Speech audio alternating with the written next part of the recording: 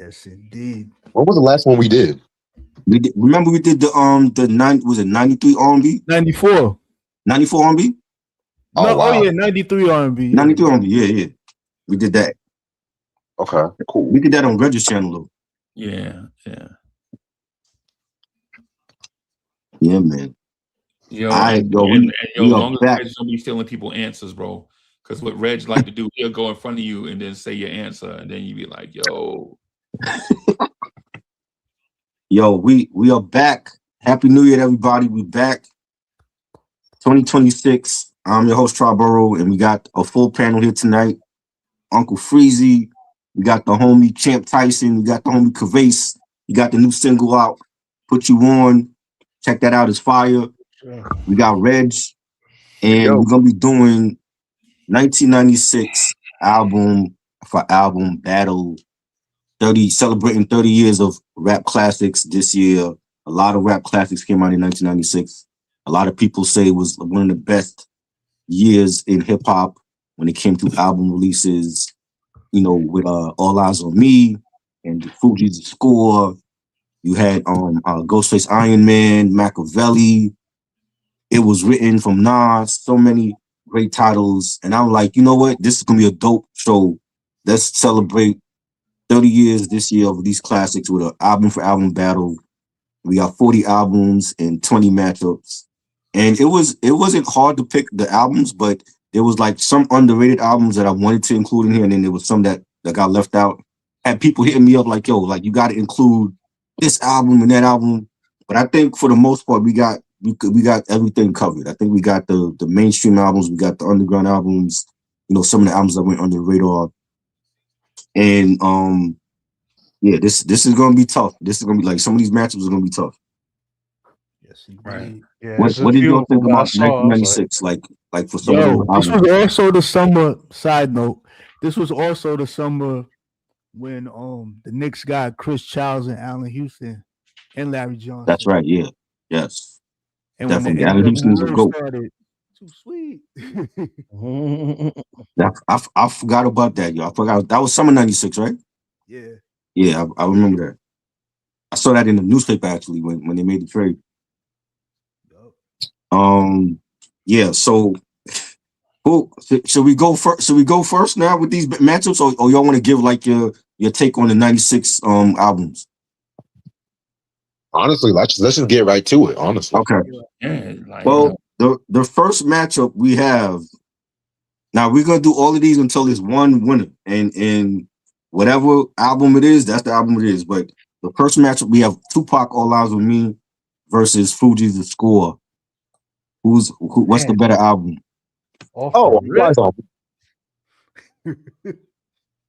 Wait, what you said? You said All Eyes on Me? Yeah, that's not even a question. That's not even a debate. Hey, I don't know, man. I think it's a tough battle. When I first saw it, I said the same thing. I was like, "Oh, that's easy." But then I looked at it again. I'm like, "Wait, I don't know." I don't know. Yeah, I'm like, I don't know. That's tough. No, man, that's a toss up because like that's both two different styles right there. You know what I'm saying? And they both came out the same day too. Yes. Huh? Yeah, they came out the same day. Oh, damn, sorry. Okay. I didn't even know that. Damn. That and Mad Skills album too. Yes. He's on here as well. Yep. You know what? For the album's sake, and we're just talking about albums. We're not talking about everything that comes with the album. Yeah. Because we all know Tupac is Not the bigger than drama. life. We all know Tupac is bigger than life. So let's not like bunch that into this. Like let's just album for album.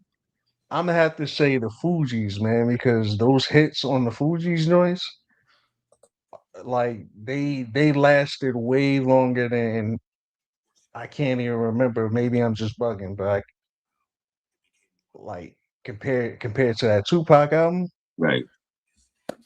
like that. I think the Fugees got it. I'm gonna give it to the Fugees. Ooh. We got one vote for the Fugees, and Reg picked All Eyes with Me. Yeah, and then you had Rod Digger and L Boogie going back to back on Yeah, that was on Cowboys, the Cowboys joint. the Cowboy joint. That Cowboys joint is fire. Yes, Right. indeed.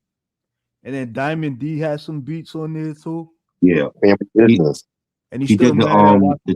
he did the title track, and he did like one of the, I think he did one of like the Fuji live remixes or something. Yeah. Yeah. Didn't he do family business as well too? He did Family Business? Yeah. I could have sworn he did. I thought he only did the title track though. You might be right. You might be right. And he's rhyming on that too. Mm. What you It's got? all right. I ain't hear you pick nobody yet, yo. So we got 2 Fujis. Yeah. We got two Fujis, and Reg picked All Eyes on Me.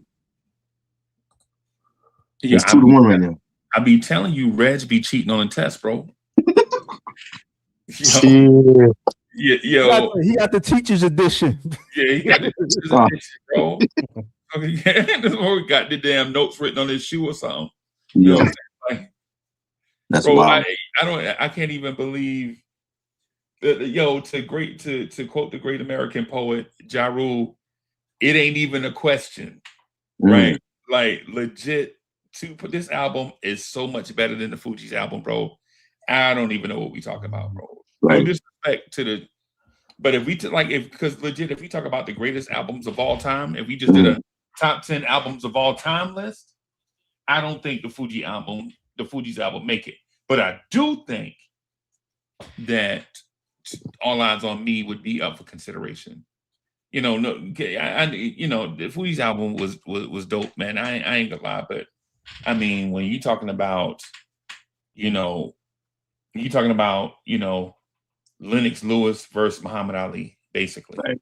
Like Lennox Lewis was great for his time. Right. He ain't Ali, bro.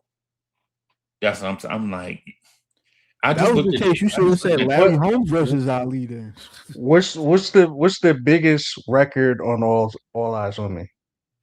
California Love? Yeah. California Love? Yeah. What's okay. All right. That's a great record. That's a great record, but is that bigger than anything on the Fugees? Yes, absolutely. Yo, Tupac was hating on Inspector Deck. That's why he took his verse off there. I dislike that too, though. I love Inspector Deck. You think California Love is bigger than Killing Me Softly? I'll Google it right now just to be sure. But in my opinion, California Love is bigger than Killing Me Softly. I don't even think it's close. I think it's Killing Me Softly.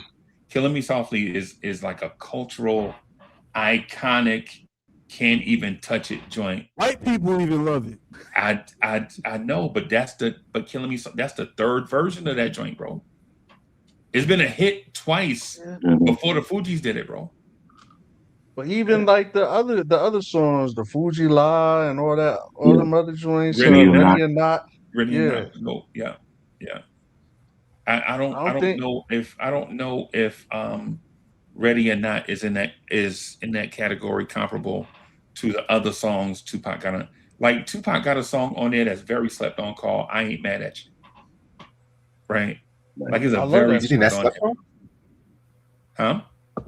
You think that's slept on? Yeah. Compared to California Love? I Ain't Mad at You? You think that's slept on?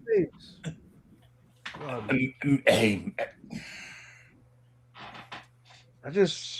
it's a great album. I just don't think it was more. I think Tupac himself is more impactful than the Fugees, but just that's why I said, like, if we just go album for album and not think about the other stuff, I don't know. Because, damn, I ain't even know How Do You Want It is on this too. That shit was on Machiavelli. Yeah, that was a hit too.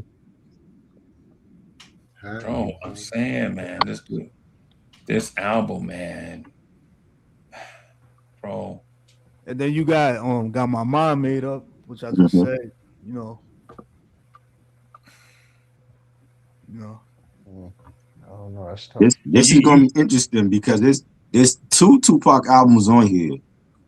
So one of them might make it, or both of them might not make it. They might battle each other, bro. They might battle each other. Never know. And the second album is battling an album that Cavace don't like. So this is gonna be interesting. I like the fact that Tupac got one of the most underrated West Coast rappers of all time on the album. A dude named Richie Rich, right? Yes. He got a joint with Richie Rich on there, And bro. he was on Def Jam at that time too. Fire, Yeah. bro. Mhm. Fire, bro. Fire. Like I bought Richie Rich album. I think the joint that came out before this album came out, bro. Bro, nobody be in pocket like. Well, I'm not gonna say that. But let me just say it this way: few MCs can stay in pocket like Richie Rich, bro. Like you hear a beat and you hear him, bro. He is on that beat, bro. You know what I'm saying? Right.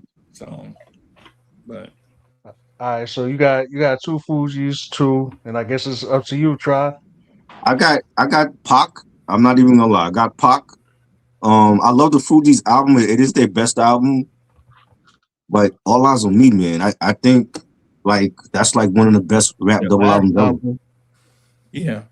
You know what I'm saying? And I always used to hear like people say like they thought disc 1 was stronger than disc 2, and I totally disagree. I think both sides are great.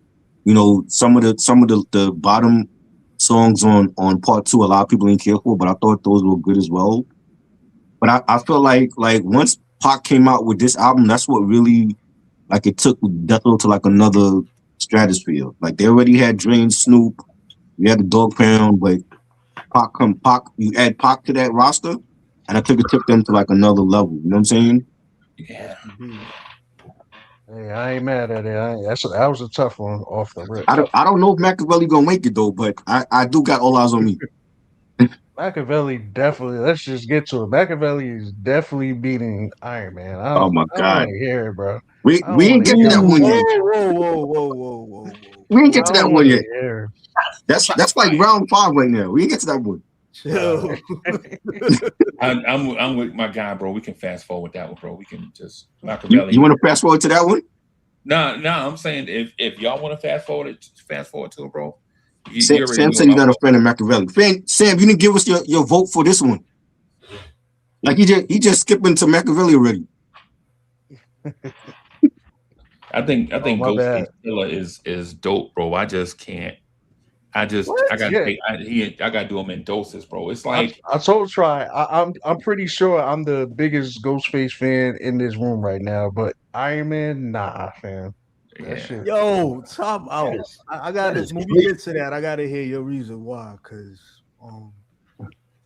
you know, It's just not a good album, bro. Like the quality, the beats, the just everything about it. He does have like 3 really iconic, great songs on it, but just Agreed. the album as a total is not it, bro. Even Mm. Ghostface himself said, like, I don't know what I was doing. Like, that's one of my worst albums. Like, that's how I knew. It's not a good album. Supreme Clientele, on the other hand, now we talking. Yeah. Fish scale, now we talking. Like, Right. Okay, so all eyes on me is going on over the score. And Sam ain't give his vote, and we ain't waiting for Sam. And the second battle we got Mad Skills from Where versus Nas It Was Written. oh, man. I think already Man, that's my guy, but Ah, Come on, man. nah, man. Pack him up. Red, you foul for that, man. Yeah. Why you did do that mad man skills dirty, like bro. that? I mean that's the way it came out. It came out Mad Skills against Nas. You know what's crazy? They were both on the same album. They were on Timbaland's first album together. Yup. Yeah, they were. That was a dope song, too. For Yeah. my niggas. For Yeah. my Bitches. Yeah. I still got the cassette. Oh, you still got that? Yeah, man, that's fire. Wow. Yeah, that was So easy. we all got Nas, or is somebody picking Skills? I got Nas all the way, baby. Yeah, man. All right. Now Nah, we can that's the part get of to the Machiavelli. Round the third battle we got Iron Man versus Machiavelli. I already know who Kavich is going with. You don't like Iron Man, so both Pac albums for him is moving on. you Yeah, said Iron Man. Machiavelli. I got, Ooh. Who and y'all you got in made this it, battle? and you made it easy because I like Machiavelli. So I'm like, okay, Right. yeah, it's even easy. So. I gotta go with Ghostface, man. Yeah. Reg, Uncle, y'all got.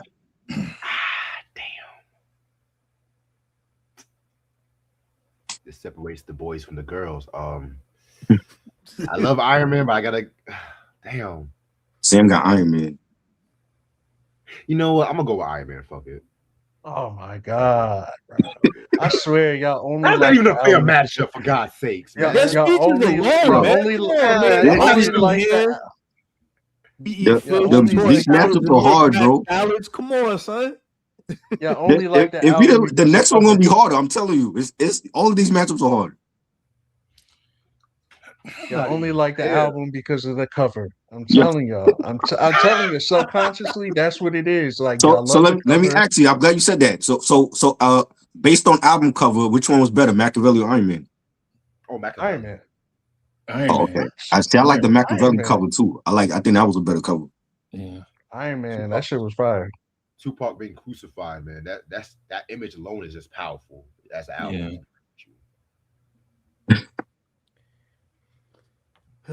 Unc don't even know who to choose right now. Nah, you already know, bro. I'm not picking. Yo, I'm not picking Ghostface Killer for nothing, bro. He ain't gonna never win. So you're going with Machiavelli too? Yeah, I'm going with Machiavelli. Wow. But it's no disrespect to it's no disrespect. It's no disrespect to Ghostface Killer. It's just there's no form, no frame. Like there is no Nas like structure. There's no Rakim like structure. This dude, he to me, Ghostface and his genius just gives me the impression that he's like a amorphous Rakim type, but you can't follow because he I can't, bro. It's like it's just not for me. It's just not for me, bro. Like Right. So I'm not gonna, and I'm not saying that his stuff is not dope because he always has like dope content, but the Ghostface Killer fans just no matter where he's at, they gonna stand for him, bro. They gonna have these Ghostface Killer tattoos on their neck, bro. That's how they are, son. That's how they are for Ghostface. Now, if you'd asked me about Raekwon, now I mean Raekwon, that's my right. Raekwon can't do no wrong in my eyes. Inspector Deck can't do no wrong in my eyes. But man, it's just, and I think Iron Man probably has. I think the last time I listened to it, I think Iron Man probably had like 5 or 6 great joints. I think That's it. No. I'm saying great. I'm not saying bad. Mm-hmm. I'm saying that he had like 6 great joints. But I just the album has got this and you're being very generous. Woo, 5. Yeah, I'm thinking like I think y'all are crazy. Ghost is the only Wu member with a consistent discography. He's the only one. Raekwon got a couple of bad albums. Method Man, You God. You know what I'm saying? Like Ghost is the only one with a consistency throughout all his projects. I've never heard like a whack Ghostface album. Are you a Ghostface Killer fan? Yes. Nah, the only thing that was whack. I wouldn't even call Iron Man whack. I think it's just overrated. Like y'all, like I don't know. I just don't get it. I love Supreme Clientele. That's a classic too. Okay. You know, and a lot of people go for that one over Iron Man. But he don't even like Iron Man. Like I think he had said like they had rushed the project or whatever. He didn't care for it. That's exactly how it sounds to me. It sounds like all the stories you heard around Iron Man. Bulletproof Wallets. I love that classic album. I love that album. I mean, well, that's a dope album. But everything you heard about Iron Man at the time, like it was rushed, and he was dealing with his diabetes thing, and he wasn't in the studio. Then it came down to like the last week, and they had to do something. Like Right. that's what I hear every time I hear it. It just sounds like an incomplete, rushed album. Right. Cammy, I don't get why people like that song. That song is It was terrible, okay. bro. It wasn't great to me. It was all right. You know, I think he's done better love songs than that. Yeah. You know, Like the Ghost Dini album. Never beat us. right. The Ghost Dini album was fire. I love that one. Well, Yeah. I love that Ghost album. Oh my god. Mhm. Especially the joy with him and Fabs. Right. This next You one, know how I'm one's gonna be laughing. pretty. It's gonna be pretty hold tough. on, cuz. 'Cause- oh, my bad. I'm gonna tell you. I think Iron Man beat out Machiavelli 42. But I picked Iron Man. Sam picked Iron Man. Reg, Tyson picked Iron Man. It's only Unk and Kavase that picked Machiavelli. Mm. See, I said, well, one of those Pac albums was gonna make it. The other one was not gonna make it. Hey, this matchup is gonna be even tougher. We got Foxy Brown, Il Nana versus Little Kim Hardcore. Who's winning that? The cover of the source, y'all. Hardcore. Bro, I didn't pick it like that. I just how it came out. I vaguely remember any of those albums, so it's like it's hard for me to even. John Dixon, just- salute. He picked Iron Man also. It's like a coin toss. From They both can't make it. Somebody gotta go. I gotta go hard. You on I gotta go hardcore? with hardcore. Yeah. I gotta go with Fox. You got Foxy? Okay, Yeah. we got a tie right there. I'm going with Fox too. I can't. You on Foxy? Okay. Yeah, I can't do. I'm gonna be honest. I'm be honest. Because of the intro. I'm gonna pick Little Kim just because of the cover. Ooh. Come on. Oh wow. Because I really don't remember like either of the albums like that. So Right. I do remember the album cover. I thought you was gonna talk about the promotional poster though. Right. Oh yeah. Yeah. I gotta go with hardcore, but it's only by a small margin. Because, well, I feel like both of them, this is their best album in their discography. Yes. They're both classics. But hardcore, man, hardcore just hit a little bit differently. Like when you had joints like Minus Queen the Bitch. intro. The intro, yeah, you should talk about the intro. I ain't even talking about the intro. I'm just talking about like the album because like Mafia Land. We ain't gonna You know go what I'm saying? And, Queen Bitch, Dreams. Yeah. Bro, Drugs with Biggie on the chorus. Like, I love Il Nana though. I think see Foxy to me got two classics. Like this one and Broken Silence was great. You know, I skipped China Doll. I know Reg loves China Doll. I hate China Doll. No. I never said I loved it. I said You have it. I threw my shit out. I didn't even have it no more. Because I got the vinyl of the album. You got the vinyl for that. I've never seen it on vinyl. Right. Collector's item. Bro. Yeah, I gotta go with Fox, man. So is it a tie right now? I think it's a tie right now. We got a tie, baby. We got a tie. Sam said he got Il Nana. So I think that's moving on then. I think that broke the tie. Yeah. He said he got picking Foxy. I don't know, bro. I think Lil Kim is the up north Trina, bro. Wouldn't Trina be the no disrespect to Trina? Down South Lil Kim though? They're both either way. They the same. Whatever. I just think Lil Kim ain't a rapper, bro. I don't know. I just think if she would have never met Big, she wouldn't be a rapper. Well, I mean, you can say that about C's too. He Probably would have been for working C's. still in the department store. He was writing for Little C's too, though. Yeah, I mean, I understand. I understand. Like, I'm not no But disrespect. at the same time, Jay was writing for Fox too. So you know, right, that's true. It's kind of where the ends justify the means.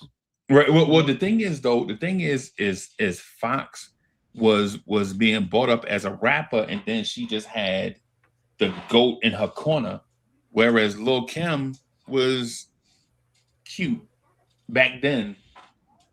Right. She back then she was just cute, and then and she was with the firm too. You know. Yeah, I'm. Mhm. Yeah, I still got Lil Kim CD, the one you talking about. I still got that CD, bro. Oh, cool, I yeah. probably listened to it.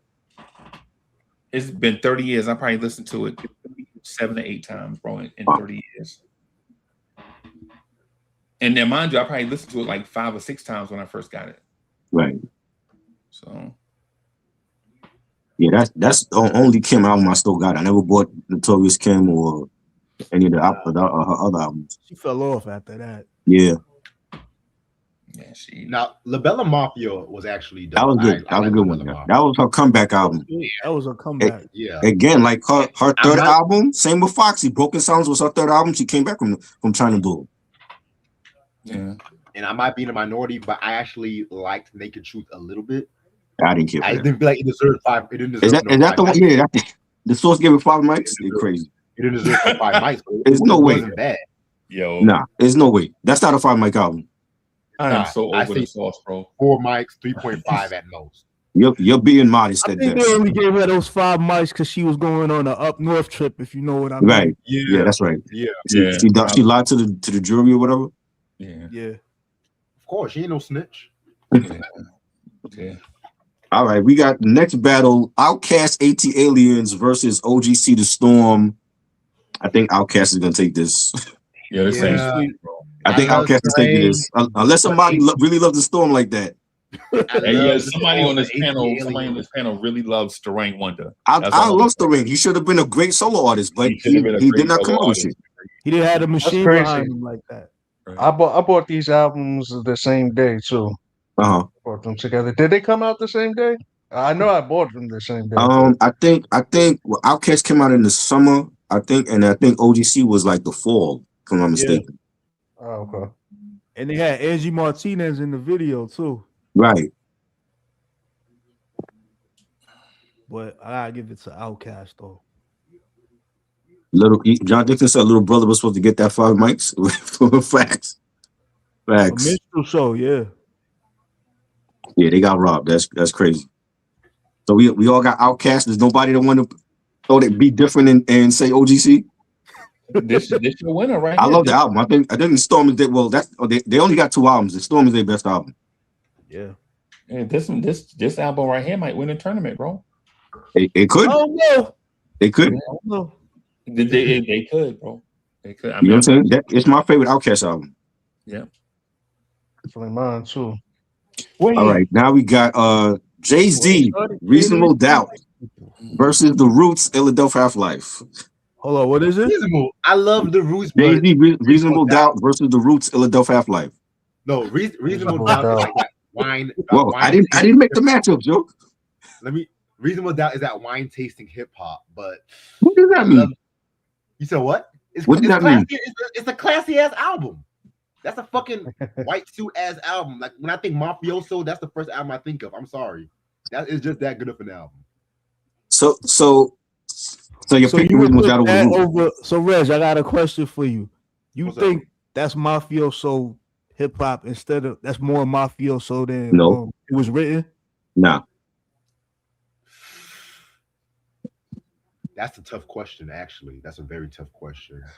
But honestly, a tad bit, yes. A tad bit. In what way? Because the way how, with Jay, the way how Jay used that drug dealing talk and made it seem like he was like the top mafioso and stuff like that. A lot of East Coast cats was influenced by that style. Everybody wanted to do their own Reasonable Doubt. Cough, cough. Fat Joe with Don Cartagena. That's a perfect example. Anyway, thank you. Yo, I said this before on a post before, and people were getting at me. They're like, "When did Fat Joe ever try to be Jay-Z?" I'm like, "Bro, Fat Joe was trying to be Jay-Z for a minute." Crazy. Thank you for saying that. Yo. And this was before he started lying like every day. Before he became Cap Joe. I robbed the whole gym. I had no guts. 70 people. Yeah, I knew he was lying. I knew he was lying when he said Big Pun rode the Yonkers in a But Honda I love the Accord. roots, though. I gotta go. I was like, yo, ain't no way Big Pun rode no damn Yonkers in a Honda Accord. Bro, Big Pun, you know how big that dude was, bro? When that man said, yo, he went to Yonkers and Yeah, robbed. you know he wasn't always big though. He got big over time though. Yo, the best part about that podcast is like every time he starts lying, Jadakiss just gives him a look. Like, yo, Yeah. Yo. Yo. Yeah, so we all got reasonable doubt, I guess. Nah. I didn't pick. I actually love this Roots album. Yo, you know what's crazy? I didn't really become a J fan until Volume 2. That was 98. That's when I really that was like the first time I ever bought anything from him. Like I skipped Volume 1. Reasonable Doubt was dope, but I wasn't like a fan yet from when this came out. Like I was more into the Roots. Right. You know what I'm saying? I'm gonna be different and go with the Roots. I'm going with the Roots, damn it. Ill Death Half-Life, I think it's one of their best albums. Universe at War, Common and Black Thought going back and forth. Whew. John Dixon picked the Roots. That's bad. And Sam got Reasonable Doubt. We ain't about to do this, man. Come on, fam. Yeah, come on, yes, it's still run because everybody else got Reasonable Doubt, so it's still moving on. Yes, the Roots is fire, but come on. The Roots joint is fire. I loved it. Reasonable Doubt. Come on. It was fire too. It was great. I never bought it. I still don't have that album in my collection. You know, Roots album was fire. Like they had a section. You had Clones. You had Concerto Desperado. They had some joints on it. D'Angelo's on that album. Q-Tip. Common. Bombadilla. And she's also in this tournament. What up? Salute. Peace. Triple T, you voting? I just want you to vote. I don't want to hear nothing about no Busta Rhymes and Ja Rule tonight. Just vote for the album. God, please. We got Busta in the competition too. You can vote for your favorite Busta album on here. So we got Jay-Z moving on. Yeah. All right, so we got Jay moving on. Next matchup, we got Redman, Muddy Waters. Versus, hold up, I didn't tell you who he's battling. They were the Damager, Wrath of the Math. Oh shit! We gotta talk about this because I just had this conversation the other day. Maybe it's just me, but does anybody else feel like Redman, Muddy Waters didn't age well? It didn't age well? How so? How, Sway? Have you listened to the album recently, Muddy Waters? Yeah. To me, it didn't age well. I'm like, damn, I used to love this album, but it's actually not that. It's not that crazy. I thought it aged well. I feel like the majority feels like that's his best album. You know, the production from Eric Sermon to me redeemed itself after Dark. I'd never liked There's a Dark Side. I feel like Eric Sermon sounded better on Muddy Waters, his production. That's just the album to get high to. Right. You got Smoke Buddha, Pick It Up. It's like that with K Solo. I thought it's a classic album. More polished on this album, man. Maybe I'll listen to it again because I always consider this a classic album, like one of my favorite albums from Redman. But I recently listened to it again. I'm like, wow, it doesn't sound the same for some reason. Like it sounds weird. After so many years now, right? Yeah, I don't know. It just what about? Off. Did you hear Muddy Waters too? Yeah. No, I actually didn't. See, Muddy Waters 2 to me is like in the same theme as the first one, and the skits were hilarious. Yeah. He had like 32 tracks on it. It was like a triple album. So wait, Muddy Waters is the joint that had Pick It Up. Is that the one with K Solo on it? Yeah, it's like that. And I'll Be That. No, I'll Be That is on the next. I'll Be That is on Doc's the Name. That's the name, right? Yeah. Right. Yeah. So Muddy Waters is the joint where K Solo said, "My afro pose like 360 degrees, so that makes me the light skinned Richard Roundtree." Yeah. Bro, Muddy Waters. I feel like if you're a fan of of like slick street lyrics, I feel like Muddy Waters is one of them. Is one of them joints, bro. Like, I feel personally like Redman can rap his ass off. Right. That's what I feel like. Now, you're always gonna be a fan of his style. Right. And he is the Maybe- only maybe- rapper from that era who didn't fall into the trap like other people. But that's for a Right. whole other conversation. Right. Yeah, I feel like, man, all the Redman albums are gonna be great because my guy can just flat out rap. Right. Sometimes you'd be like, yo, he got a cartoon for a video. What the fuck? What am I watching? but the rapping on it is dope. Like legit, my guy he's a bona fide rapper, bro. Some of the albums that we, you know what I'm saying? Like some of the albums we'll probably review, you like they got one scoop of peanut butter they trying to spread on 2 slices of bread, bro. Just ain't stretching. You know what I'm saying? Like I feel like Muddy Waters is legit, bro. Like I listened to Muddy Waters not last year, but maybe in 2024, and I felt like it was still now. But with that said, I do have to put out the disclaimer that I do have a bias for Redman. Like Redman is one of my favorite. Like if you personally ask me, like, who would you prefer, Redman or Ghostface Killer? I'm going Redman. No disrespect to Ghostface Killer, who's a talent of his own. Right. But if I asked a Ghostface Killer fan that, they'd be like, man, it ain't even a question. What are you talking about?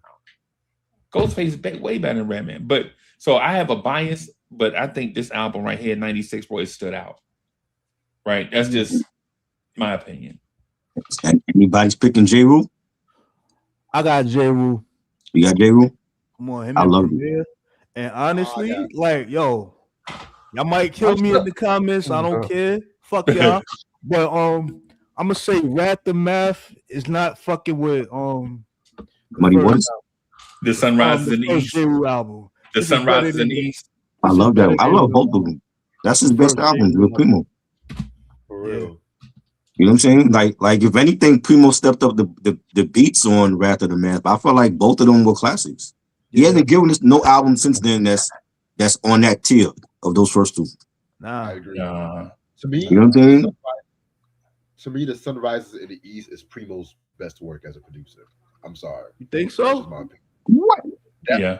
Over Agreed. all the Gangstar stuff? Or Nah. Technically, J. Rule is Gangstar. Technically, Yeah, but he's not in the group. He's a part of their clique. And you would put that over Group Home too? Nah. hell yeah, Group hell Home yeah. album was fire. Hey, Group Red, Home I album was love, fire. I love all that Gangstar shit, but see, when I was raised on that Sunrise in the East, whenever I heard the beats like "Come Clean," "Ain't the Devil Happy," the original "Static," I mean, Can't stop the profit. Primo was just on a We gotta talk different- about that Pete Rock remix though on Can't Stop the Profit. Yes. That was fire. Hold on, Ant, let me- I can have that on for this vinyl. conversation though, I baby. have that on vinyl. I know Reg is going to get the vinyl. I got the remix on vinyl too. Hey, Oh but my god. just real quick. Yo, just to honestly, Reggie's we can point, end bro. it right now. Which one do y'all think is better, Pete Rock's or Primo's? Pete Rock remix is better. The remix, yo. I gotta go with the remix. I gotta go with Pete Rock for Disrespect remix. the premiere, but yo, that Can't Stop the Profit remix is better than the original one. Yeah, I agree. Right. Straight up. I would, but I'm just to Reg's point, bro. I'm gonna say that my personal belief is that J. Rule album, the first J. Rule album, was the best album to come out in 1994. Woo! Mm. Over Ready to Die. What? Over Ready to Die? over Illmatic. Hold Over on, Illmatic came out in 94. Illmatic came out in 94 too? Over Illmatic. Cut his Over mic- Ill cut- cut- Communications? cut his mic off. I don't know Cut about his mic off. Cut his mic off. It's like, nah. Nah, bro. And That- Reggie got that's the a hype great- sticker too on it. That is a Over the great main album, though. ingredient. That is a great album. The reason why I say that is because you have the hungry ass MC in his super duper prime, right? Slept on, right? Now, and it's gonna sound like I'm talking about Nas, right? Y'all gonna be like, yo, you talking about Nas, but you have a super duper hungry MC, right? With a style, with something to say, and then you get a producer that dedicate himself to just one cat. Right. Then when you go back and listen to it, you're like, yo, he not saying the same thing over and over and over on the same. Bro, the albums on in 94, a lot of them, bro, turned over the same subject matter on a different song. And then you was like, because even with Ready to Die, I'm like, even though I love Ready to Die, right? I'm not saying it's trash. And I love Nas and I love Illmatic. And I'm not saying anything bad about them. But how many times can you say the same stuff over and over? True. Like, how many times can you, by the time you get to like song number 5, you heard the same stuff like 3 times already. Right. You know what I'm saying? I get what you're saying. But when you It's listen definitely to a top. However, It's definitely a top 3 or a top 5 album. yeah, You I know get what what you're saying. I'm not mad. I'm not mad. College but professors do lectures about Illmatic, not J. Rule. You know what I'm saying? Right. And the culturally, Illmatic is one of those albums that's so great. And I'm not dissing Nas, because at times, if you catch me, I'll say that album is the best, and then at other times I'll be like because it depends on like the way hip hop moves or whatever. And then in reflection, you look back, you be like, nah, this is. But that the sun rises in the east, bro. It broke all the. Bro, y'all remember how many rappers was coming out in 94? Right. Like legit people was coming out like around like with the. I'm just saying, bro. Mojo, salute. We got Mojo Flows on here with us from Cali. Hey, what's up, guys? How you doing? Peace. Bro. Happy New Year. Peace. Happy New Year. Happy New Year, guys. We went through a couple matchups already that won. I don't know if you was here for it. The first matchup was Tupac All Eyes on Me against the Fugees, and All Eyes on Me won. Yep, that's what I would have got. The second one we had Mad Skills against Nas. It was written one. That's what I would have got. We had Iron Man versus Machiavelli, and Iron Man won 4-2 over Machiavelli. I would agree with that. That's a tough one, but I would agree with that. The closest one we had so far is Foxy Brown versus Little Kim, Il Nana versus Hardcore, and that won 3-2. There was a tie at one point. I would have went Foxy. Okay. Right. So it would have been another tie then. We would still be here talking about that. We had OGC, The Storm versus Outkast, AT Aliens. Outkast won, a clean sweep. Yeah, that would have swept for me for sure. We had The Roots, Elidef Half-Life versus Jay-Z, Reasonable Doubt. Okay. Reasonable Doubt won. Yeah, that's a tough one. I picked The Roots. I did something different. I picked The Roots, but Reasonable Doubt still won. Yeah, that's a tough one. I love The Roots, but I completely get Reasonable Doubt is, top 3 Jay-Z for sure. So we had now we have J. Rue the Damager, Wrath of the Math versus Redman, Muddy Waters. Is that what you're on right now? Yes, that's the one we are. I don't know how many has Muddy Waters. Everybody got Muddy Waters? Yeah, I'm gonna pick Muddy Boy, even though I think it didn't age well. I still pick. Okay, and Tyson got J. Rue the Damager. So Mojo, who do you have? I got Muddy Waters. You got Muddy Waters too. Okay. Sam, I think Sam picked J. Rue the Damager as well. I love both of these albums, bro. I love both of these albums. I'm gonna go with Muddy Waters because I feel like it is one of the best Redman albums, and his comeback to me after There's a Dark Side, because I never liked that album. I feel this was like his comeback album with Muddy Waters. Now the next matchup is gonna be really, really, really, really big. We got Mobb Deep, Hell on Earth versus West Side Connection, Bow Down. Mobb Deep, this a clean sweep for me. Mobb Deep. Don't say that, because West Side Connection album was classic, bro. Gangsta makes the world go. What we got? I know Mojo probably got West Side Connection. I already know that. You from the Bay. Fuck you, Drive. Damn it. Fuck you, Drive. Damn, Sam got Hell on Earth already. I got West Side, and remember our conversation, I'm not the biggest fan of. Oh yeah, you did say that. That's right. He did say you don't like Hell on Earth. I forgot about that. Well, you thought it was too commercial or something? No, I thought it was. I thought it was. It didn't keep up to par with the Infamous. That's because y'all didn't hear the joints that wasn't on the album. You gotta have those clue tapes for that. Right. Well, Yeah. There was joints that didn't make the album. Yeah, like Yeah, but Young does- Love, does because that they couldn't count? Yeah. play the Prince that sample. doesn't the count Prince for sample, the yeah. album, in my opinion. You know, I remember, yeah, we did like a Mobb Deep ranking, and he did say he didn't like the Hell on Earth, and people were pissed off on that live stream. I had a homie hit me up. He's like, "Yo, like, how old is Mojo? Like, how does he not like Hell on Earth?" I gave my I gave my reasoning for it, and like I said, none of my picks are for shock value or anything. Like I'm a genuine dude, and I just speak my truth, you know. Bro, so that's all. You're not the only one. Like, if you were here earlier, you would know that Kavace never liked Iron Man, so he had Machiavelli over Iron Man. Yeah, that's fair. Like, you know, I respect everyone's decision. Like even if we don't agree, I respect your decision. You know, Right. Right. Triple T said he got West Side Connection. Wow, something that's not Ja Rule or Busta Rhymes. Go ahead, Triple T. I feel you. You got West Side Connections. So we got two West Side Connections right now. I love West Side, but I gotta go with the Mob on this one. Hell on Earth. Uncle, you got? You got Mob? Man, come on, man. And yo, the whole time y'all was talking, God Part 3 was playing in my head. The remix, though. God Part the remix, right? They got the remix too. The remix is more fire, way more fire. Yeah. They sampled the Phantasm from the horror film. They sampled the Phantasm theme song for the remix. Try just put me onto that. Yeah. That's been out. That's why I thought you knew about it. I have to send it to you. This nigga always baits into those damn fouls. John Dixon got Mob. He said he got the Mob. Yeah, Mob Deep is definitely winning. I got Mob on this.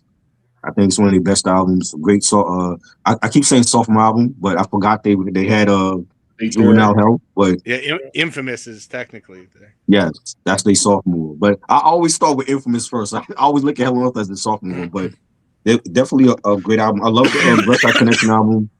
I think it's their best album. Unfortunately, they only had 2 albums as well. But Bow Down was definitely a classic. I got to go with Mob on this one. The next, we have another tough battle. Tribe Called Quest, Beats, Rhymes, and Life versus De La Soul, Stakes is High. Native Tongues versus Native Tongues. This is going to be hard. Yeah. This is the matchup. This is the matchup right here. Okay. Yeah. Oh. I only picked out the albums out of the hat, and this is what came out. Can we So get ironically, the two Native Tongues albums ironically came out at the same time. Bro, I'm telling you. You know what's crazy? De La Soul came out the same day as Nas. Oh yeah, Stakes is High. That's right. Yeah, it came on the same day. Yup. And wow, I forgot about that. Copies in here somewhere. You know I'm playing with you, Triple T. I'm only saying that because that's all you talk about is Ja Rule and Busta Rhymes. That's the only reason why I'm saying. Damn. Looking at the nickname. Oh man, we might have to do a tie for this one. I can't pick, bro. You can't pick between Stakes is High and Beats, Rhymes, and Life. I gotta go with Stakes is High. Only because like I got tired of hearing Consequence voice after like 3 or 4 times. After 3 or 4 songs. You know what's funny? You know what's funny? My whole life I thought people really loved that Tribe Called Quest album until maybe a few years ago. I heard somebody on a podcast be like, "Oh, Consequence is ass," and like I hated that album. I'm like, what? Like people hate this album? I don't hate it. It's just like he's all over the damn album, and like we didn't even know who he was. Like, who the fuck is this guy? Did they add another member? Like, I loved when he was on that album. Like, I didn't know who he was, but I'm like, yo, who's this dude with rapping with us?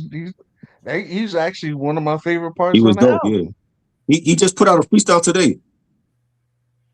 Okay, crazy. Yeah, like, he put out a freestyle. I love that album, especially the cover. Like I'm big on covers and shit like that. Yeah, so, like the cover with the hologram shit album. They went left. Yeah, I have to go. Stressed Out song. And the remix with Raphael Sadiq. Yeah. Oh yeah. So nobody's picking just yet. I said Stakes is High.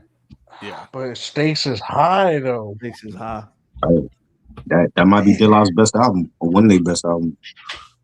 I got De La. You got Dilla? Okay, we got one for Dilla. Yep. I would say Beats, Rhymes, and Life is my personal third favorite album from Tribe. So I do really enjoy it. I have it after, Midnight Marauders, Low End Theory, and then next up I got Beat, Rhymes, and Life. So I do love the album, but I think Stakes is High is wins this matchup for me. Okay. Damn. Mm-hmm. Right. Anybody else? This breaks my heart, bro. Y'all know how much I love I think my two favorite rap groups of all time, man, are A Tribe Called Quest and Outkast. Right. And I hate to vote again. Bro, I used to have a channel called Vibes and Stuff. Right, I remember. Y'all know I love A Tribe Called Quest, bro. But I didn't feel the I didn't feel the genuineness of the essence of A Tribe Called Quest and Beats, Rhymes, and Life. Right. Like I didn't feel. You can kind of feel the tension on this album too, a little bit, right? Yeah, because they already was on the outs. Yeah, because you know how I didn't hear any of that. Yo, you remember when Q-Tip felt like the fourth member of Jungle Brothers, but he was like trying to, with this group that was trying to be different. They was like oddballs, right, and all this stuff. They used to dress funny, right? And then, you get to this album, it's like Q-Tip is a star, and there is no AEIOU on here, right? Barely. Then you got Consequence, who I just didn't understand at the time, like when I was listening to. And Q-Tip said in one of the lyrics, he said he had to go to see his PO by 4. And I'm like, wait a minute. What are you doing? The dude in the cab got a parole officer now? The whole and then the dumbass video that looked like Kid and Play, like a house party video. Like, what is this? Kid and Play a damn A Tribe Called Quest? They got the Scooby Doo running scene or something. Yeah, I didn't know. I don't understand, bro. It's my least favorite Tribe album. Right? It's legitimately like, I got the We Got Next album over this one, bro. Like I legit think if it wasn't for the two girls singing hooks on here, the album would have been trash. Wow. You thought it was that bad of an album? Yeah, I think so, bro. Wow. And listen, I'm a Tribe Called Quest fan, but I like to keep it a stack because as a fan, when you first hear somebody, you either become a fan of them or not. Right. But at the same time, the reason why you become a fan is because you learn new things about this new person, and your fandom grows as this person grows. But then as soon as you hear Q-Tip talking about a parole officer, you're like, Q-Tip? Like, yo, come on. And then when he pulled out the gun and shot the guy for like making a pass at his girl, like, yo, what are you doing? It's like, yo, come on, bro. Come on, man. Come on, man. I mean, yo, I think they was bygone by then. But they had a joint around that same time that was on the High School House soundtrack. You remember that? Yeah. That was at the Peace Prosperity. That joint? Yeah. So you like, yo, how you do that there? And then on here, it's like, what are we doing? I didn't understand it, bro. And I still don't. And I try to go back and listen to it, bro. And I'm still like, I don't know. That album is very skippable. What? I don't think it's skippable at all. Beats, Rhymes, and Life? Yeah. I mean, you think it's that bad? I mean, I'm gonna it's have not to go. that bad, but there's a few joints I'm like, I'm nah. gonna have to go with. I'm gonna have to go with Tribe, man. Like it's a hard decision because I also feel like stakes is high. Like Pos on that song, on the actual title song, that possibly might be one of the best verses ever. Like you know what I'm saying? Like Yeah. on that song, like Gun control means he using both hands in my land. Yeah. Yeah. body bag that joint. But you know, Everything I I supposed gotta to be a hip hop pole. I gotta be honest though, man. Like these rounds of life is pretty much like literally like the soundtrack of my '96. So Mm, I love that album that much, man. Like once again, yeah. That stressed was out, fire. That's Tony fire. rappers. Salute, Luna. Yeah. Peace. So, so I'm So, going Yeah. with we, Yeah. so how many? So nobody got De La Soul. Only Mojo. No, I'm picking De La Soul. Oh, you picking De I La said Soul. De La Soul. And Red Yeah. picked De La Soul. And Yeah. Mojo, you got De La Soul. Yeah. Right? I'm picking De La Soul because I think legit De La Soul on the album felt like, to me, every song I hear, it felt like they are legit rapping for their And that was the existence. first time they stopped working with Prince Paul too. Right. Yeah. That's I true. got De La. I got Jay De La. Dilla was all over You that. got everybody got De La. Yeah. Yeah. So Race got I felt like they were Tribe. hungry. They was like a different type of hungry on the album. Yeah, And you got Tribe too, right? Or of no? course. Okay, so we got 2 for Tribe. Sam just said he got Stick to Time. So Stick to Time's moving on. Okay, damn. And We 2 for have to be Free. done. We have to be done for the first one. Busta Rhymes, The Coming versus Exhibit at the Speed of Life. The Coming. The Coming. You got everybody got Busta Rhymes. Mojo, you from Cali. You got Exhibit or you got Busta? I got Exhibit. You got Exhibit? Yeah. We got one for Exhibit. I got Exhibit too, man. I love that. You got Exhibit too? Bro. Okay. Yeah. And one of his songs from not that even close. album was played on The Sopranos at the end. Which one was that? When Uncle Junior became the main guy. Yeah. It was at Yeah. the end Oh of that shit, I forgot about that. Yeah. Yeah. One of this, Shout out The to Diamond Sopranos D. had probably the best soundtrack of any TV show of all time. There's lots of interviews with David Chase, the director and the creator of The Sopranos, and he said that the music was so important.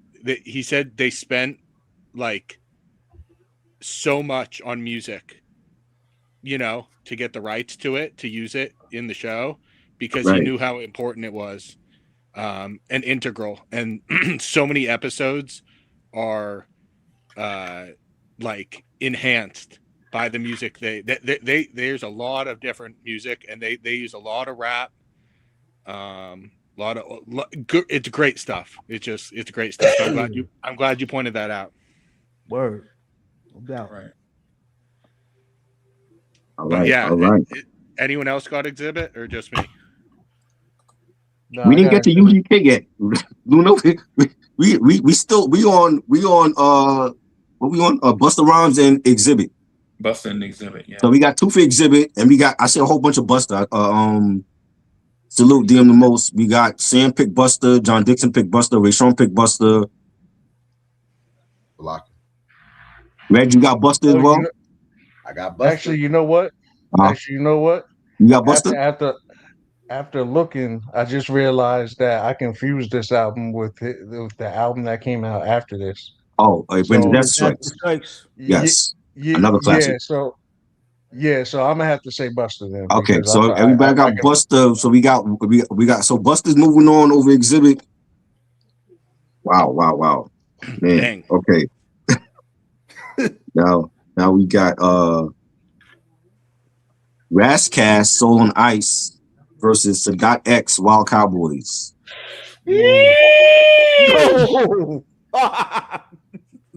Try. I don't make the matches, bro. I don't make the matches. Hey yo, son. I don't make it. I already got Luna's pick for UGK. That matchup was coming up, Luna. I gotta go with Sadat X, man. Sadat X? Yeah. I thought you would have said Rascals. You always talk about Soul on Ice. I know, but Wild Cowboys is that was an underrated album. I love Soul on Ice. Very underrated too. Yes. Both of them are underrated. Yeah. Yes. Yeah. Indeed. Sadat is more underrated, I would say. Sadat X is the king of ending his verses early. Y'all know I'm right. Right. Because the song is here, but it ends right now. He has an unorthodox flow. That's what it is. And he said something. I think he said something that is one of the dopest quotables of all time. Said, although I hit a pound of herbs, I'm still nice with the verbs. So fuck what you heard. Yeah. Yes. You like, okay. Yo, somebody sampled that in one of their songs. Yeah, I was thinking of that song too, yo. Yeah. Damn, man. I think it was Diamond D. Salute, Ray. Yeah, it was Diamond D. Diamond D. Oh yeah. What song was it though? It was Never from the Hatred, Passion, Infidelity album. That's right. That's right. Never gonna give you That's up. right. I used to a lot of blood to I was trying to remember the song, bro. Thanks. So we got Sadat X. Everybody got Sadat X, or we got Rascals? No. I got Rascals. You got Rascals? Okay. Your bias is showing a little bit, homeboy. I'm gonna be honest. I didn't hear either of these albums, but I'm gonna assume that Rascals had a better album. I don't want to say. I think Sadat X album was classic though. They both were great. Who you got, Try? I'm gonna go with Sadat X on this one. I do feel like that's his only classic album. I feel like Rascals have better albums though, like in his discography. I agree. But is it better than Soul on Ice though? I don't think it is. And the production. I don't know. It's tough, but like, if you listen to like all of Sadat X solo stuff though, you don't have an album that's better than this one. Like this one was like his magnum opus. You know what I'm saying? Rascals, this was a great album, but I feel like his other project was just as good. But they got slept on because he's from the West Coast. He was very underground. Yeah. I loved Assassination from '98. That was an underrated album. I like some songs off of that though. I feel like the third album was better than that one to me. You mean the Golden Child album? Or Golden Child was fire. Yeah, the one he did with Premier. Ooh, you know, fucked up like Walking by Suge Knight. Wait, wasn't Golden Child shelved? Wasn't that the one that was shelved? Yeah. But it's online to like it leaked or whatever. Yeah, I heard. Yeah. So we got. What I'm saying is like, just for example, this is probably a bad example, but like, if you say like, Conway the Machine's best album is this album, and Kendrick's third best album is this album. Like, I'm still putting Kendrick's third best album. I'm not gonna let Conway's album beat Kendrick's album just because. I know bro. We have a lot of tough matches. That's the thing. Is like, I love Soul on Ice. Like, I think it was like a groundbreaking album for him. And then Sadat X is like he never gets talked about. Like if they talk about him, it's with the group, it's with Brand Nubian. But like solo wise, I think this is like his career defining like solo album for him. This was his moment right here. Yeah, this was his moment. Like, you don't have another album that's as good as this one. In my opinion. I mean, there might be other people that feel like he has other albums that's just as good, but I've listened to all this stuff. I feel like this is his best album. Okay. And I'm not trying to sway your vote, but do you think it's I'm sorry. Go ahead. No, go ahead. No, because I was gonna say nobody else was on that cowboy western stuff at that time. Right. You went left and killed it. You know what I'm saying? Right. Okay, that's you fair. did kind of get thrown off because of the album cover, but then when you heard the album, he's like, "Oh, okay, I see what you." No. I'm a big fan of Sadat X. I'm a big fan, and I love that album. And I just think, and I agree with everything you're saying. I still think, even though it's not Razkaz's best album, I still prefer it over the Sadat X album. What's your favorite Razkaz album? Probably Assassination. Assassination. Okay. Mhm. Um, Since we are artists from the West Coast for a second, did anybody hear that new Planet Asia album with DJ Scratch? yeah, that was Yeah, fire. I gotta hear that. I didn't hear. I saw the video for the joint though. Yeah, I gotta check it out. Was it fire? It's fire. I ain't Yeah. hear it yet. I'm listening to it So- tonight. Now I have it queued up. I'm listening to Eric Sermon. I didn't know Eric Sermon had a joint came out in December, bro. But I told you that dynamic duos. I told you that. We was on the phone. I told you, I'm like, he got a new album that came out. No, I'm saying I didn't know until December that he was Oh, having that. yeah. That. Well, I think it dropped in December. If I'm not mistaken. Yeah, that's what I'm saying. By the time Yeah. I found out, it had already been out. And what I'm saying is, I'm trying to listen to it now, bro. So, but I hadn't. Yeah, it's a bunch of new stuff out, bro. That's crazy. If And that- anyone likes vinyls, just side note. If anyone likes vinyls, Ransom's album Cabrini Green, which I think is his best album, it came out January last year. It's coming out on vinyl on Friday. So Oh, dope. The one with him in Premiere? That's the one I ain't hear. no. With him in Premiere? No. I didn't like that one. You didn't like it? No, I didn't like the one with him in Getting a lot Premiere. of fucking hate. I didn't like that one either. I don't know what's going on. There's only like 3 songs on there that I liked. No, Cabrini Green. It's a short album. I think there's only maybe 8-9 songs on there, but every song is fire. And I feel like Ransom had a great comeback too. Man, Yeah. Ransom Yes. dropped like He did, yes. 4 albums last year. Mhm. But this was my favorite out of all of them. And The joint he did with Conductor, Uncomfortable Truth was dope too. yeah. That's a good one. Yeah, check out Cabrini Green if you like it. He's Okay. dropping the vinyl on Friday. Just FYI. Dope. But anyways, that was my side note. All right. The next matchup, I know Uncle liked this one because he loved this group. Blase Blah versus Helter Skelter Nocturnal. Helter Skelter. Colonel. Man, what kind of question is that? Come on, I always talk about Blase Blah. I'm like, your album is in the tournament, bro. This ain't cool. Can I have a hot take. Yes. I have a hot take. I'm gonna piss off a lot. I have nothing against Blase, but they sound like Dollar Store J. Rue the Damagers, to be real with you. Like What you want them to talk about, bro? like that blah blah. No wonder why J. Rue dissed them. It's boom bap. What you want them to talk about? No wonder why J. Rue dissed them on that whatever song. Oh my god. The only thing that was good about that Blase album was the beats. I'm gonna be real. It was dope though. It's good. It just didn't get promoted. Yeah, the beats were fire. Oh my god. So you picking Helter Skelter? Bro, you know how I love Sean Price. I know, but you also love Blase Blah. That's why I'm like, your album is here. And the Fur of Fly was in heavy rotation on Video Music Box. It was. They played it every day. Yeah. Ralph played it every day. Shout out to Uncle Ralph. Yeah, man. So we got Helter Skelter winning. Yeah, I got Helter. All right. Next matchup, we got MOP Fireman Squad versus Lord Finesse, The Awakening. Oh my god, bro. Two very different styles. Well, not really. They both boom bap. It's just one's more violent than the other artists. Yeah, That's what I mean. Extremely violent. Yeah. I'll put it to you like this.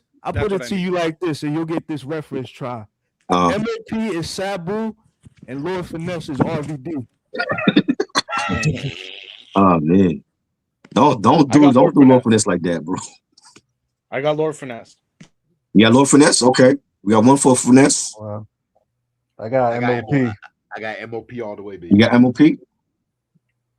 Yeah. Ironically, I think this may be their best album. I love it. I think it was a great album. Yeah, I think this might be their best album, bro. Fireman Squad is their best album. The minute that they work with Premier, it's like they went up to like another plateau. Yeah. Kavase, you got who you got?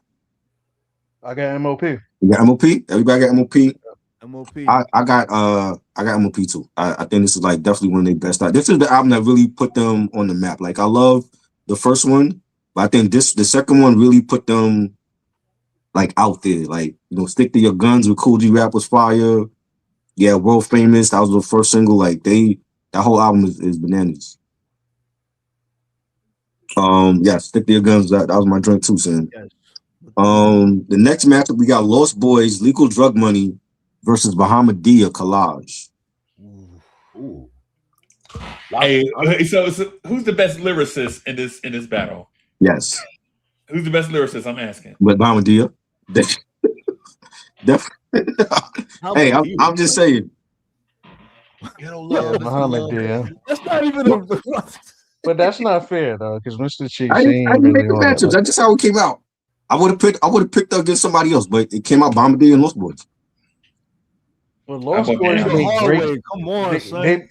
Lost Boys make great. On there. They do. Lost Boys make great songs though. They do. Yeah, they did. They had a great album. Lost Boys make great party records. They do. I agree. I'm gonna be real. I'm gonna go with the Legal Drug Money. I love Collage, but Legal Drug Money. Okay. To me, it was a good alternative. It's like the Hood House Party album, to be real. Right. Yep. Yeah. Like, I'm not being funny. Like Lifestyles, The Rich and Shameless, Music Makes Me High, Get Up, Right. and then I'm gonna play that shit. Play that motherfucking shit at a party. Oh my god! I was at a You'll lot see of 50 old parties during motherfuckers this crip time. walking. Yeah. Oh, Yeah, I'm going with Lost Boys. All right. Yeah. I'm gonna go with Lost Boys. We got Sam pick Lost Renee- Boys, John Dixon pick Renee was Bahamadia. on that, right? Huh? Renee was on that, right? Yeah. Yes, Renee's on that. Yes, that was also on the soundtrack for Don't Be a Menace. That came out the same year as well. Yeah. So everybody got Lost Boys. Mojo, who you got? I got Eminem Infinite. No, you asked me about that. We didn't put Eminem Infinite in the challenge. We talking about this challenge though. Bro, I know. I'm just playing with you. I got Lost Boys. You got Lost Boys too. So like Lost Boys is heading on. It looks like we only got one for Bahamadia. Was that the Next album battle, Eminem sounded we got- like AZ? Who picked Huh? Bahamadia? No, I was saying, was that the album that Eminem sounded like AZ? Yeah, I didn't like Infinite personally, but I know it has a cult following them. Yeah. I loved it. You loved it, Infinite? Yeah. His debut album. Yes. And it had Just Don't Give a Fuck. That was also on Slim Shady LP. Yeah. It was really what like led to him being Right. signed and everything. So Next matchup. This is a Texas matchup now. We got UGK Riding Dirty versus the Ghetto Boys. Who we all got? the Resurrection all the way.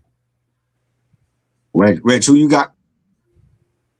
I got the Ghetto Boys, Resurrection. Resurrection. Yeah.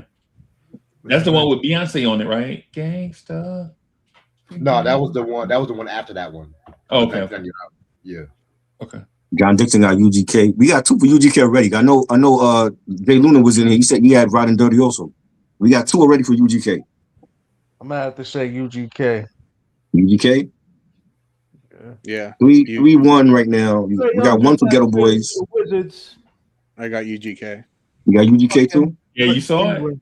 Trey Young traded Yep. Yeah. Trade to where? the Washington. Wizards. Oh God. For what? Why does he want to go there so bad? The Wizards are worse than Atlanta.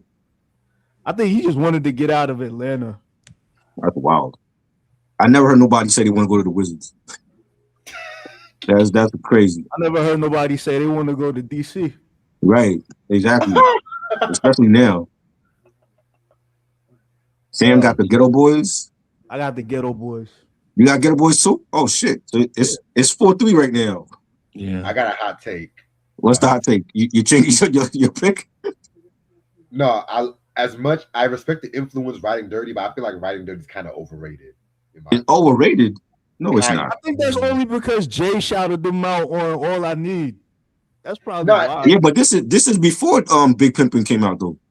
Nah, it's not even that. Like after that. Mhm. He shouted them out on the All I Need song when he said like the Underground Kings Riding Right. Dirty. That everybody was like, oh, shit. You know what I'm saying? Like that type of shit. The reason, because like I like the Riding Dirty album. I'm not gonna argue. People say that's their favorite album, but I felt like some songs were just unnecessarily long for no reason. Then they have this like weird voice, this weird old voice in the background, and like like fucking up some songs. Yo, and really shit. stupid. Like, give me the first two albums any day over Riding Dirty.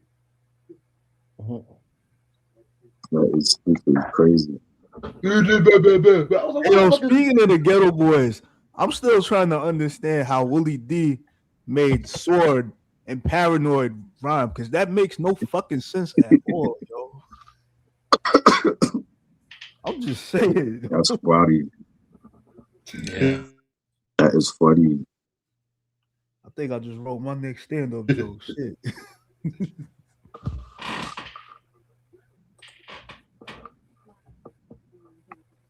Yo, I think they All right, so the next matchup we got is we got Keith Murray, Enigma versus Big Noid, Episodes of a Hustler. Keith Murray. Enigma.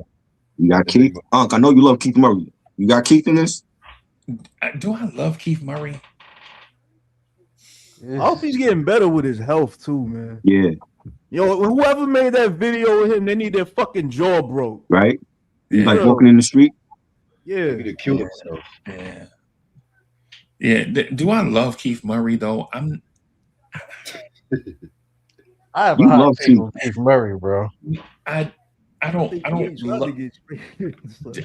like Keith Murray. I don't like that lane of rapper. Like for instance, I don't like Cool Keith from Ultramagnetic MCs. What? He's on this list too. Right? I don't like Cannabis. Right? I don't like Keith. I mean that style of Keith Murray. Mm. Like the dudes that put like Prodigy said, all that space shit. Yeah. And like, bro, 99 syllables in one line, bro. The most fantabulous quote. I was super the devilish. Yeah. When Keith Murray first came out, gotta read Prodigy's book, because like, no, Lord.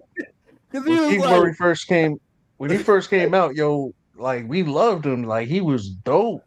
But then you actually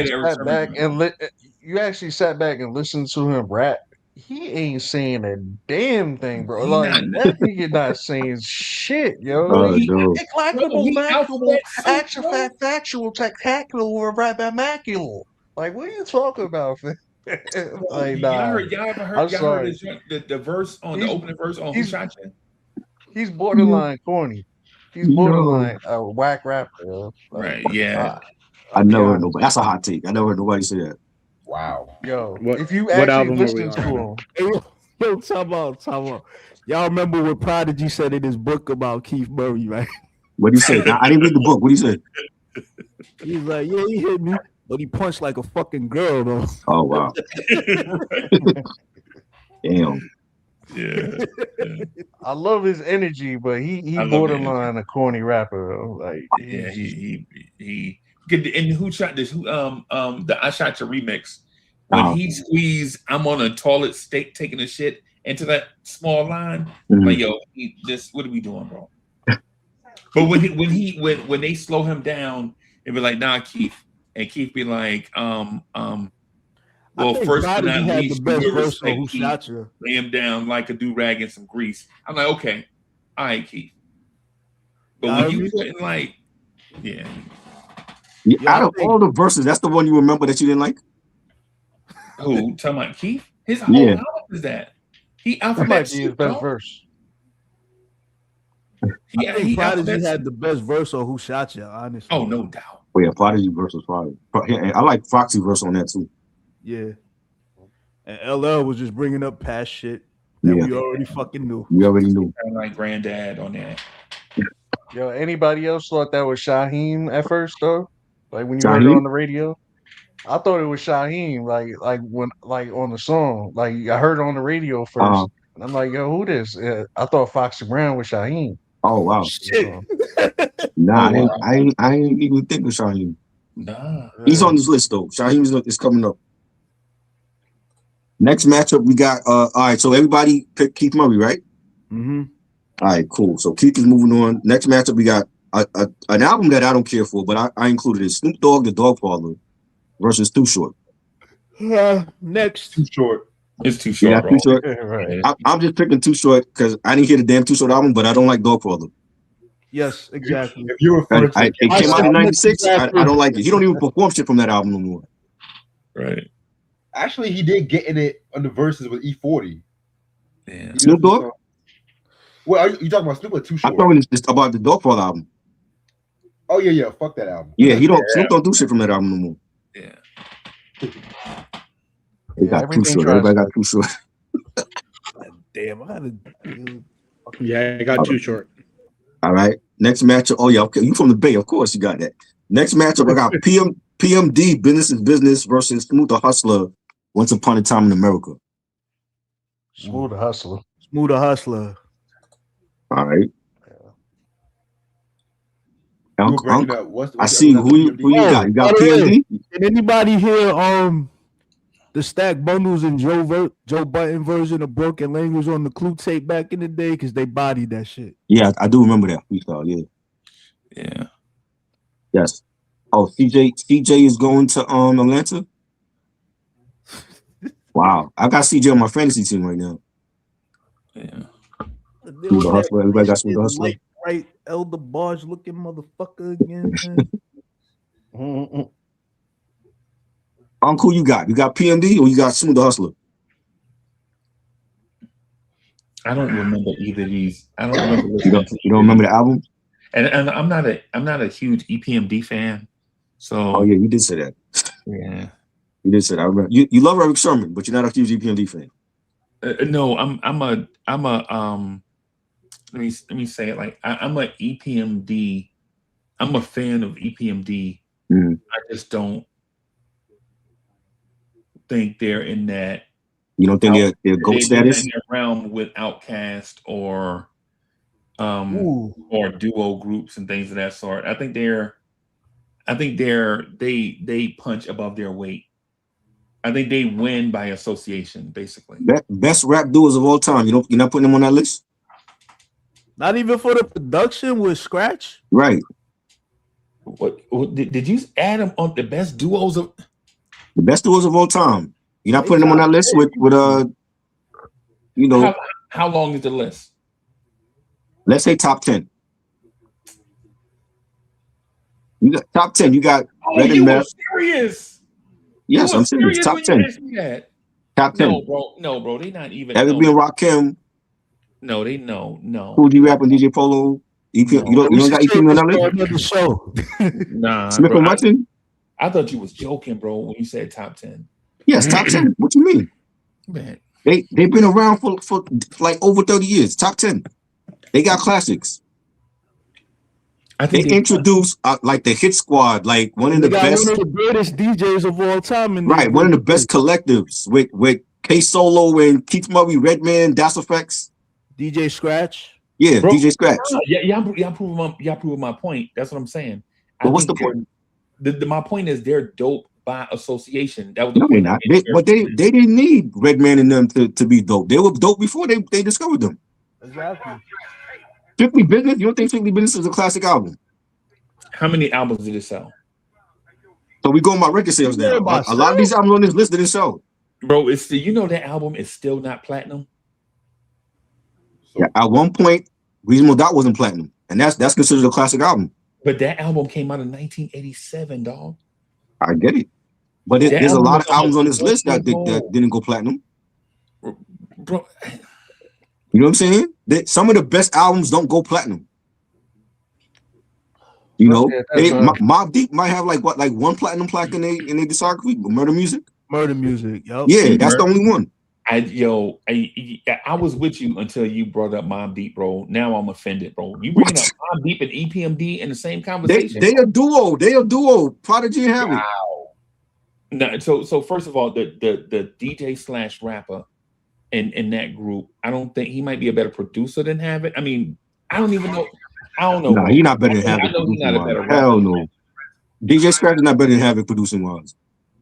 No, I'm talking about Eric Sermon. Eric Sermon? Yeah. Eric Sermon is great. He's a GOAT. You right up there with Havoc. Yeah, that's what I'm saying. And then then just a rapper, PMD versus Prodigy. I gotta go with Prodigy. I think he's a better lyricist. Bandana P. But as a duo, they got strictly business, unfinished business as usual, business and personal, back in business. They have a great discography. Bro, in terms of the title play, I think that's dope. On the titles, and even on those albums, I think they probably did like 6 James songs, I think. Yeah, they had like a story going on with James. Yeah. EPMD is all right, man. But top 10 duos, you're not putting them on that list? Who else is better than EPMD? That's crazy. A duo? Yes. Like who else is better? You're gonna tell me he's gonna tell me Styles and Jadakiss is better than EPMD, right? Huh? Styles and Jadakiss, that's what you're gonna say. I'm confused. Tell me, name another better duo than EPMD on the top 10 list. Like, give me 9 other ones that's better than EPMD. You're saying EPMD can't do a top 10? Come on, there's no way, bro. They can't even be like number 9. They can't be number 10. Like, who's better than them? EPMD is top 4. Who's better than them? Like, that's crazy. Das Effects was dope. I don't think they're better than EPMD though. Are you saying 2 rappers, or are you saying a rapper and a producer try? I mean, as far as like just overall rap duos all time, like who's better than EPMD like, on that top 10? So like Gangstar would count. Gangstar would count. Yeah, the Gangstar counts. P-Rock and CeeLo Smooth. Easily. You got Outkast, Mobb Deep, Run DMC. Yep. Who else? Run DMC wasn't a duo. Run DMC. Yeah, I was about to say Run DMC. They're like a trio, right? Yeah. Okay. Well, EPMD is sort of like a trio too if we count Scratch. Exactly. Because in my mind, EPMD is a group, right? And in my mind, they're a group. Because you start counting the DJ and everybody, like, because then you got like a Tribe Called Quest. Is it just Fife and Q-Tip? They had J. Roby too. People don't include J. Roby. I know, and you got also. That's what I'm saying. Like, what I'm saying is like if we just say EPMD is a group, if they're just a group, I don't think they're top 30. Well, Eric Sermon actually put PMD on the dynamic duo, so he feel like they're a duo. I'm just saying, if he feel like that they're a duo and they on the dynamic duo album, then I'm going with what he think. I don't know if I take them over EPMD over NWA, right? I don't know because there are a lot of groups, man. My personal take is that like if we're just talking about rap groups, I don't know if I take EPMD over Wu-Tang Clan, right? I don't know if I even take EPMD over Helter Skelter. That's my personal take. You're crazy. No way. Helter Skelter. You think Helter Skelter is better than them? Nah. And I've seen Boot Camp Live. They're not better than EPMD. But I do feel you if you're talking about if your perception is you're thinking about just groups. If they were okay, now it kind of makes sense. But if we're just talking about duos, then EPMD easily top. If we just curating a list so that EPMD can be on it, I don't want to do that. Nah, but we're not curating the list. I'm just saying like name me like 9 other duos is better than them. There's not too many. The thing is, he's looking at them as a group, not a duo. As a group, right. But yeah, that's what I'm saying. Like yeah, man. I mean, bro, they bro. They Nike, they Air Forces, bro. Uptown. I don't know what that means. They uppies, bro. That's and depending on the outfit, they fresh. That's all I'm saying. Depending on the outfit, they do. Yeah, I feel like Air Force One's been getting a lot of hate in the last couple of months, though. I'm not hating on them like that. I'm not hating on them like that. I'm keeping it real. Like I'm keeping it in the like I'm not crossing the street on EPMD, right? I'm not trying to be disrespectful. Right. I'm just saying EPMD better than Camp Low? Well, yes, they are better than Camp Low, yes. That's because Camp Low, that's my heartstrings, bro. I think the game did them dirty. I think the rap game did them dirty. You know what I'm saying? And I know everybody ain't gonna agree, right? They be like, hey, they one hit wonder. Are they better than CNN? With Pete Rock. Right. Yeah, but okay. But EPMD got a longer run than them. Are they better than CNN? Are they better than Smith and Wesson? Better is subjective. I love Smith and Wesson. Are they better than Dog Pound? I love the Cocoa Brothers, bro. Yeah, they great. But Smith Cocoa Brothers ain't consistent like EPMD though. Nah, well, EPMD's all right, bro. You got me on the spot, bro. I'm embarrassed. So all right, so we got Smooth the Hustler over PMD. That's what I got. Okay. Yes, sir. Next matchup: Shaheem, the Lost Generation versus Stellar Dwellers, Realms of Reality. Cellar Dwellers. Stellar Dwellers. We got one for Stellar Dwellers. Stellar Dwellers. We got Shaheem.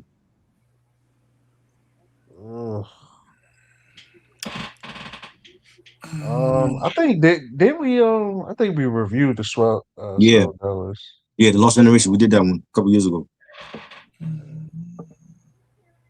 I don't know, man. That's tough because I ain't really like this Shaheem album. I did like Shaolin Style. That was my song. Yeah, that was fire. Yeah. I love that song. Yeah. Right. Do. Sam got Shaheem. Do. Come on, man. I'm gonna pick Shaheem just because I fuck with that song so much. Okay. So John Dixon got Solar Dwellers. Unc, you have a pick in this? You got Shaheem? And who you got? Shaheem. You got Shaheem? Yeah. I think Shaheem's winning this one. I think I wanted Shaheem to be a star, bro. I ain't gonna lie. I did too. Yeah, and so but the Cellar Dwellers kind of give me that grit, that Right. I think it's tied. I think it's tied right now. Shaheem went to jail though. Like he went to jail. He came out. He didn't drop shit since he been out. Yeah. He need to come out with an album. He just been chilling. Yeah. I really thought he was gonna be a star, bro. Like there had only been two dudes, like when I first heard three dudes when I first heard their voice. I was like, that's a star. Right? I heard the first time I heard K Solo on Knick Knack Paddywhack, I was like, yo, that's a star right there. Right. And then I heard this rapper, y'all probably forgot about, a dude named Lil Sean. When I first heard him, Little Sean, I remember him. Like, this dude got the potential to be a star. And then I heard Shaheem, I was like, yo, the world gonna be that man oyster, bro. And the reason why I say that, and not to delay the thing, I just want to just clarify why I'm choosing Cellar Dwellers over Shaheem. The thing is, when you hear certain rappers rap and you know they want to be, like when you hear Andre the Giant, you like, this dude put in so much work, bro. Like this dude should be bigger than what he is, right? But you know, like there's a cap to where he gonna like depending on how you feel about Master Ace. Like some people I know legitimately think Master Ace is probably the second or third best artist to come out of the Juice Crew. But then for myself, I forget that he was in Juice Crew. You know what I'm saying? And so some people were like, yo, no, Master Ace was just to be. So when it comes to Shaheem, I'm like, man, sometimes you just feel like things would have felt right for certain people. You know what I'm saying? And so, but on that, man, I'm gonna go Cellar Dwellers. Because I just have a place in my heart for Cellar Dwellers, Grave Diggers, groups like that. I just have a thing for them, bro. Yeah, same. I love the Grave Diggers too. Yes. Right. Yeah, definitely. All right, so Cellar Dwellers is moving on. We got the DOC, Helter Skelter versus Cool Keith, Dr. Octagonalist. Flowers. I am never picking Flowers. Nothing. Which one you got? You got Cool Keith, Rich? I got Dr. Octagon. No. Come on. No love for the DOC? I didn't care. I really like the You didn't care for that one? I love the DOC. You guys know Sam I love got Cool DOC, Keith also. but the production was what made the album. I feel like it was a good effort, you know. Oh shit! And I get it because his voice and everything got fucked up. Salute, Ray. Is Ray on here? We can't get Ray on here.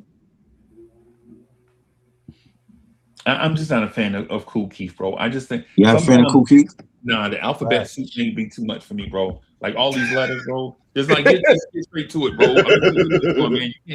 You can't just talk, bro. And then you got to be arrogant about it too. You got to be like, no. What you mean, bro? Yo, you think Cool Keith is arrogant? That's what you said. Oh, ask him. He'll tell you. I ain't never heard that before. I'm about to send you proof, bro. Cool Keith. I don't believe in, you know me. I don't believe in sullying people's reputation, bro. I'm a straight up dude. Bro. I hear you. I'm trying to get Ray on here. It says it's only limited to 6 people. I'm like, I thought it was more than that. I thought it was more. I thought it was like 10. Oh shit. I think you got. Oh, they said I got to upgrade to the next drink to get like more people on here. Shit, I didn't even know that. Fuck that shit. Bro, I just can't get with Cool Keith's whole gimmick, like the weird looks and haircuts and shit like that. I can't do it, bro. Sorry. Even the quiet taste. Huh? Even the quiet taste. He's like It's like Scotch. He's like the old school. Right, he's like Scotch. Tyler the Creator. He's like right. Like one of those. Right, he's a quiet taste. He's very different. Yeah, I'm gonna be honest. I don't really like either of these albums. But you don't like either, so no vote from Mojo for this. No, I thought you would have picked the DOC because he's West Coast. No, I would lean towards Cool Keith, but I don't really like either of these albums. All right, so we got Cool Keith is moving on, I guess. The last matchup of round 1, we got Dre Aftermath presents another album I don't like against Chino XL. Here they say we all. Chino album was fire. Yeah, definitely like Chino's album. Yeah, Chino for sure. Yeah, Chino for me. Chino. Anybody got Dre? He's a very underrated lyricist, bro. Very. Yes, he is. Very underrated lyricist. He is. I think Chino was definitely dope, but I never heard an album from him though. Yeah, we did a review. Me and Red did a review on the first album, like I think last year or year before last. I've only heard like him do features on shit. I never actually heard like albums. Yeah, the first album was fire. It's like boom bap. You know what I'm saying? Like, and he has like storytelling as well.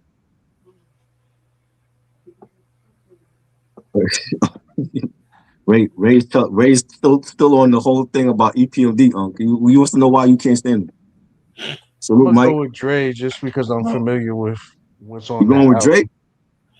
Yeah, because I'm familiar with what's on that album. Did you like the album? Not necessarily. I did. I mean, Been There, Done That was cool. Yeah, that's the best song on here to me. Yeah. But I can confirm that Chino is better, but yeah. Oh yeah, definitely. Yeah. Oh yeah, I definitely know he's like better, but I just haven't heard that album. So that's fair. That's fair. All right. So we got the second round matchups. We got first one, All Eyes on Me against It Was Written. Who's winning that? Who's winning that?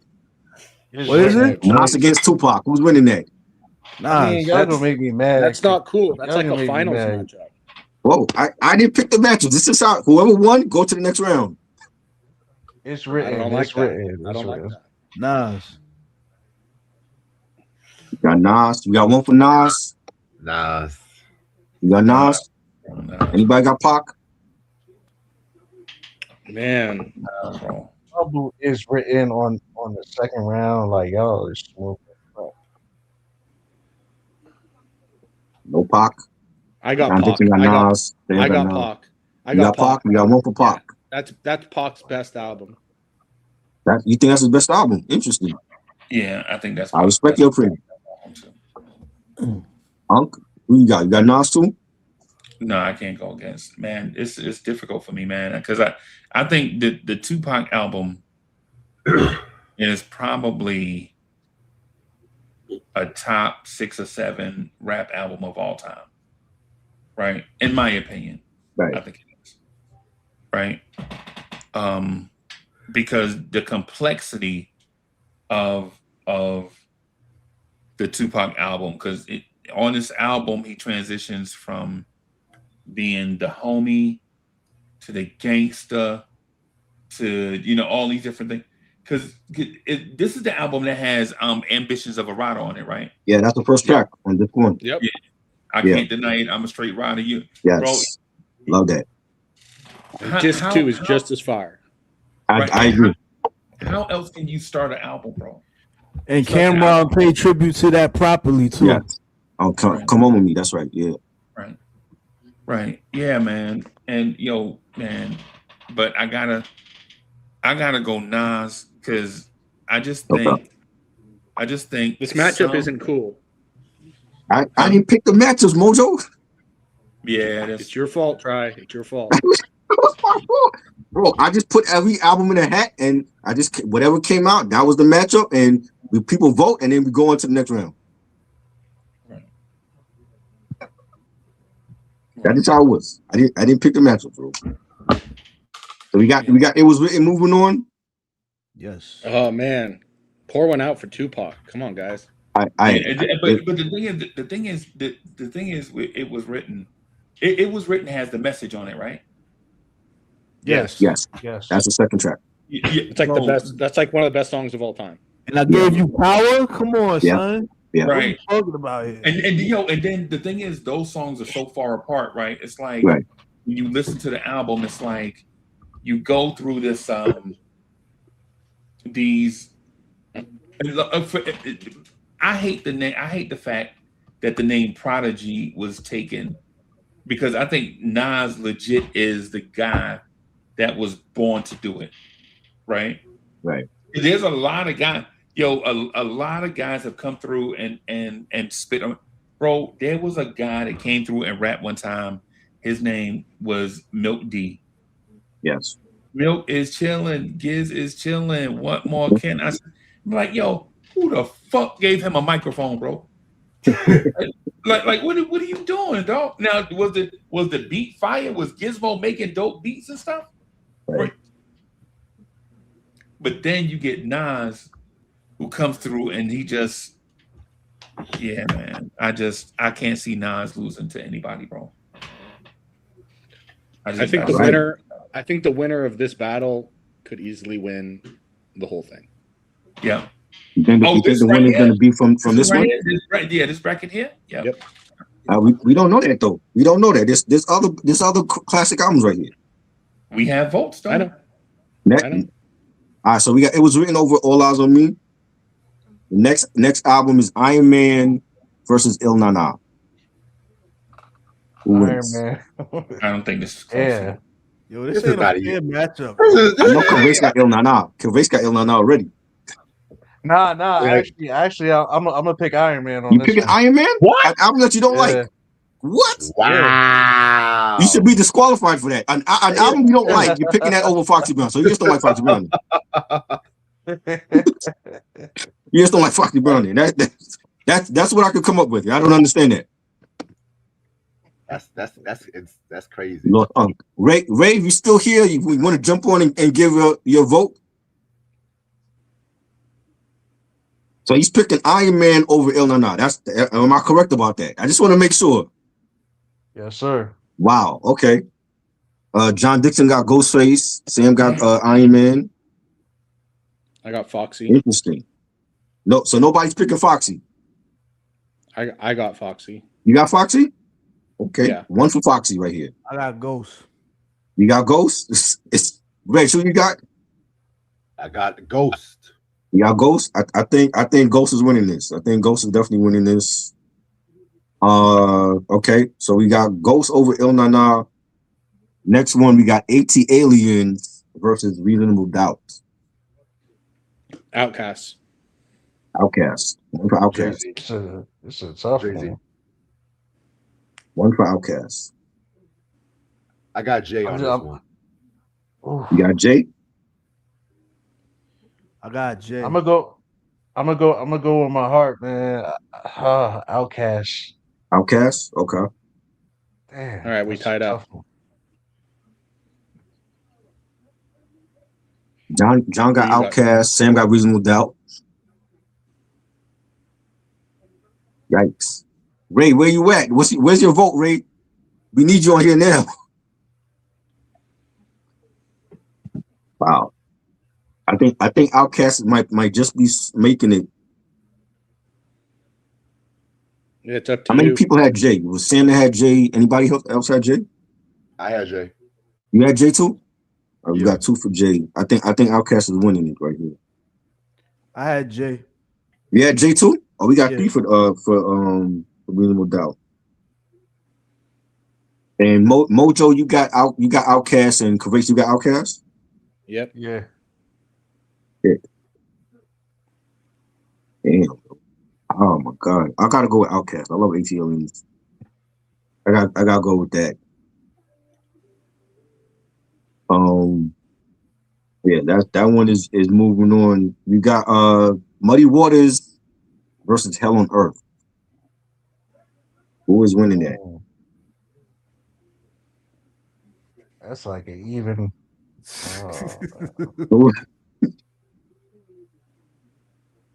Who's winning that one? Muddy Waters. You got Muddy Waters? Yeah. You got 1 for Muddy Waters. I got Mobb Deep. You got Mobb Deep? Yeah. Sam got Hell on Earth as well. Yeah. Hell on Earth over what? Over Muddy Waters. Yeah, Hell on Earth. Yeah. You got Hell on Earth? Yes, sir. I mean, does Redman have a better album? Arguably, To me, what the album? I mean, I think Muddy Waters is the best one. John Dixon got Redman also. I think that's his best album. Yeah, I love his first album. I think his first album don't get enough recognition. You know what I'm saying?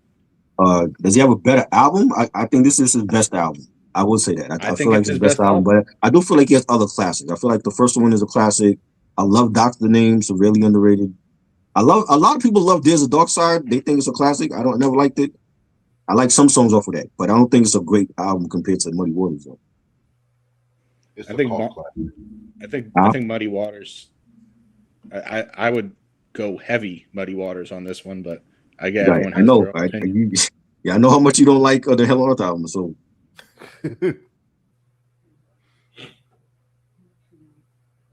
Yeah, I'm gonna have to go Muddy Waters. Damn. Muddy Waters too? Yeah. Oh, I think Muddy Waters might be beating Hell on Earth right here. Damn. Wow. Yeah, that's a tough matchup right there, man. Shit.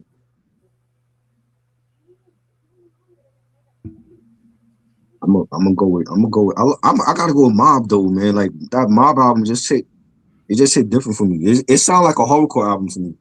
Yeah. I think the votes are tied. It's tied. Oh man. Can I get Ray? Ray, where you at, bro? We need your vote. It's tied up right now. Let's go through one more time. I got Muddy Waters. Okay. You got 1 for Muddy Waters. Muddy I Waters. got Mobb Deep. Kavase, you got Muddy Waters too? Yes, sir. Okay. And we got John Dixon picked Muddy Waters. That's 3 right there. Who got Red? You got Hell on Earth? I got Hell on Earth, baby. And Tyson, you got Hell on Earth? Yeah, I got Hell on Earth. Sam got Hell on Earth also. Shit. Damn, man. I gotta go with Hell on Earth, man. I think Hell on Earth is a phenomenal album, man. Definitely. This one could have went all the way for sure. Because Muddy Waters to me is definitely Redman's best album. You know what I'm saying? I don't like it, but I respect it. Right.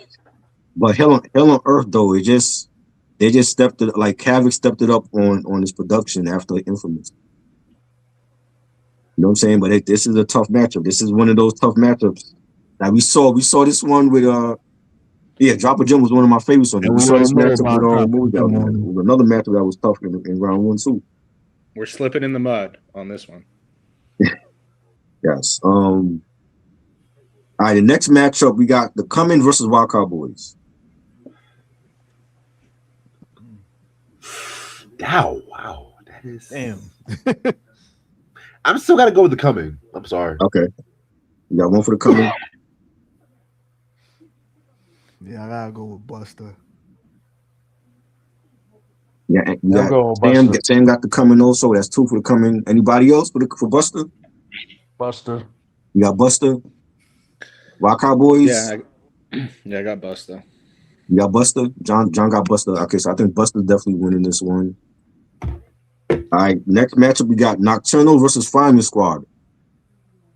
Nocturnal. Helter Skelter against MOP. Ooh, this is Brooklyn versus Brooklyn. Yeah, I love it. I love it. I didn't plan it. That's just how it turned out. A little bit. Kavase, who you got? I got Helter Skelter. I don't know. I have to keep thinking about this. Helter Skelter versus MOP. Brooklyn versus Brooklyn.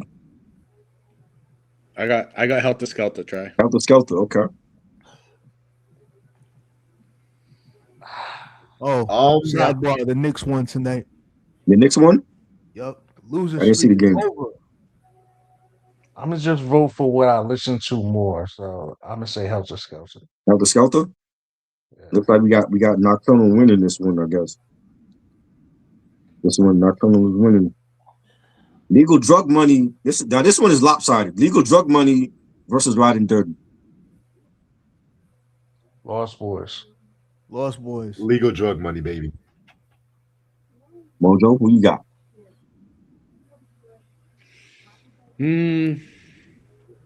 Yeah. I like UGK, but I got Lost Boys. Okay. I know if Dame was on here, he would have picked UGK for sure. All right, we got another lopsided matchup. Keith Murray Enigma versus Too Short. Keith Murray. That's the matchup, Rick. Yo, it was lopsided. I told you, it's like. You know what? I'm gonna go with getting it. Okay, Too Short. Okay. Yeah, I'm going with Too Short. You going with Two? Okay. Sorry, Mojo, you going with Too Short? Who's going with Too Short? Bay Area. Too Short over Keith Murray. Shout out to Kavase. Yes. All right. All right. We got a Smooth the Hustler versus Shaheem. Smooth the Hustler. Smooth the Hustler. We got one for Smooth. Damn. Shaheem. I gotta go with the Shaheem. You got going with Shaheem album? Oh, okay. That's your favorite Shaheem album. That you don't know how much I love that album. Yeah, I know. You don't know how much I love that. That from the album cover to the Nocturnal production. That's his best album. That was when Shaheem's balls dropped. Yeah. The first album was good. It was dope. Yeah. And Paul. That's his best album. I'm not talking about his physical balls. I'm just talking his voice got deep. Right. I know what you're talking about. Right? Oh my God. Yeah. God, nigga say, what the fuck this nigga just say? No. Mojo, who you got? You got anybody in this one? Yeah. I'm sorry, but I got Smooth the Hustler on this one. All right, Smooth the Hustler. We got one for Smooth, and we got everybody else pick. John Dixon picked Shaheem. Sam picked Smooth the Hustler. I think it might be tied. Is it tied? How many picks Smooth? Okay, so Tyson, you got Smooth. Kavase got Smooth. Reg, you got Shaheem. Mojo, you got Shaheem too? No, I got. No, you got Smooth. No, Shaheem won because John Dixon got Shaheem. Sam got Smooth the Hustler. No, I don't think those votes are adding up. Is it tied up? I think it's tied up. All right, so Kavase, Tyson, and Sam got Smooth, and then Mojo and Reg got Shaheem. No, I got Smooth. Okay. So Kavase, Mojo, and Ant got Smooth, and John and Kavase, Mojo, and Ant got Smooth, and Sam, and John and Reg got Shaheem. Yeah, so Smooth Hustle won. They got who else moves on? We got the last matchup: Cool Keith versus Chino XL. Who's winning that? Chino. You got Chino. Cool Keith or Chino? You got Chino. Cool Keith. I think everybody got Chino on here, right? Hold up, I didn't hear you say anything about the stakes is high. Shit, I did forget that matchup. Fuck. Yeah. Damn. I gotta go back. I did forget that matchup. Who won that matchup? It was Dela, right? Yeah. Yeah, it was Dela. Yeah. Fuck. I did forget that matchup.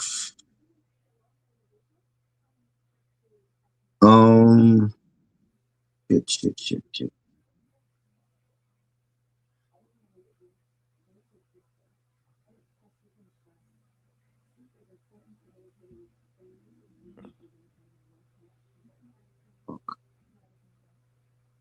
They supposed to be battling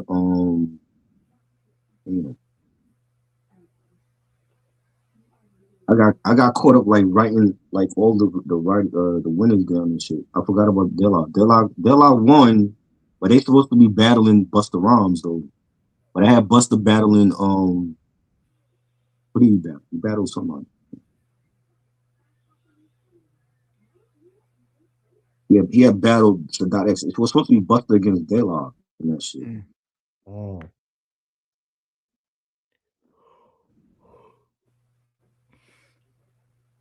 Dela got a bye week. they have a bye right now. They have a bye. They're gonna battle somebody, but they have a bye right now because it was supposed to be Dela against Busta, but I had Busta against .X for some reason.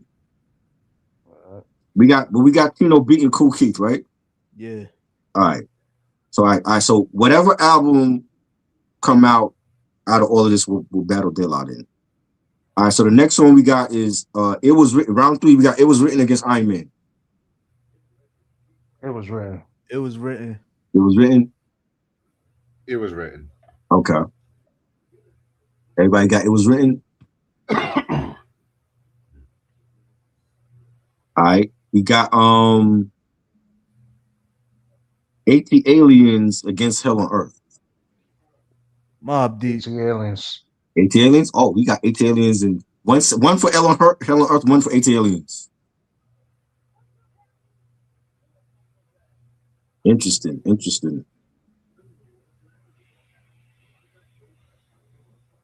Red, who you got? You said AT Aliens or who? Hell on Earth. Hell on Earth. Sam got Hell on Earth. John Dixon got Hell on Earth. Wow, really? Yeah. I love both of the albums. I'm just going by what y'all are picking. AT Aliens is like such a way better album than Hell on Earth. I think it's a great album, definitely. It seems like it's a landslide, though. Yo, honestly, it's great, but nobody was fucking with Prodigy's pen at that time. I agree. But you can say the same for Andre, though, at that time, too. You got hip-hop quotable in the source. Right. Prodigy got way more hip-hop quotables than him, though. I agree. But when I say that to people out here, they get in their feelings. I'm like, go back and look. Yo. That's crazy. We got Mobb Deep winning this one. Yep, Mobb got this. By a landslide too. By a landslide, that's crazy. That's what got me like, wow, really? Yeah. Like a landslide? I don't think it shouldn't really be a landslide though. True. It should be closer. Yeah, it should be closer than that. Man, that's gonna be interesting. Like this. That's gonna be interesting. Demographic. It's that drop a gem on them verse though. That's why I wanted to have other people from other, like I should have hit Dame up because he's from Texas and he probably would have went with Outkast. Yeah. And that's why I wanted to get Mojo on because he's from Cali, so I know his picks are gonna be different. Yeah. You know what I'm saying? All right, now we got The Coming versus Nocturnal. The Coming. You got The Coming? gotta go with Buster. Yeah. Interesting. Oh, Buster this time. Yeah. Interesting. Sam got the coming. Anybody got Nocturnal?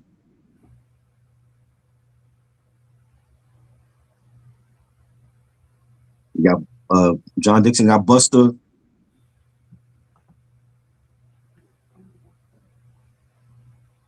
Yeah. So we got Buster. Somebody just coming. Mojo, there you are.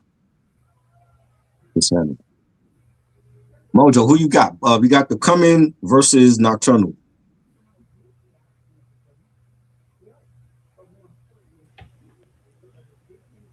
Can you hear me? Yo, sorry, my internet went out. Sorry. We got Busta Rhymes the coming versus Helter Skelter Nocturnal. Yeah. Oh, okay. Ooh. You got Busta or Helter Skelter? Man, that's tough. I think I'll go Helter Skelter. Helter Skelter? Okay, we got one for Helter Skelter. I think the coming is winning though. We got more votes. Wow. Yeah, wow. Sense. That was a great Busta Rhymes album too. Mm-hmm. All right. What did Next I miss? matchup, we got Legal Drug Money against Too Short. Who's winning? Lost Boys. Lost Boys. Lost Boys. Yo. I gotta stick with Too Short. You gotta stick with Too Short. And you had to be at Skate Key during that time when that Lost Boys album dropped. Oh my God. I couldn't skate for shit, but I had the wall on smash. 16 salute. You got Lost Boys. I think Lost Boys is moving on. Wow, that's gonna be an ill matchup right there, yo. That's gonna be an ill matchup right there. Okay, let me see. Dela got a bye because Dela. It was supposed to be Dela against Buster, but that got a bye. So Dela's gonna face off against. Huh? They got a first round bye. Yeah, by accident though. It's only because I got caught up in what you was saying that I forgot to write it down. That's what happened. But that got a first round bye. But that's gonna be in the later battle. All right, so we got okay, so so now we got Shaheem. Oh no, we got Smooth the Hustler versus Chino XL. Smooth the Hustler. Smooth the Hustler? Yeah. Yeah, I'm going with Smooth. Okay.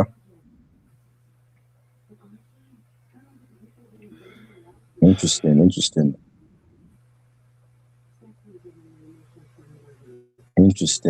All right. Okay. Trying to see if I missed any. I think that's all of them. All right. So this is like we down to the wire now. Now we got It Was Written versus Hell on Earth. Oh, why you doing Queens? Now this is a matchup. Oh, yo, bro, this is how it came out. Y'all cannot be serious, man. This is how it came out. What's the matchup? It was written. It was written versus Hell on Earth. Come on, man. That's a clean sweep right there. I don't even Over lost, yo. Reasonable doubt lost. That lost to 8 aliens. It was written. I was about to say, like, if y'all do this mass Wild Deep shit, I'm out. I was about to say, bro. It's no bias here. I love all these artists. Wait, sorry, I was glitching. Say the matchup. One more. Say it one more time. The matchup. Hell on Earth. Hell on Earth versus It Was Written. Oh, It Was Written. I love all these artists, bro. There's no bias here. Nah, not at all. Who's winning this one? I got right now it was written. I see 16 said Hell on Earth. We got one for Hell on Earth. Base, you got Hell on Earth too? Yeah, right. No, you don't got Hell on Earth. Because you said it. You said that if people pick Hell on Earth, then you were out. So I was like, okay. Yeah. People pick Hell on Earth because that's like ridiculous. Come on, you made Hell on Earth better than It's Written. If they love it, they love it. I love both albums, but who am I to say that it's better than It Was Written? Exactly.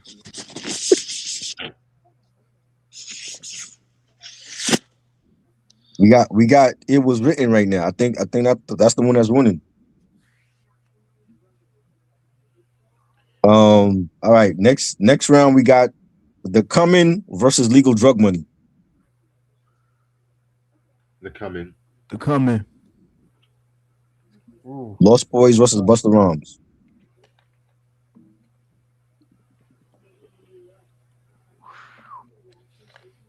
This is a tough matchup. Yeah. All right, so now I gotta break it down. Like, who had the bigger song? Who had the biggest songs? Yeah. Between Who High and what? Between you had Lifestyles of the Rich and Shameless. You had Lex Coos Beamers. You had Renee. I think that was only. He said Lost Boys. 16 picking Lost Boys too.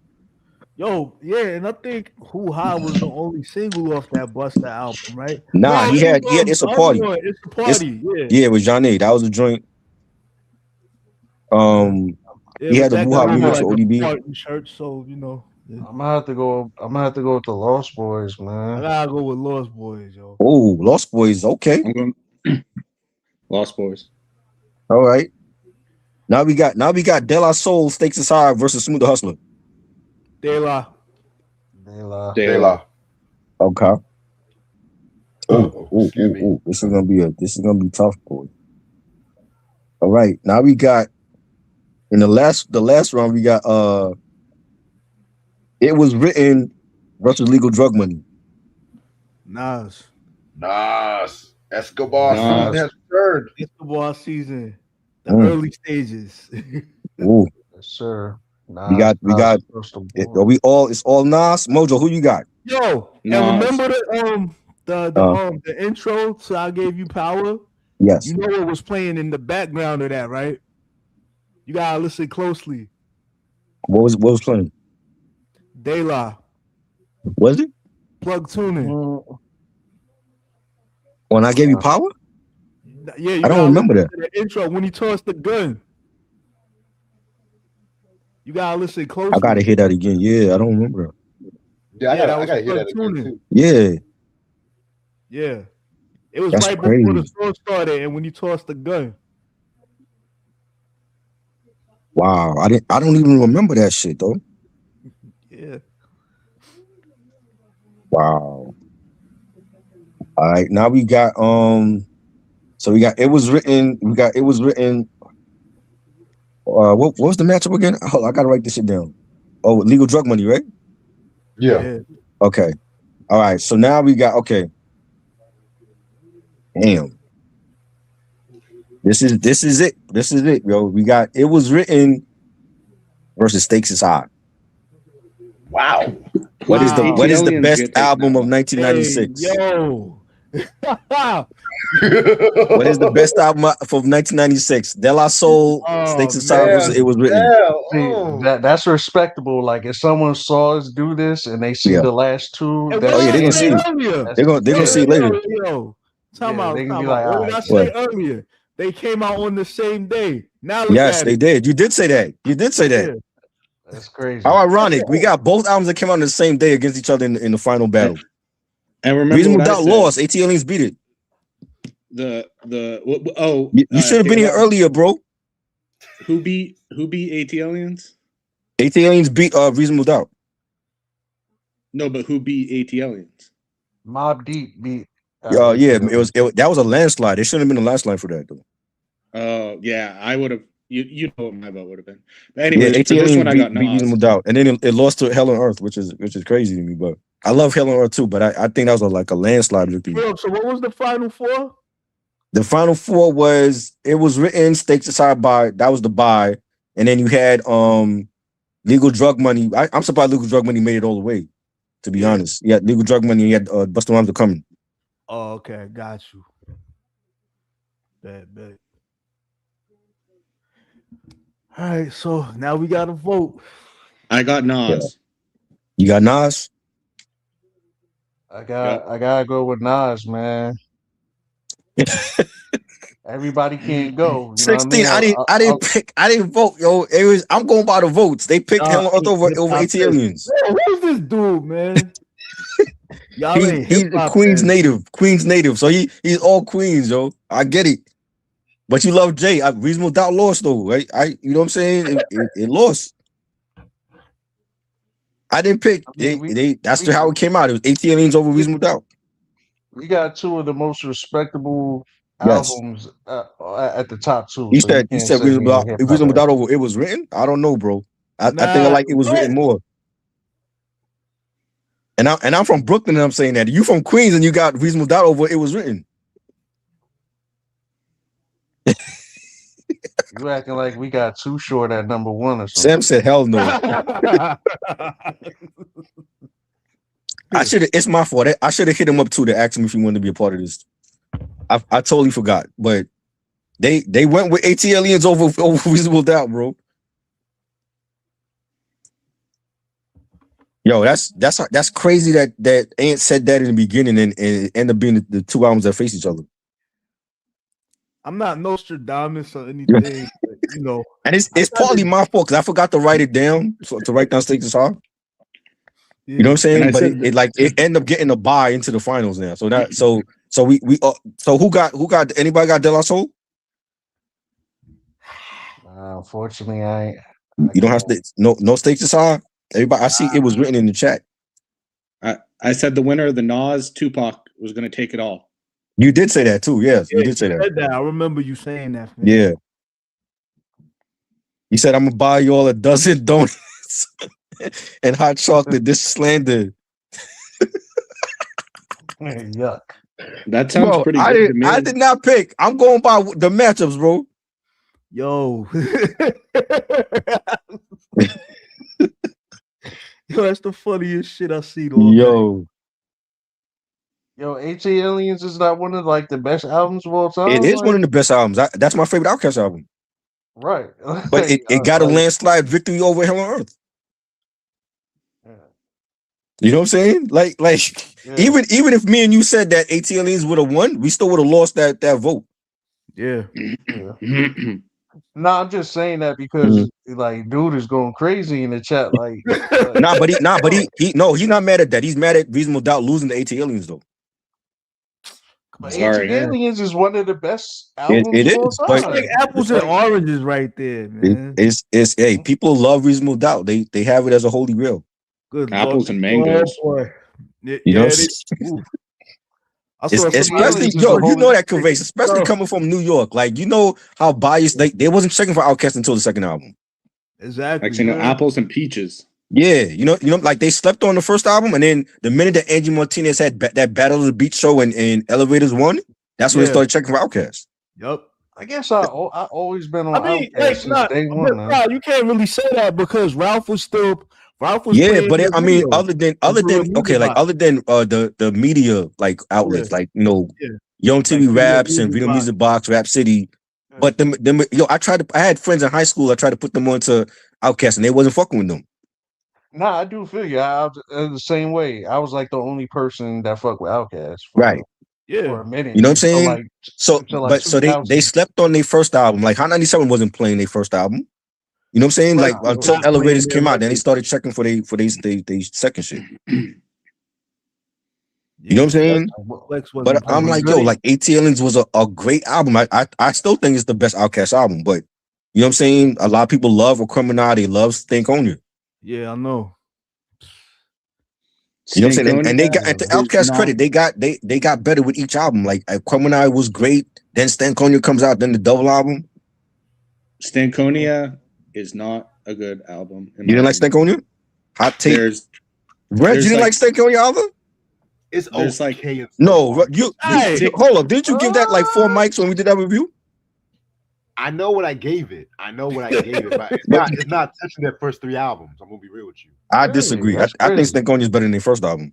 I never heard anybody from the South. I think it's better than their first album. Their first album was good, but track for track, I think Stankonia was better. I never heard anybody from the South say they don't like Stankonia. Yeah, that's crazy.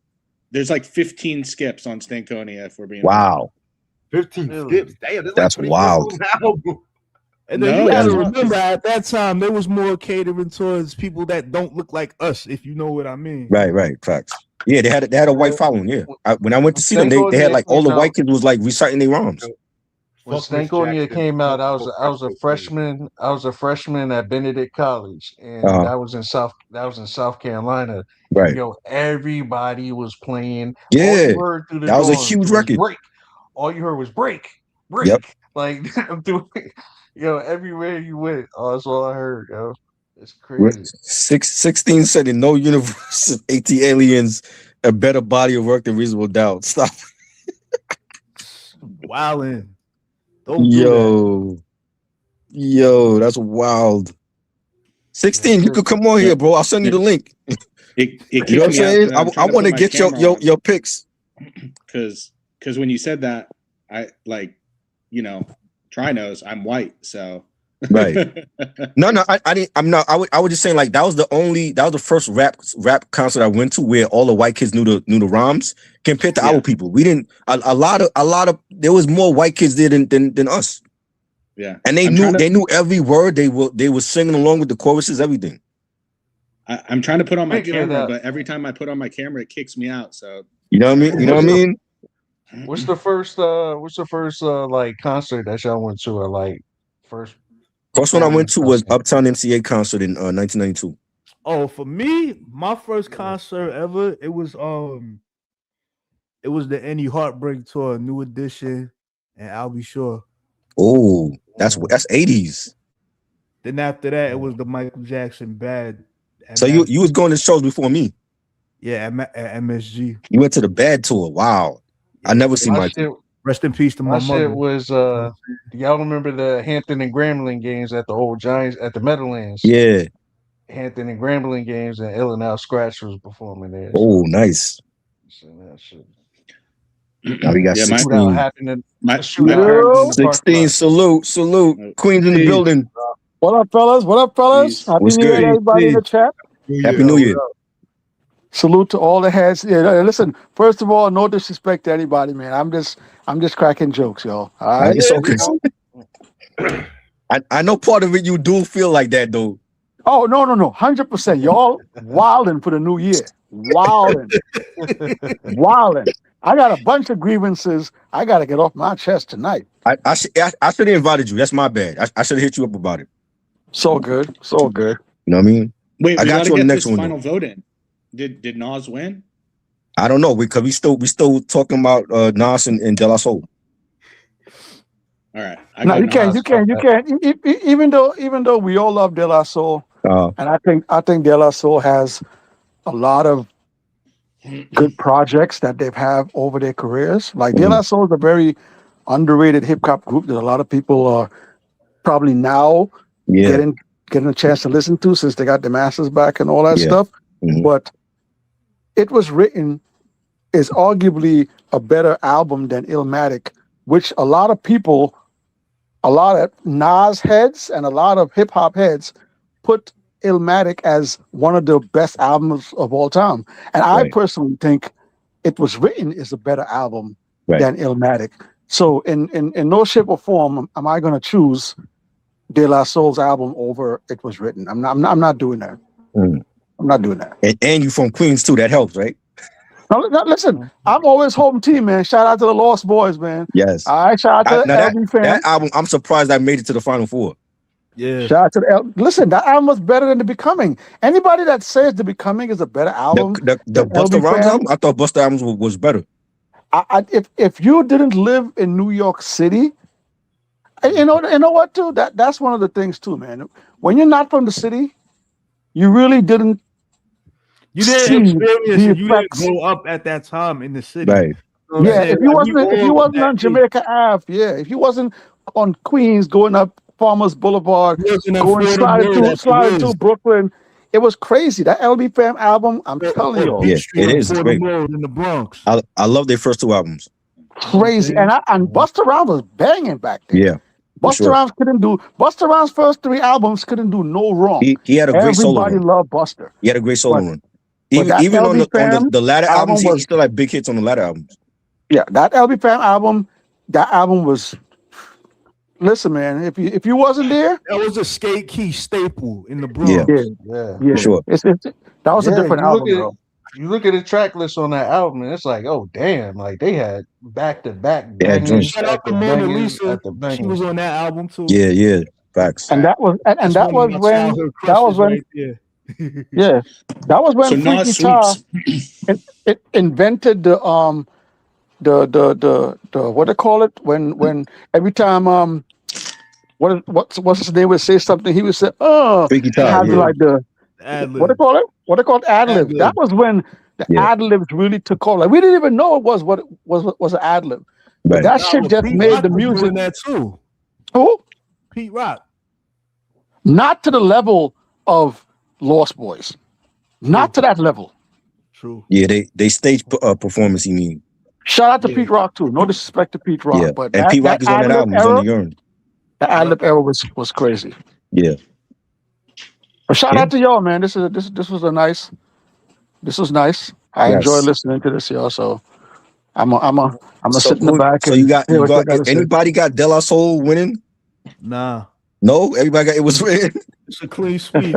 Mojo, you got De La Soul? No. You don't have De La Soul? You got Nas? Yeah, it was going to be Nas. It was going to be Nas or Pac. I told you. Oh wow! So this is a clean sweep. This really shouldn't be a clean sweep. It really shouldn't. I love Nas, but Stakes Aside is might be De La's best album. And that was John got De La, so we got one for De La. Huh? And that was Mos Def's debut too on that. Yeah, album. That's right. Okay, he was on all over that album. Big Brother beat. Well, yeah. You're talking about Street Dreams, The Message. Yes, I Give You Power. I Rule the World. Mm-hmm. Let me ask you, since I missed it, where did Redman drop in this list? Redman lost to Hell on Muddy Earth. Water. Redman lost to Hell on Earth. Where did Tupac's All Eyes on Me fall? That lost to that was way back. I mean that lost to Nas in the second round. He lost it. Yeah, where did Iron Man fall? Iron Man lost to no, actually Iron Man won, but it lost to some album because it was Iron Man against Il Nana and it beat Foxy Brown's album. Okay, I think it lost to Legal Drug Money. And what about UGK? UGK lost to what did they lose to? They lost to somebody, man. I gotta. Yeah. If you missed it, you gotta just go back and watch the replay. I forgot who it lost to. It lost to somebody though. They lost to Legal Drug Money. They Lost Boys beat them.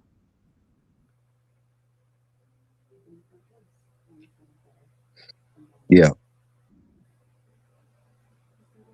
That was a big year for the Lost Boys. Yeah, I'm not even mad. Lost Boys had a great album. They got that far. Yeah. Ride and Dirty was a great album too for UGK, but it got. That's why I feel like if I had invited Dame, I think Dame would have picked all the down south joints. His bias definitely would have been showing. Yeah. Hold up. What about the score? The score lost. They lost early. They lost in the first round. To All Eyes on Me. They lost to All Eyes on Me, yeah. That was the first matchup. Okay. That was the first matchup. I can see that. Okay. That was great. That was a great album too. Okay. Damn. First round. Holy shit. Yeah. I didn't pick the matchups. I put everything in the hat, I pulled it out, and that's was the matchups, and then everybody voted who they wanted. Shout out to Lauryn Hill. Yeah. I felt like the score was great, but up against All Eyes on Me, I think that was a different breed right there, man. Yeah, I gotta go All Eyes on that one. You know, Sam said Sound of Murder. Yeah, Sound of Murder was on the cassette though. That was on the cassette. If you didn't get the cassette, you didn't have that track. It was on the vinyl or CD. It was on the European version of the CD, which I got. Yeah, but I mean, like for the US cats, I didn't know back then that it was on just the cassette. I have the CD version for that though. Oh wow! They wasn't telling us back then what songs were going to be just on the vinyl or just the CD or whatever. I can't remember what was the first CD that y'all bought. Like first CD I bought was LL Cool J, Mama Said Knock You Out, and Digital Underground. This is an EP release in 1990. Because that's when I first got a CD player in 1990. Early with CD. I didn't start getting the CDs until like this year, until the 96, I believe. Right. 1990, like, but my mom had bought like a Techniques like home setup, and they had the CD player. And then I remember we went to like H&B Records. I think I was like on 82nd Street or whatever in Manhattan, and those were the first two I bought. And at that time, Digital Underground had just come up with that EP, and that's the one with the same song. That was like the debut for Pac on that, and I think Title Knot was on there, and then I had Mom Said Knock You Out, and those were the first two I bought in 1990, and then I've been buying CDs since 1990. CD was Great Adventures of Slick Rick. 88. Yeah. That was classic. His best album. Yeah, because the OGC John said, album. Last Silent Murders on the latest person. Oh yeah, but it wasn't on the originally 96. It wasn't on the CD. It was only on the cassette, but it was written. Like it's on there now, but it wasn't on there. Like the OG copy is not on it. Yo, I wrote a joke about Slick Rick. I said Slick Rick went from treat him like a prostitute to I'm gonna say hi to my wife. Hi, honey. Yeah, you stupid. Hey, yo, try. Yo, I'm about to head out. I'm about to get ready for work tomorrow. Whenever. Thanks for joining us, Reg. This was fun. Appreciate this, Salute. It's nice seeing everybody again. Ant Cavase, Mojo 16. Hope y'all No doubt. Stay blessed, y'all. Bless up. Peace. Bless up, Reg. Peace. Yeah, man. Yo, try. Which one we doing next, man? What year you want to do next? 98. Foxy Brown, Lil Kim. Year 2000 or 99. DMX. DMX is 98, yeah. Doc Man. Flesh of my flesh.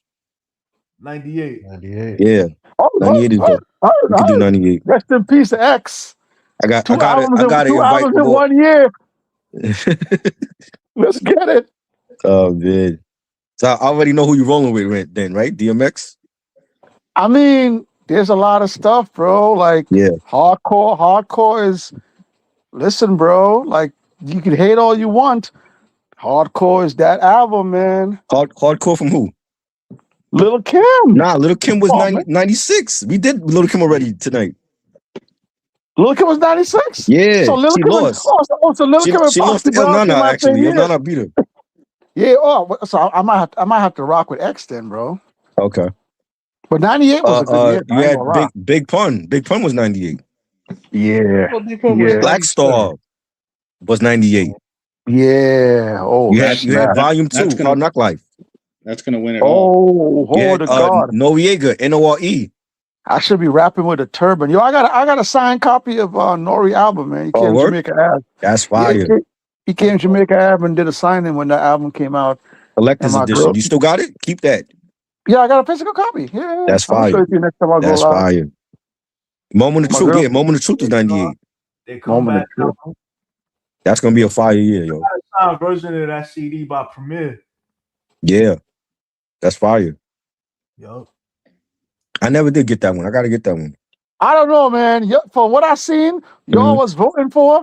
I don't know, man. I'm about to sit on the sideline for this one, man. Cause y'all was wilding today. It ain't me. It's not me. Y'all on one today, bro. No, it's not. Y'all on one today. My man said the Becoming over LB fam. Yo. Nah, not the Becoming. The Coming from Busta Rhymes. Not the Beanie Siegel joint.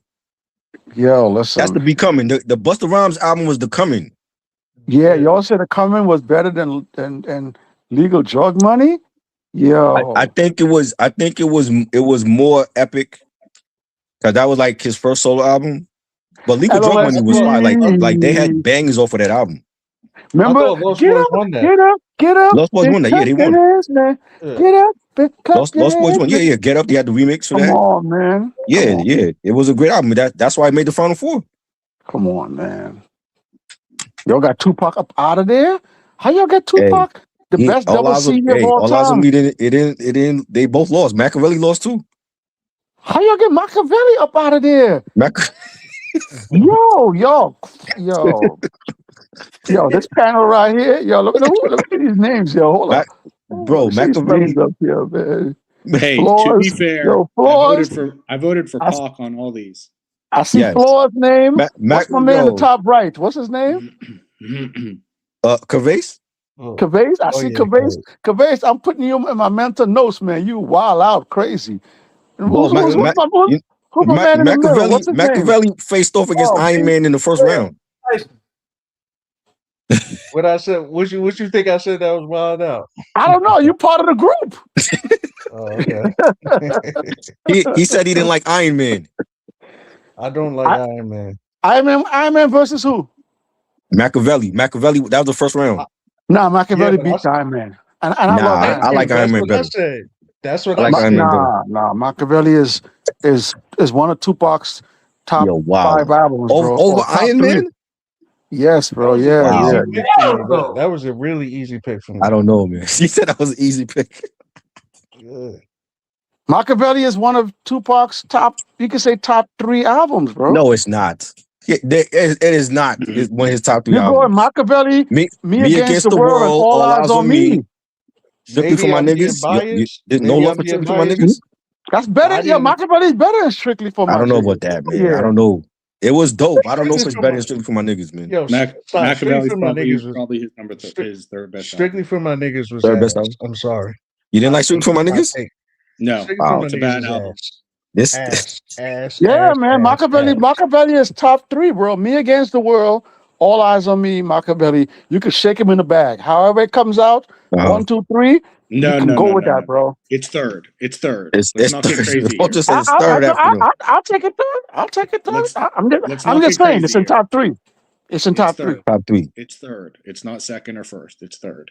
I'll take that. Sam said Tupac is better than Machiavelli. Another hot take. No way. No, come on, man. Wow. Come on, man. Yo, it's a new year, man. It's a new year. Y'all gotta have New Year's resolutions. And you mad at Cavase? You see what Sam is saying? What?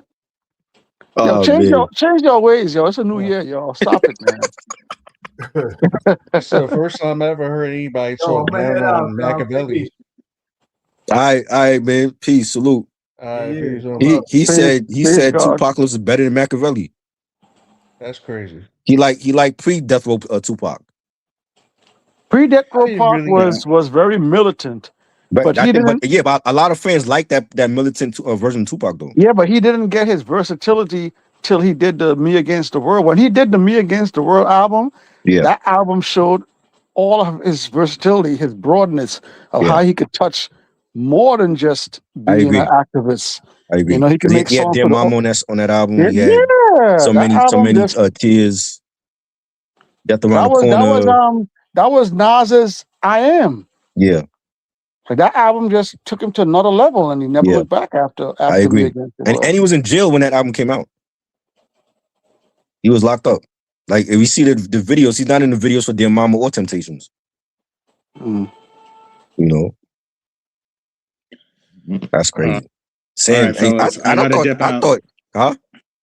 dip out. Try. All right, Mojo. Salute. Thanks for joining us. Bro. Yeah, it's great. I thought Cavase hot takes were crazy. Sam hot takes might be worse than Cavase's old. You and Sam got to start a podcast together. Y'all hot takes are ridiculous. Who? Sam said Tupac was better than Machiavelli. Nah, I'm not rocking with that. All respect, dude. I ain't rocking with that. Oh man, bro. And shout out to Mojo. Mojo said he didn't like Hell on Earth. He thought it wasn't a great album. I've never heard nobody say that until he said that. That's a top 3 Mobb Deep album. Yeah, I agree. Is he from New York? No, he's from the Bay Area. Yeah, so that's the thing, Try, man. Like a lot of people really didn't get the impact of certain albums, right, when they don't live in the city. And I'm not saying that's for everybody. There's like I live in New York and I love West Coast stuff. I yeah, love same. I love ludicrous down south stuff, you know. Yeah. But the impact that some of these albums have when you in the city, in the state, hearing cars driving around booming, it's different, man. It's different. I agree. Yeah, because other coasts they don't really support New York music like New York Right. supports other music. Like over here, like we can hear like all the West Coast music and stuff like that. In the South, they're not playing the locks. Right. You know what I'm saying? Yeah. On the West Coast, they're not playing like the type of rappers out there. So Right. I they had don't get people that. They in don't get Texas that tell me support. like, yo, they wasn't into like Jay Dilla and Busta Rhymes, MF Doom. They wasn't bumping that shit down there. Right. You know what I'm saying? So it's like they're just now catching on to who they are. Like, oh, who they Dilla? They heard the name, but they don't know his stuff. The East Coast be up on everything though. Yeah. Because I remember the Right. 90s. Go ahead. Nah, that's what I'm saying because my best friend, like, I had a few friends like this, but he like had all the West Coast music. Like, he had a whole dresser of like Blood and Crip tapes and shit. I'm like, what the fuck? Like, how you even find these? Like, they used to I make, remember I guess those. they used to make tapes, yeah, like the Blood and Crip tapes and stuff Right. from the West Coast. So he had like everything. He had like all the down south or whoever. Like, I'm Right. like, yo, how do you know all this stuff? Like, and we're from New York, you know what I'm saying? So, Right. Now New York had that, like we were accessible. We listened to, and I live in Jamaica Ave in the 90s. So I used to go down Jamaica Ave. And remember the bootleg days? Oh yeah. Right? Mhm. Yeah, Yep. we had bootleggers lined out on the streets, 164, In front of 165, Coliseum and all that. 166, down the Coliseum block. So Yeah. you had East Coast, West Coast, down south stuff. So I grew up listening to the West Coast stuff. I grew up listening to Ludacris and all them boys and them. Same. You know, I grew up listening to Scarface and Ice Cube. So yeah, you know, I wasn't just East Coast was still home base, but you know, West Coast stuff was banging. You know, shout out to the Roll you know Con what? and all Yeah, them boys. we were always accessible to all the other music. The bad thing is because of the media outlets, it made it look like we were East Coast biased and we didn't listen to nobody outside of New York. No, that's not true. New You know what I'm York, saying? we And listen to even now, everything. like if I post an album from Paul Wall, people look at me like, yo, like you from New York? What you know about Paul Wall? You know what I'm saying? Or what you know about UGK or Slim Thug? Nah, we was bumping all that, man. Bumping, I'm like, bro, like 636 going to see Mafia was Outkast on bumping tour. crazy. Ludacris opened up for them. Like I saw DTP on as the opening act for Outkast. You know what I'm saying? At a rap show, and it was like a whole bunch of white kids there. that's what I be trying to tell you because I live in the South now, so I live in Charlotte. But I be trying to tell people, I'm like, yo, like y'all the only people that be the haters. Like New York Exactly. people do not, we do not hate on y'all. Like we We don't. support y'all way more than y'all ever supported us. Like you know what I'm saying? I do feel like New York radio played a part in that because Hot 97 wasn't playing a lot of the Southern artists. You know what I'm saying? Like the Ghetto Boy shit, they played like Mind Playing Tricks on Me and then the World is a Ghetto, which was from a movie. They didn't play nothing else on them. And then when Scarface went solo, that's when they started to play some of his songs. Like, of course, they're gonna play Smile because Tupac just passed away. So they played that. You know, they played anything he did with Jay. You know what I'm saying? But by the time the year New York radio was to 2000, blame for that though. That wasn't us. but when the year 2000 hit, that's when everything changed. That's Everything when changed. Yeah. Ludacris came out. Right. Ludacris came out with his fantasy song, and Yeah. then What's your Mystical fantasy? came out with his Shake It Fast and Right. Dangerous song. Like that's when all that stuff Yeah. started to change. And they The early 2000s was mad happy music. Yo. Yeah. 3-6 Mafia, you gotta like when they came out in '95 with their first album, they got no radio play over here. They didn't play 3-6 Mafia till Riding Spinners. That was like what 2000, 2001? That's when New York radio started playing them. When they started getting traction, the clubs in New York was bumping 3-6 Mafia, bro. Yeah, that's when they started playing them shit. The clubs in New York. I think like When I think what started it though was like I believe it was like Trick Daddy, Master P, and Juvenile. And Those were the Juvenile, three main people that crossed over, and then New York really started like tuning in and supporting. Yeah, Jay did the remix, the hot remix with Juvie. They played that. Yeah, you know what I'm saying? No Limit, and Cash Money kind of blew in New York before anybody else from the South. Yeah. Like No Limit Records, No Limit was dropping so many records. I used to go to Jamaica Ave every week, and they were dropping a new album. Yep. Same thing with Cash Money. Cash Money was dropping crazy albums in the early 90s. Oh yeah. So No Limit and Cash Money, I think I started hearing them the most before I even got into UGK and all them other guys. It was No Limit and Cash Money. Right. We were pumping I just remember that song, You Know That by Trick Daddy Trick and Daddy Trina. Like that was huge big up here in New York. Yeah, it was huge. I remember that. You know, like, this people listen to now. Okay. Yeah, that was a hard song. You ain't no nanny. Yeah. That was Trina, right? She killed it. Yeah. Yeah. Yo, Try. You know what you gotta do? Try. You gotta do a 2003, 2006 era. That you gotta do that G Unit era. The mixtape era. The mixtape era when G Unit started like blowing up the mixtape era. You gotta do a mixtape. I would love to era. do that. Yeah, a mixtape. That mixtape tournament or something. 2006. Yeah, that era was kind of crazy. Oh yeah, for sure. For sure. I think Luda needs more props, man. We don't talk about Luda, you know. You do. Luda He's one of the best from down out here. Yeah. John Dixon said Ebro is too lame for the downfall on New York radio. Ebro's to blame for the downfall of New York radio. I think part of that is true because in the beginning, when he was there, he wasn't embracing a lot of the legends, and it felt like toward the lattest years that he was there, he started embracing, De La Soul and a lot of the other legends that's doing it now. And he was more about the newer artists back then. I didn't understand that. I'm like, yo, if you're inviting Ray Shrummet of all people, that group up to the station, and you ask them to freestyle and they can't freestyle, what does that tell you? But you know what, Try? I really don't. I don't subscribe to that thought, that kind of thinking, man, because I think the people, the listeners, us, the consumers, we got to take more blame too, man, because if you remember the early 90s, like after the 80s and 90s, remember that era when Bahamadia was coming in, Jaru the Damager, and they were hardcore, but they were more conscious.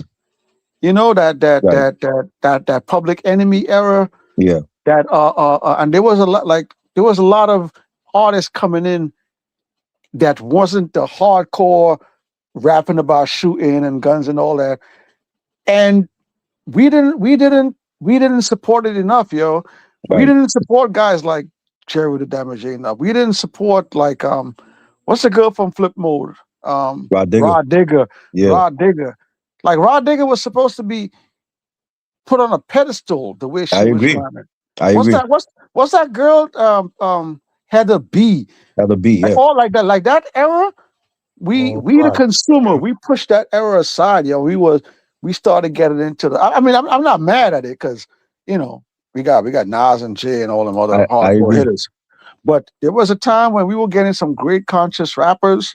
Yeah. We had some female rappers that was spitting like crazy, but we didn't push them, yo. The consumer didn't buy the music, and I mean, how you gonna blame the radio when the radio station is telling you what to play? Yeah, but do we really think the personnel at the radio station is the one that's really picking the music? You still had DJs like you had Feature Flavors with Marley Marl and Pete Rock. They were on there at that time. You had DJ Scribble. He was on there. Red Alert. Yeah, but we still also had DJ Red Alert that was DJing. Right. You know, so where do we? What blame do we put on DJ Red Alert? DJ Red Alert had a TV show. He had a radio show. He was doing like the problem do we is blame him too? They put those type of DJs on like the night shift, like even with the DJ K Slay, and you know, had the drama Yeah, Evil hour, D. and it's all the way freaking 12 o'clock in the morning, where no one's really listening to the radio. That was the problem. It's like they would save like that time to play, like, you know, what people really wanted, what the streets really wanted to hear. You know, that's true. I just think that if somebody is selling a product, the consumer most of the times dictates if the product is going to stay or not. Because if the consumer doesn't tap in, or the consumer doesn't buy the product, then they won't keep pushing the product. But that was a good point you just made too. If they put in them late night 12, 11, that's a great point too. That's a great point. They're not getting a fair shot if they're going to be right. That's a good point. If they're playing the songs at 3 o'clock in the morning. You know what I'm saying? No, that's a good point. They're not getting their fair shot. The consumer also got to know what they want though. If you go into McDonald's and you're a vegetarian, there's nothing on that menu that screams vegetarian. They just brought back the McRib for your vegetarian. They brought back the McRib, and there's not even real beef. McRib is not even like real pork. It's not even real rib.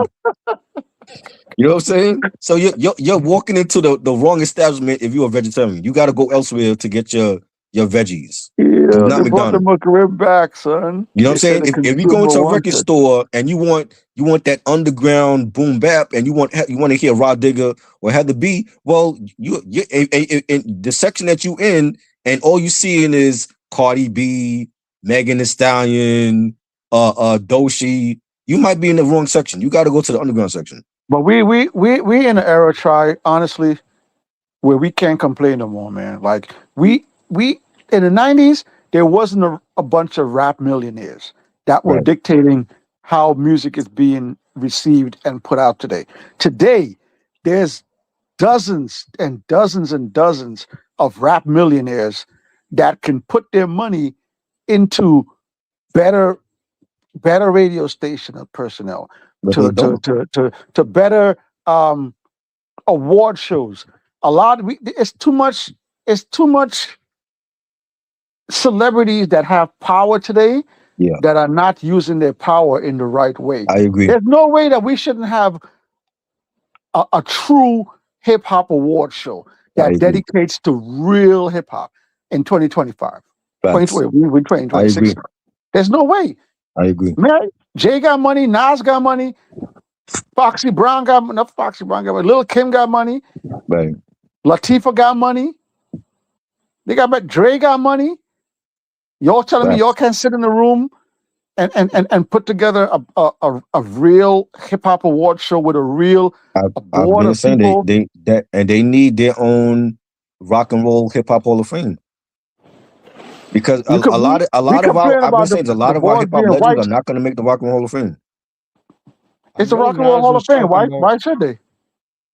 But you see, the thing is how they're doing it. They're going by impact and record sales. So when you see like the Beastie Boys and Public Enemy, Tupac, NWA, they all went multi-platinum. Biggie.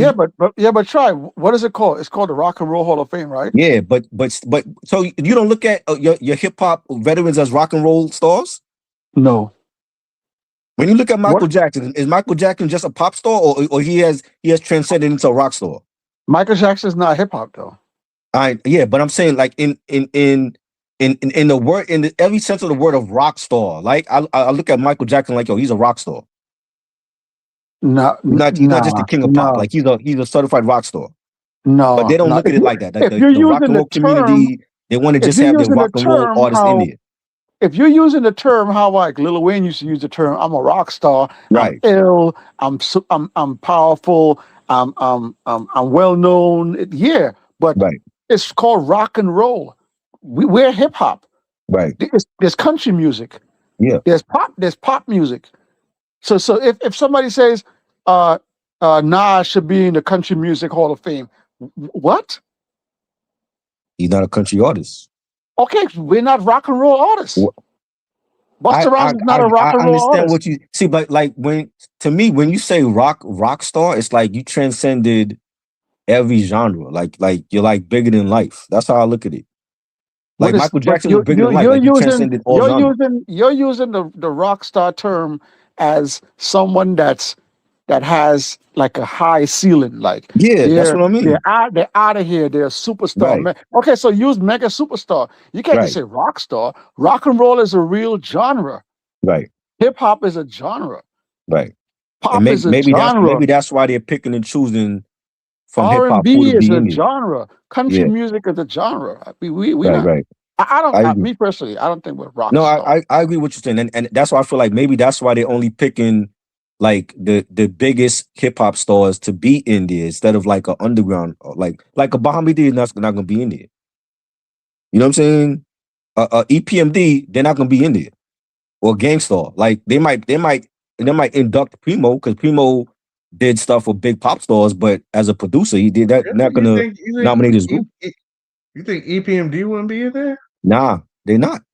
Number one, they didn't sell big records, and they didn't. I mean, we know they had an impact for our genre, but for Rock and Hall of Fame, through their eyes, they're looking at, well, were they like global as NWA? Were they global as Public Enemy or Beastie Boys?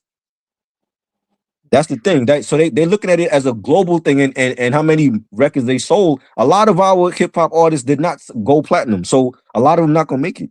But if we had our own hip hop Hall of Fame, then you could have Gangstar and EPMD. That's the point right there. When we were in the 90s, you wasn't calling no hip hop artists rock stars. Right. Like we did, like rock stars was Kiss and those type of rock and roll groups. Like hip hop wasn't trying to be rock and roll. Like yes, it did. Like yes, guys like from Run DMC. We did stuff with rock and roll artists. Jay-Z did stuff with rock and roll artists, but we're hip hop artists. We're rap. We're we fought hard to get our genre to where it is today. Like hip hop wasn't the best selling genre in the 90s, but when them 2000s hit, it's the most impactful though. Rap skyrocketed. That's the thing. It's the most impactful genre now. Yeah, it's not pop music or rock. Leaped over country, leaped over alternative, leaped over rock. Like rap, that 2000 run. Oh yeah, hip hop just took over. Even when you look at the alternative rock groups like Linkin Park, Korn, 21 Pilots, they were all infusing rap in their music. You know what I'm saying? I agree with what you're saying. We need our own. We need our own hip hop Hall of Fame, and just the same way that they coming out this year with the hip hop museum. We need our own hip hop Hall of Fame now. That should be next. Yeah. Right. And there should be it seems like Nas is doing all that stuff though. I think he's also trying to work on like getting benefits for like older rappers. For rap artists. Yeah, for older rappers that were doing. Yeah, there's no pension. There's no pension or union in rap. Right. They need that. Mm-hmm. You know what I'm saying? I love what Nas is doing. Like that's why isn't Jay-Z working on that? Why is he? What is he doing in the NFL other than picking Super Bowl halftime performances? Now I ain't gonna let you do that, Troy. I ain't gonna let you do that. What am I saying? That's not true. Because 10 years ago, 10, 20 years ago, we all watched Super Bowl. Mm-hmm. Everybody watched the Super Bowl. It was always a halftime show that we didn't care for. Not all the time. That's not all the time though. Kiss. They had Michael Jackson. They had Whitney Houston. Once in a while, they gave us that. In the last 6 years, maybe, we got Usher. We got Dr. Dre and Snoop Dogg on that stage. Okay. We got a pregnant Rihanna on that stage. That was cool. Like in the last, you couldn't have seen this coming. I want to see Jay get more black coaches jobs in the NFL. Do that next. That's a little different because there's still a lot of white owners that are not going to let that happen. But you gotta give Jay props for what he's doing in the NFL, bro. I get like it. For the last 5 or 6 years, all of these halftime acts has been catered to the black or brown community. And now next one we're getting is what's his name? The Spanish guy. Oh, Bad Bunny. From Puerto Rico. So who would have ever thought? Look how white America got riled up when they heard Bad Bunny is going to be the next. Yeah, because of Trump. Trump don't want him to perform. I still believe Trump gonna try to block him from performing. A lot of white America don't want him to perform because of those Trumpsters. Okay, but yeah, that goes to show what Jay is doing over there is huge, man. Jay-Z better watch his back. And it's not like he's giving us one. With Trump in office, I don't trust Trump at all. Like Trump might try to do something to him. You know what I'm saying? He got to watch his back. Jay need to watch his back because his best friend is Diddy. So exactly, know what I mean? that too. Oh man, that too. He got to watch his back on more than one. More than one reason. Here we go. No, Jay. I like what Jay doing. I like what Nas is doing. I kind of feel like touching on the Nas thing. I appreciate what Nas is doing musically recently, but I'm starting to feel like he's taking away the shine from other people's albums. Like I don't want to see him on anybody's featured album for the next. But you don't think that's a good thing to have him do a feature on a De La album that we've never heard before? No, De La can stand on their own without a Nas verse.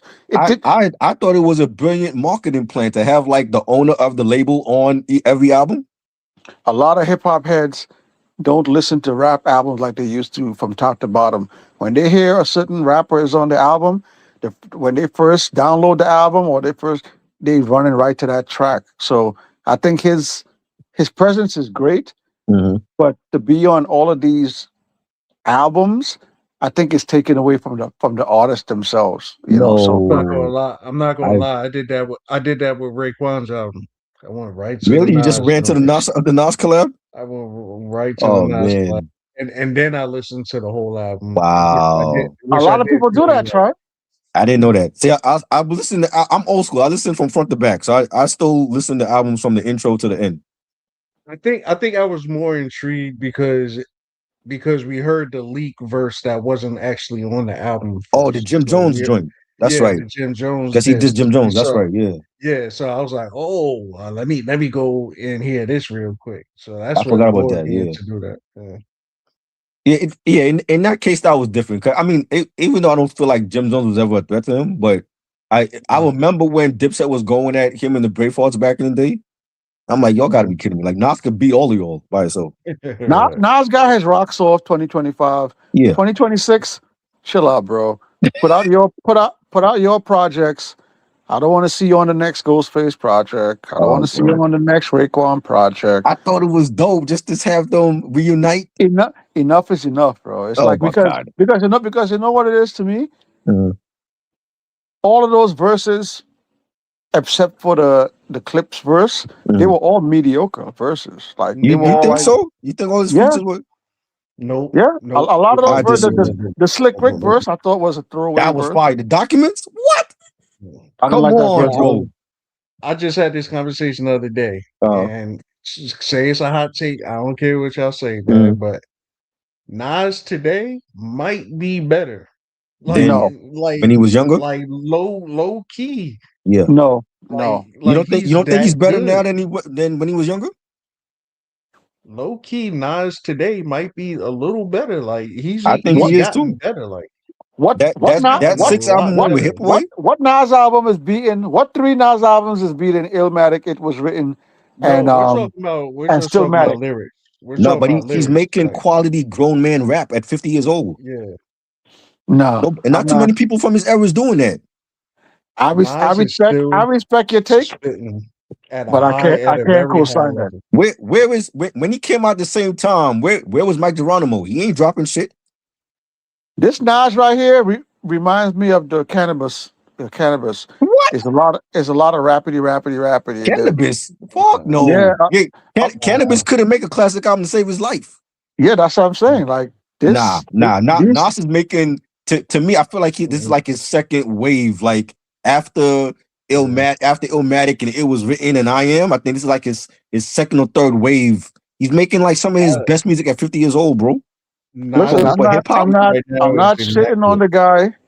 Do his thing. I'm glad he's still putting out quality music, but there's no way I'm playing any of you got these to think last six before albums, seven the albums. 6 album run with Hit Boy, we Mm-hmm. didn't hear from Rakim. Rakim is coming out with new shit, and Kwame came out with a new album. Then we hear Ray and Ghost the same year.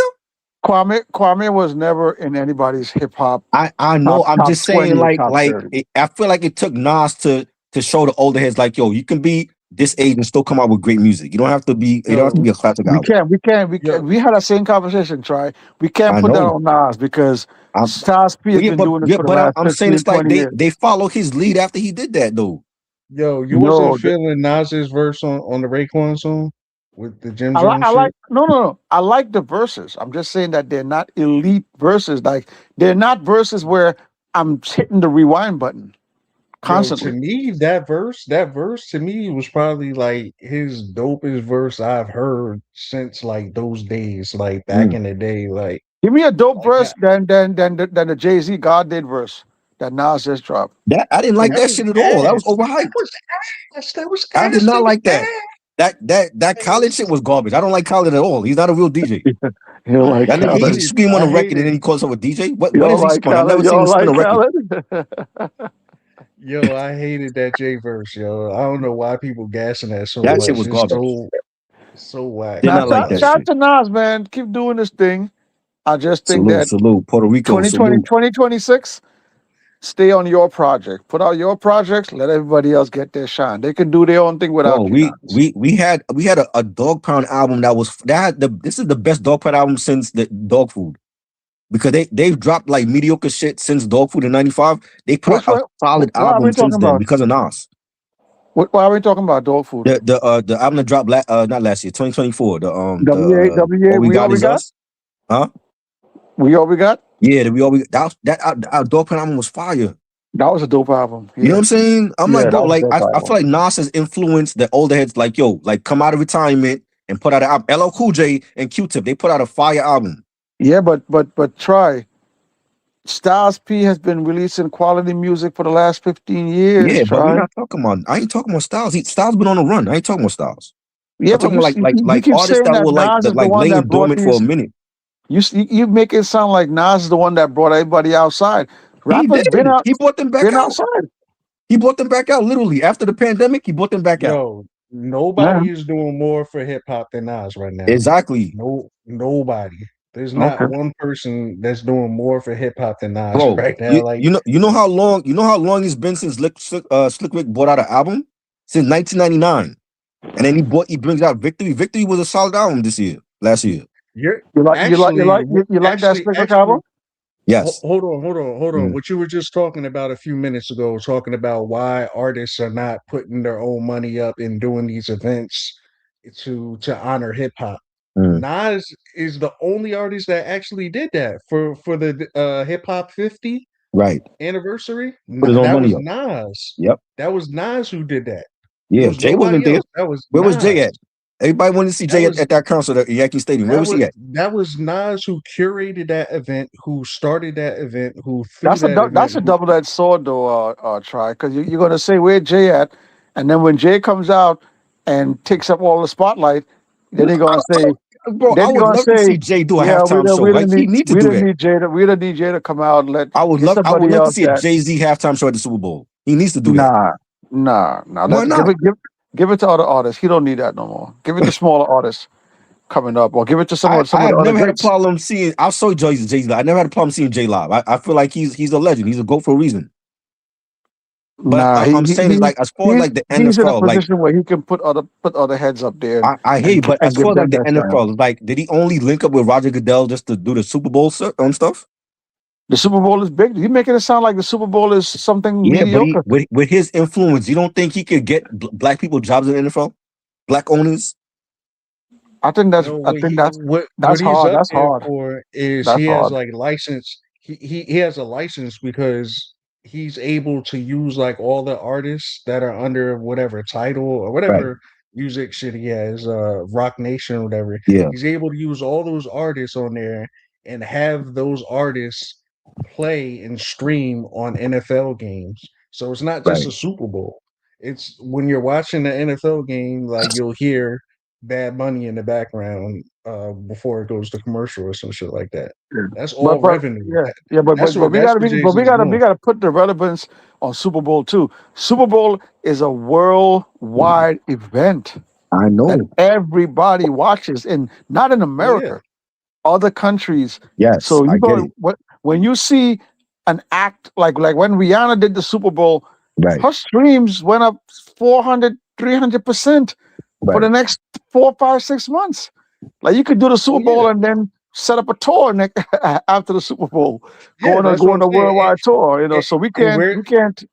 Where's Rihanna from? We're not minimizing. We're just saying like Super Bowl is just one event with one artist. Right. But like I'm just talking about Jay-Z's bigger picture. His bigger scheme is not just Super Bowl. It's to have all of his artists have contracts under the NFL, where the NFL are only playing Rock Nation artists. Oh, that's what's up. You know what I'm saying? Yeah, that's his scheme. That's his plan. That's good business. Yeah. So you see Bad Bunny. I just feel Rihanna, like the business stuff that Nas is doing, it speaks more to like he's for the artists. You know what I'm saying? I think it's the same road, but two different lanes. Right. They're both curating Jay-Z is for his money. hip-hop. So Nas don't want money too? No, Jay-Z is strictly for his money. Like what I just mentioned, yeah, he's not for the artists. Come on, man. How many stories you seen recently with people talking about Jay-Z did for them in their careers? If Jay-Z was for the artists, it would be just a random artist that's not affiliated with Jay-Z's company. That would be okay. But no, Jay-Z is strictly for the money. Peter Gunn just did an interview where he said that Jay gave him, when he left Def Jam, let him take his masters and all that. No, I ain't gonna lay out slander Jay like that. For one song, cause you know they didn't make no money off of that Deja Vu. No, because they have to pay the you're gonna sit here. You're gonna sit here and say you haven't seen all those stories of artists telling you stuff. You didn't see the story of Scarface when he said that he was on his deathbed and Jay stepped in. I remember that. Yes, I do remember that. Yes. Like how many stories do we have to hear that we didn't even know about, that Jay's in the background? Meek Mill, when Meek Mill was locked up, right, Jay I remember that. Lil Wayne, as big as Lil Wayne is as an artist, who would have think that Lil Wayne needs help financially? Jay stepped in there. Like, no, you're not gonna slander him. I ain't slandering Jay. I'm just saying, like on like the optics make it look like it's like Nas is for the people compared to Jay. Okay. That's all I'm saying. That like it could now he could have been did all of that. But we don't hear about it enough though. That makes sense. You know what I'm saying? It's like if he's doing like if he's giving out food to the homeless for Thanksgiving, we ain't hearing about that. Right. You know what I'm saying? Jay-Z's a legend. I love Jay. I'm saying like the stuff that Nas is doing now. I'm like, how come I'm not hearing about Jay-Z doing that for the artists as well? You know what I'm saying? Like Nas was at the hip hop museum. He was with those cats looking at the construction. Where was Jay at? I didn't see Jay at the museum. But didn't Jay just did that museum took over the whole library?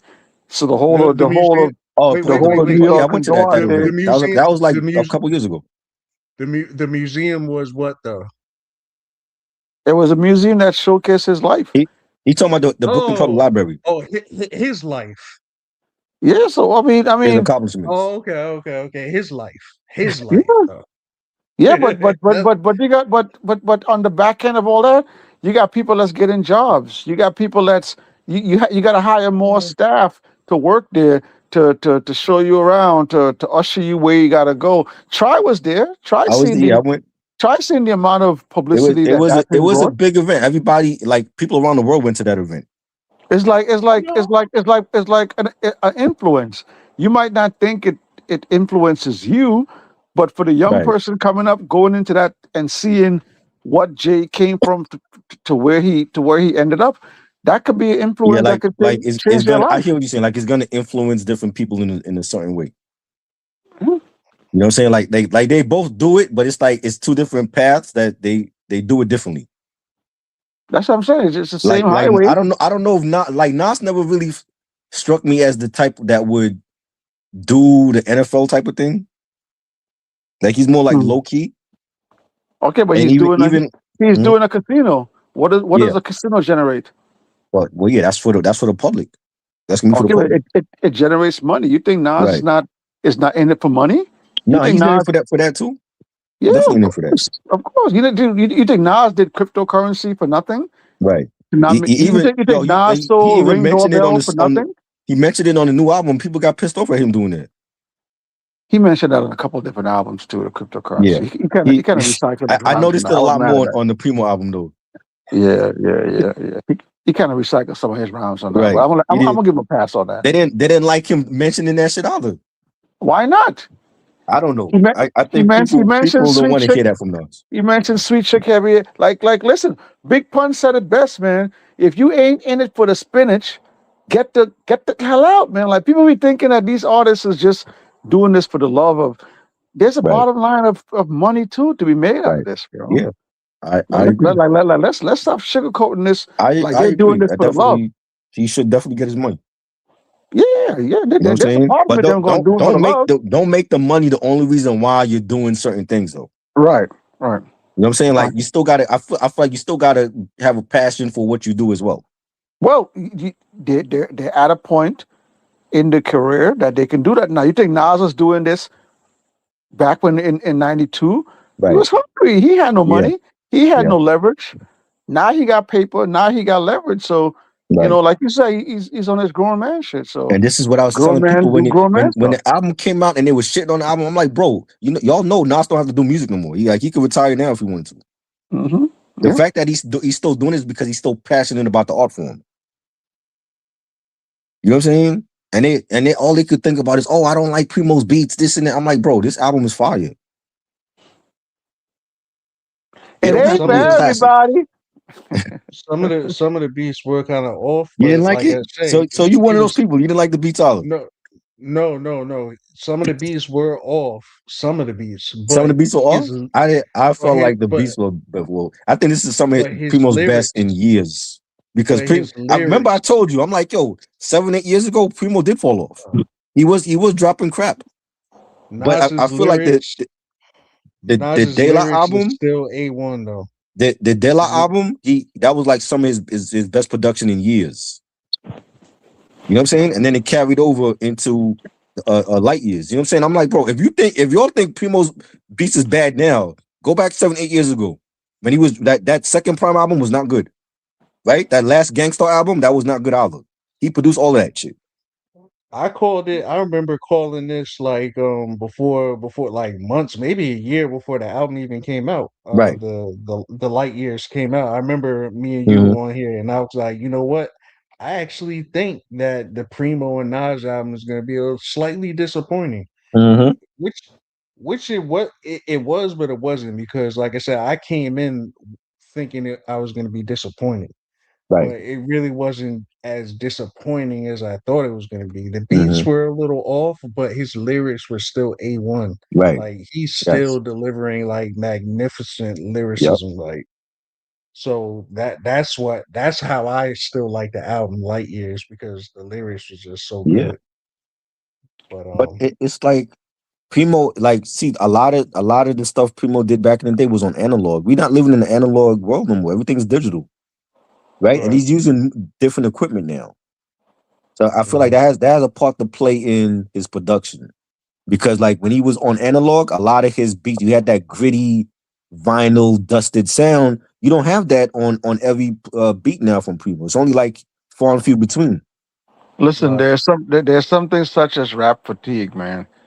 Nas, go sit your butt down for 2026. Let us catch up to these albums. Let us play these albums for the next 6, 7, 8 months. Let us enjoy them. I don't want to hear nothing new. Come back 2027, 2028. We got enough other artists that we want to hear from. Method Man, where you at? Yeah.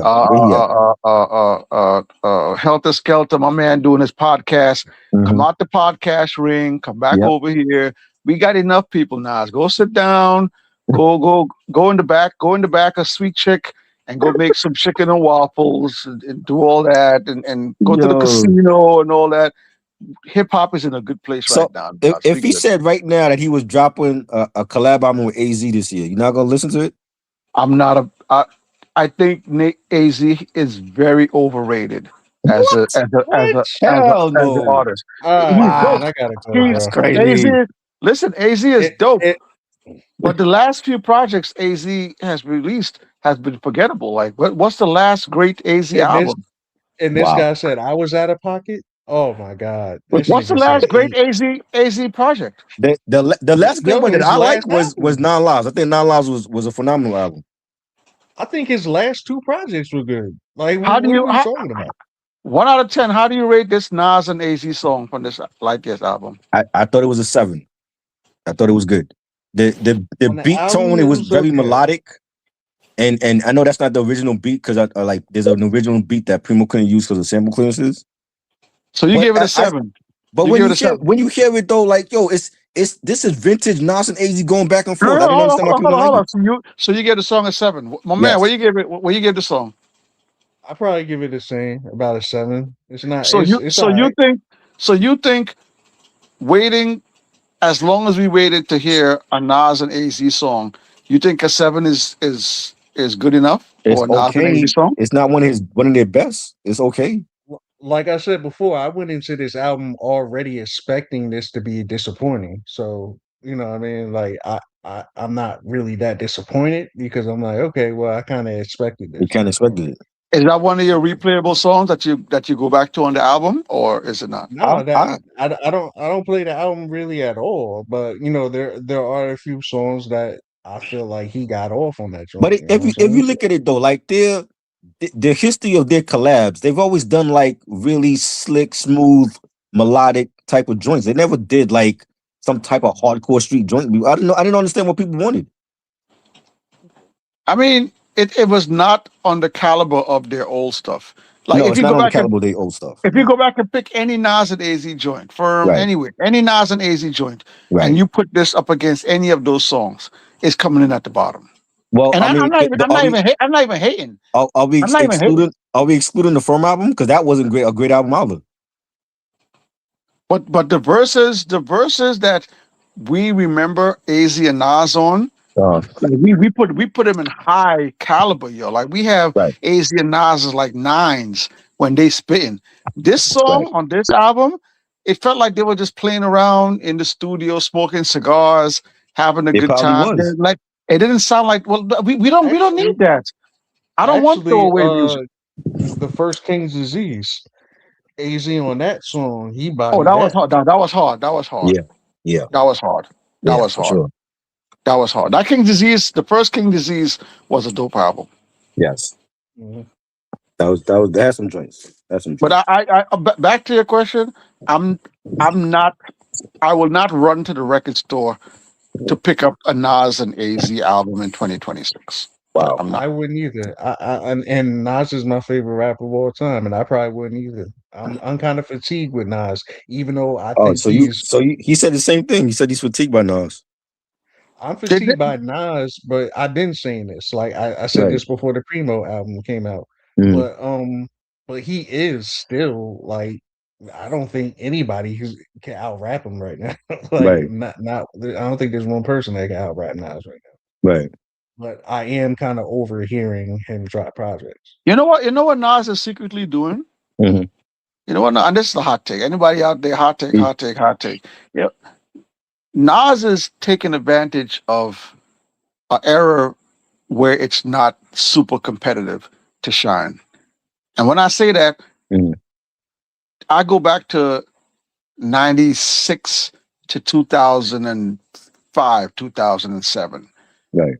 When the heavyweights were here, the Puns, the Pacs were still Biggies, the J's, the Busta at his height, the Redmans, when the DMXs, there was a time when don't do that. hip hop was super competitive, Mm-hmm. and you really had to put out a body of work to really fight to be that king in New York, to be that best.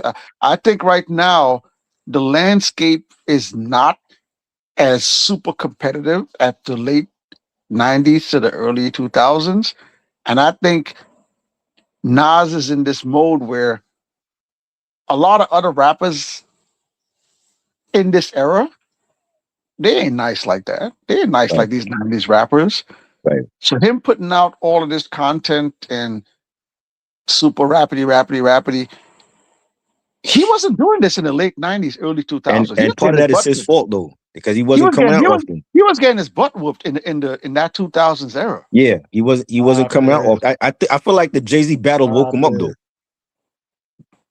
So Nas is getting his butt whooped on Stillmatic? Nah, Stillmatic is classic. Stillmatic came out 2001. After Stillmatic, you can't tell me Life is Good is a great album. Godson was a great album. You didn't like Godson? You can't tell me that double CD. You can't tell me that double CD was an awesome album. Godson was a solid album. No, Godson was great. Yeah. No, he's talking about the Street Disciples. Street Disciples, Untitled. Was mid. That's Hip Hop is Dead. I didn't care for that album. But he wasn't dropping quality shit though at that time. No, he was still dropping. I'm not saying he wasn't dropping quality music. Like whoever just said it. No, I don't think he was dropping quality music. Hip Hop is Dead. I didn't like that album at all. God's Son is great. The End album is great. There were some missteps. I didn't like the beat selection for the Untitled album. I didn't care for. But I'm talking about that era when Capital Punishment and stuff like that was coming out, and when Ludacris was dropping banger after. Like there was a time when that even even in that early 2000, 2001, 2, 3, 4, 5, 6, your boy Nas wasn't considered king of New York like that. He was still dropping good music. I'm not saying he wasn't dropping good music. I'm just saying that the competitive landscape, that Muddy Waters was crazy muddy, and you really had to he wasn't a man around that time. He wasn't. So when Nas dropped Ether in 2001, he wasn't considered. He dropped Ether a year, 11 months after Takeover came out.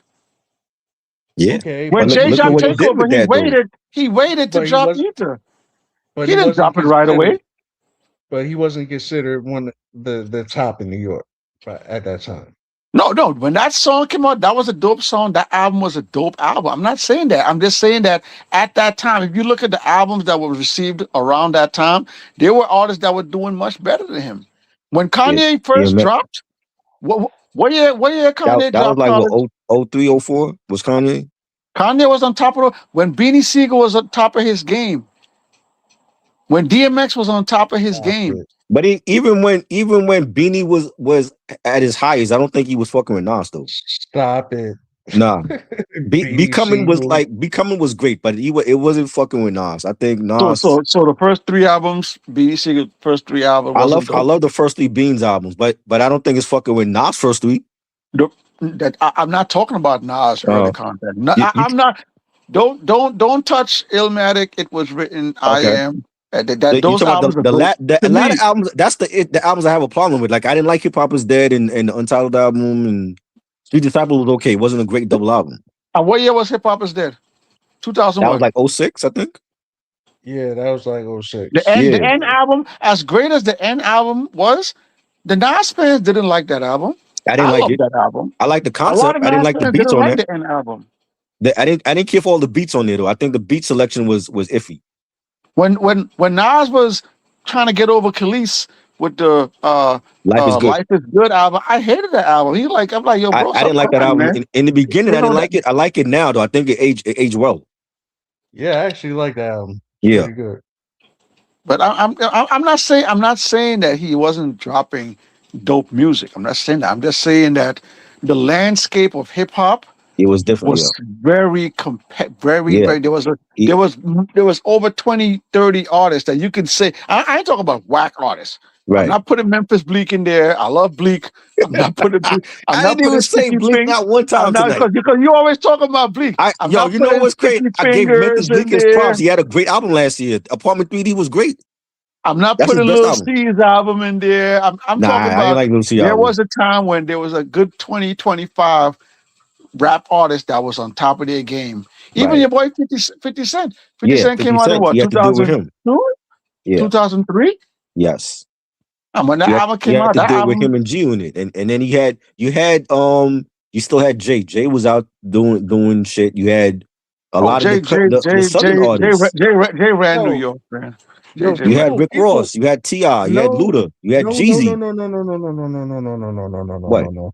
Like you have people like you're right. There was a plethora of artists that were doing their things and hot, but the consensus was always Jay and Nas, regardless of whoever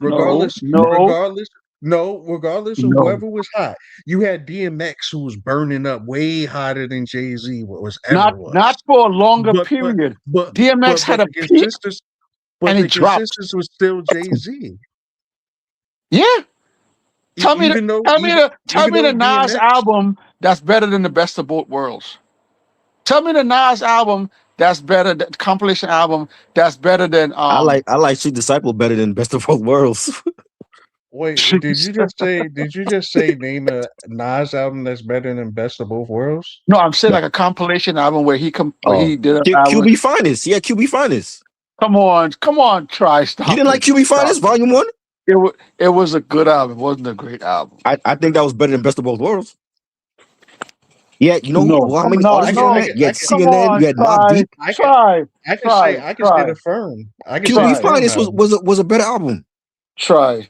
You didn't like QB Finest like that. Try. I'm gonna give you the blue hat right now. I like Best of Both Worlds, but again, they didn't even promote that album because your boy R. Kelly got in trouble. I'll just say the Firm album. I like some songs from the Firm. I don't think that was a great album either though. I like some songs from it. The Firm album is way better than Best of Both Worlds. So I mean, that's a hot take to me. I like Best of Both Worlds. I just feel like it was no promotion because of what happened with R. Kelly. Tell me a better album, compilation album than Watch the Throne. At that time? Well, there was none at that time, though. I'm just saying that the run that Jay have, people try to compare the run that Jay has and that Nas has. Nas had a great run, but I think Nas's run now is better than Jay's, though. I think Nas has a better run right now. When you put it all together? No, yes, like right now, like in his 50s, he has a better run right now compared to Jay. The last Jay album was 444. Wait. I'm confused what you're saying. Are you saying that the 7 album run that Nas has right now is a better run than Jay had I think it's a better run than Jay's latter shit after if you mention Watch the Throne, I think after Watch the Throne. Yeah. If you're saying from like Blueprint 3. Blueprint 3 was garbage. I didn't like we gotta go back to Blueprint 2. That was a shitty double album. Nah, Blueprint 2 was a good album. Kingdom Come was ass. Kingdom Come was garbage. Blueprint 2, that's the only album that they have to re-release with the best tracks. He's never done that before. Yeah, if you taking Jay's latter half of his career, to Nas has a better latter half run. Nas has a better latter half. Yes, he has a better latter half run. But Nas fans, you really have to sit down and just be honest with yourselves that the 90s and the early 2000s was Jay-Z. Yes, Nas has Illmatic, Nas has It Was Written, but once Jay released Reasonable Doubt and then he released In My Lifetime Volume 2, the race was over. What about I Am? You don't give recognition to I Am? I Am was a solid album. I Am is I tell people all the time. I Am is the album that took Nas to where he's supposed to be because Nas was a hardcore artist on Illmatic and It Was Written. Nas fans did not like I Am.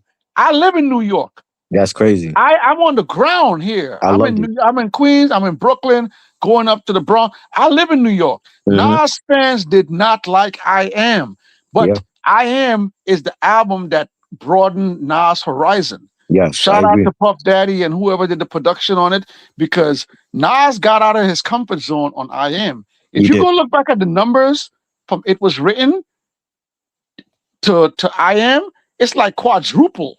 Yeah. So all the Nas fans that talk about Nas's career, y'all didn't like I Am. I love it. I've always said that's his most underrated album. I love it. I gotta correct you though. Like as far as like Jay-Z took over the '90s, that's nah. Like I mean, you have Bad Boy, yeah, who was like Death huge. Row. Like Who on Bad Boy? Who on Bad Boy? Biggie, Mace, for one. Biggie for one, and then Mace. How long was Biggie's run on Bad Boy? Well, it was a 2-album run, unfortunately. Okay, how long was Biggie's run on Bad Boy? 1 year, 2 years? It was 2 well, you can say like from 94 to like when he died to 97. So when Jay released In My Lifetime Volume 1, In My Lifetime Volume 2, In My Lifetime Volume 3, The Dynasty. He was already dead though. Okay, but you're talking about the rise and fall of artists. I love these artists. I love DMX. But DMX had a short peak. I love 50 Cent. 50 Cent had a short peak. Biggie had a short run because of what happened. But after Big dies, you had Mace with Harlem World, and he picked it up. And then he fell off. What about Double Up? Did you buy Double Up? I didn't. Double Up, I threw away. I didn't like that. Okay, then. So that was a short-lived peak. That was a short. But I'm saying, like, see, Mace, even for the one album, the features he was on was legendary.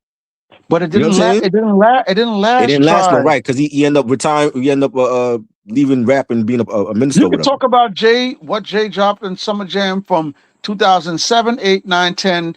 1, 2, 3, 4. You could talk about features. You could talk about collabs. You could talk about state property. You could talk about him and Beanie Siegel. You could talk about him and Freeway. You could talk about him and Bleak. Is That Your Chick? Like every single year, he was dropping something. A lot of these other artists, they had a short rise and they fell. I agree. And I'm not trying to disrespect them. I love me my 90s artists, but Busta Rhymes had a good beginning, a bad middle. He kind of caught heat later on, but he fell off too. Redman's first 2 albums was iffy too, until he dropped Muddy Waters. I think Busta and Ja Rule from the East Coast, they were just as big as Jay at that time, and then DMX comes out. Yeah, Ja had a good run. Yes, I ain't gonna lie. Ja had a good run. That Murder Inc. run. Yeah. Again, if you wasn't from Queens or Brooklyn, I don't think you understand that Ja Rule run. That Ja Rule run was crazy. He had a run. Yeah. And then 50 comes out, and then Kanye comes out. Yeah, Kanye had a run. You know what I'm saying? Then you had The Game, and you know, Nelly. Game had a good first 3 albums too. Yeah. Nelly was huge for the South. You had Nelly come, and then Weezy with his run. Yeah, but Nelly didn't last though. Nelly had like 2 good albums, and he fell back. I mean, I never been a fan of Nelly, but I mean, even with the latter stuff, he had big hits. Even after Nellyville, he had big hits. I think when it comes to down south artists, I'm always gonna put like Ludacris on the top. I think T.I. is dope. T.I., Rick Ross was huge. Rick Ross, Jeezy, but I think Ludacris had a longer run when it comes to quality albums. Rick Ross got some dope albums too, but I'm putting Ludacris albums over. I actually think Rick Ross had a longer run than Ludacris, but I do feel like he's fallen off in recent years though. Yeah, I'm taking Luda discography. You picking Luda over Rick Ross? Okay. Over Rick Ross, yes. I like Luda's first 4 albums. I like this first 4 albums. I like Ross. Yeah. You look at Jay on Seen It All. Yeah. With Jeezy. Look, what year was that? Look how Jay was spitting on that joint. He was. What was the Jay? What year was Swagger Like Us? That was, I think, 06, 07. Look at Jay was spitting on Swagger Like Us. And T.I. I think T.I. was just coming out of jail when that album came out. I don't wear skinny jeans. Come on, I'm telling you, people just be hating on Jay, bro. Yeah, I get it. It was a good fight. We're not hating on Jay, but let's not act like Jay wasn't unbeatable. Like there's other artists that had a run with him too. Yeah. Kanye had a good run. Weezy had a great run up until Carter 3. After Carter 3, I think he fell off. I was never a fan of Lil Wayne. Like Right. I like the Cash Money stuff. Yeah.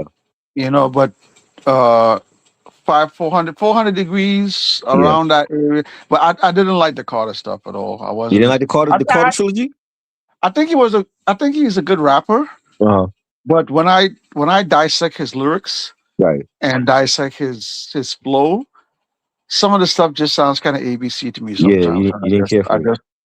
But I was never really a big fan of Lil Wayne. I think that the trilogy the Carter trilogy should have just stayed to 3 albums, and then he went and he did Carter 4 and Carter 5 and Carter 6, and it wasn't good. Well, I mean that the name though. If you sell that much records with Carter 1, 2, and 3, it's selling off for the name, but the quality of music is garbage now. Yeah.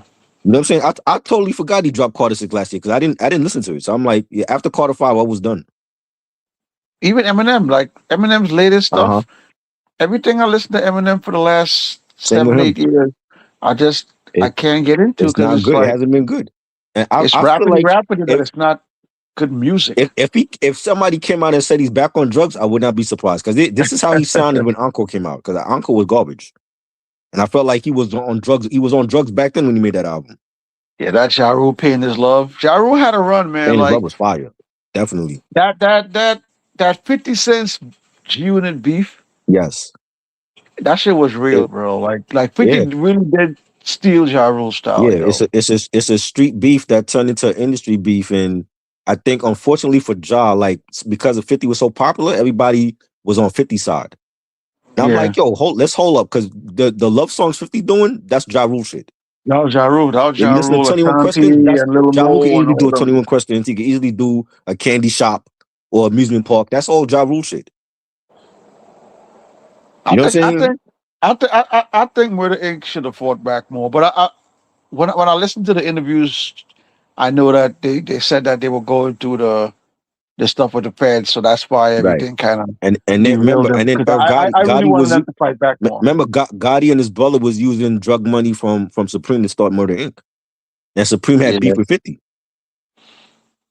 Yeah, I wanted Murder Inc. to fight back more. Yeah, they should have. They had a full roster. I see Murder Inc. in Queens all the time. They had a full roster. Like, how come none of those artists other than Ja Rule and Ashanti ever came out? You gotta blame that on Gotti and I was on that street team at that time, and I'm like, yo, y'all talking about Charlie Baltimore album, and nothing came out of that album. Yo, Charlie Baltimore. She finally, you know what though? I was listening to the album some months back. That album was pretty okay. I never heard it. The one Cold as Ice. Oh, the first one. Yeah. It's a little rough. It's a little rough around the edges. Yeah. But Charlie had potential, man. She did. I still think that Murder Inc. album, the second album, the Inc. It wasn't that good. I never heard the Murder Inc. album. I know it's leaked to YouTube, but I never heard it. Wait, you talking about the 1 or 2? The album on Murder Inc. from Charlie. It never came out. Oh, okay. But there's tracks that you can listen to on YouTube that like they put it on YouTube. I never heard it though.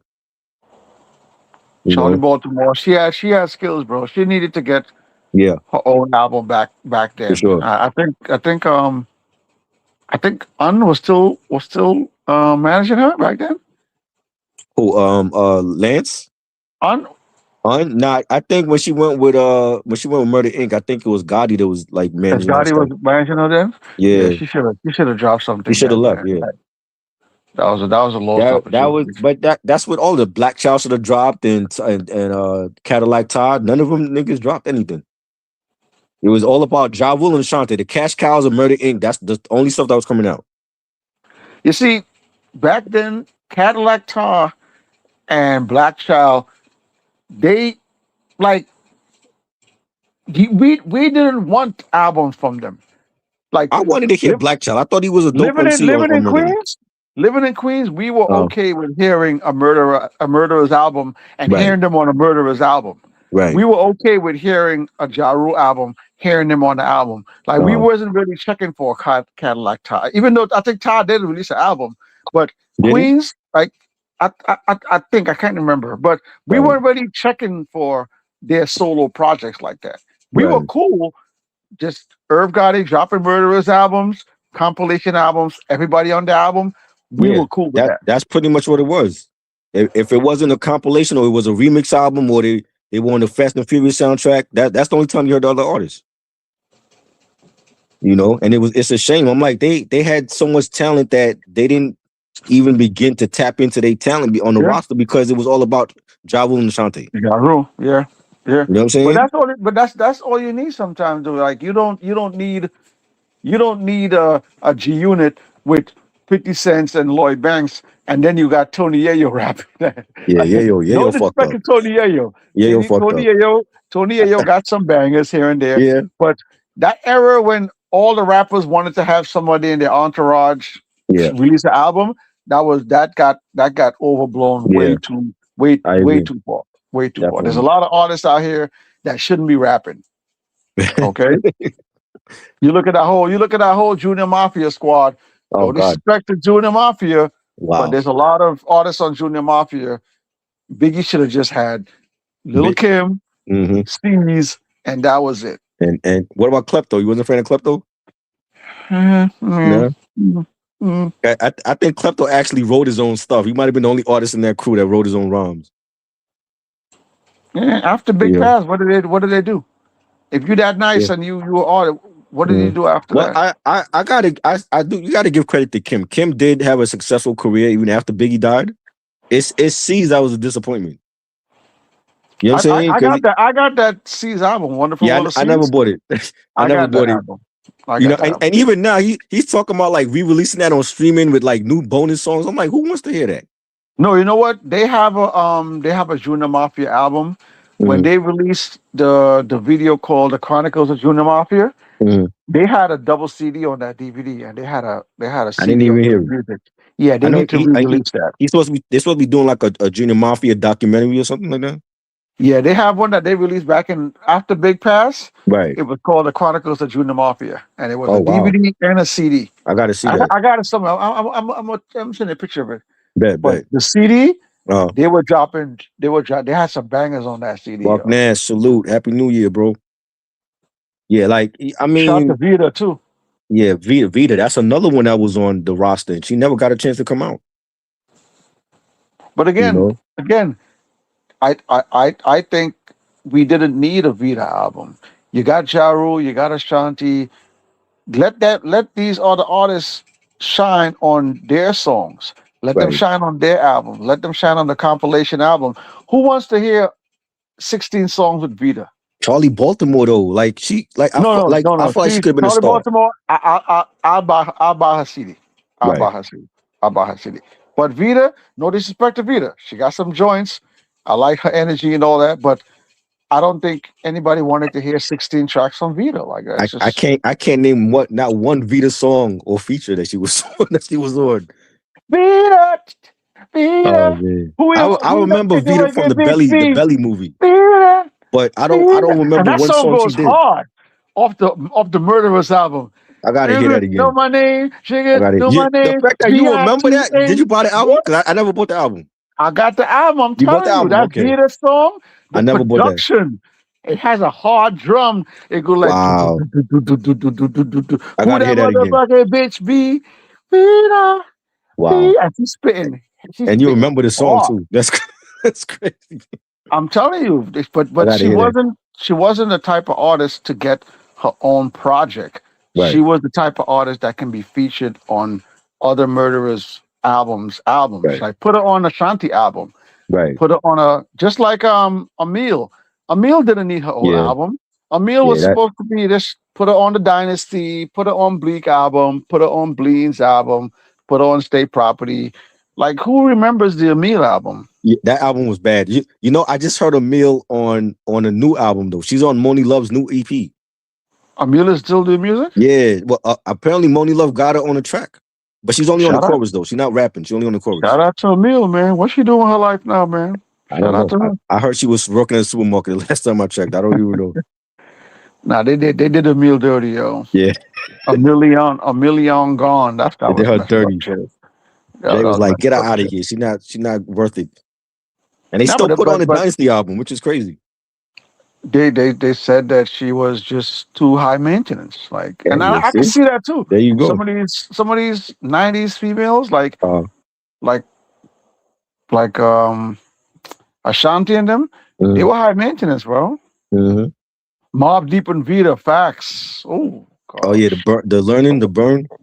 Oh, yeah, and Gotti didn't want her in the video. Like he blocked her appearance in the video. Who, Vita? Yeah, that's why she's not in the video, because Gotti didn't sign off on it. Yeah, we could take her on a couple features, couple songs, but not a whole album. That whole album? No. Damn. There's a lot of artists that's in entourages that shouldn't have got a deal, right? I agree. I agree for sure. You know, yeah, man, that's crazy. Yeah, I gotta look for that Junior Mafia. It should be on YouTube, right? The documentary.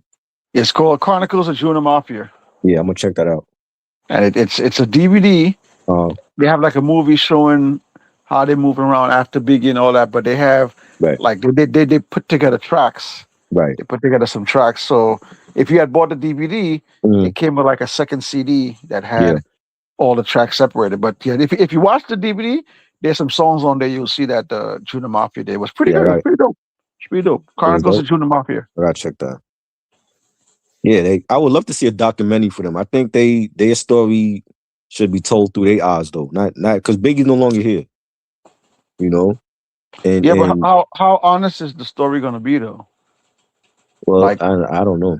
I mean, a lot of these artists don't want to be honest when they go. I saw funny thing. I saw Fat Joe say something the other day. Fat Joe said, any female rap artist, any female that their man cheat on them and they take them back, they're a fool. Oh wow. I think back, like I really want somebody. If you could make it happen, make it happen. I really want somebody to interview these hip hop wives, yo. I want to hear the hip hop wives stories. There's a lot of these rappers, they talk all of that, but y'all was the same ones that was smashing mad groupies. Exactly. Y'all was the same one that was saying with pun, y'all was running Trizman. Yep. Y'all was the same one that had the chicks out of hotels, and now you're talking about if a woman has a man and he cheat on her and she take him back, she's a fool. Bro, you've been cheating on your wives all your life. For how long? Exactly. Diddy was one of those people too.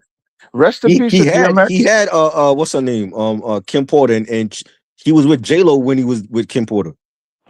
Rest in peace of DMX. You know what I mean? I would love somebody to interview DMX's wife to hear her side, because a lot of these hip hop wives, like I don't know what the reason is.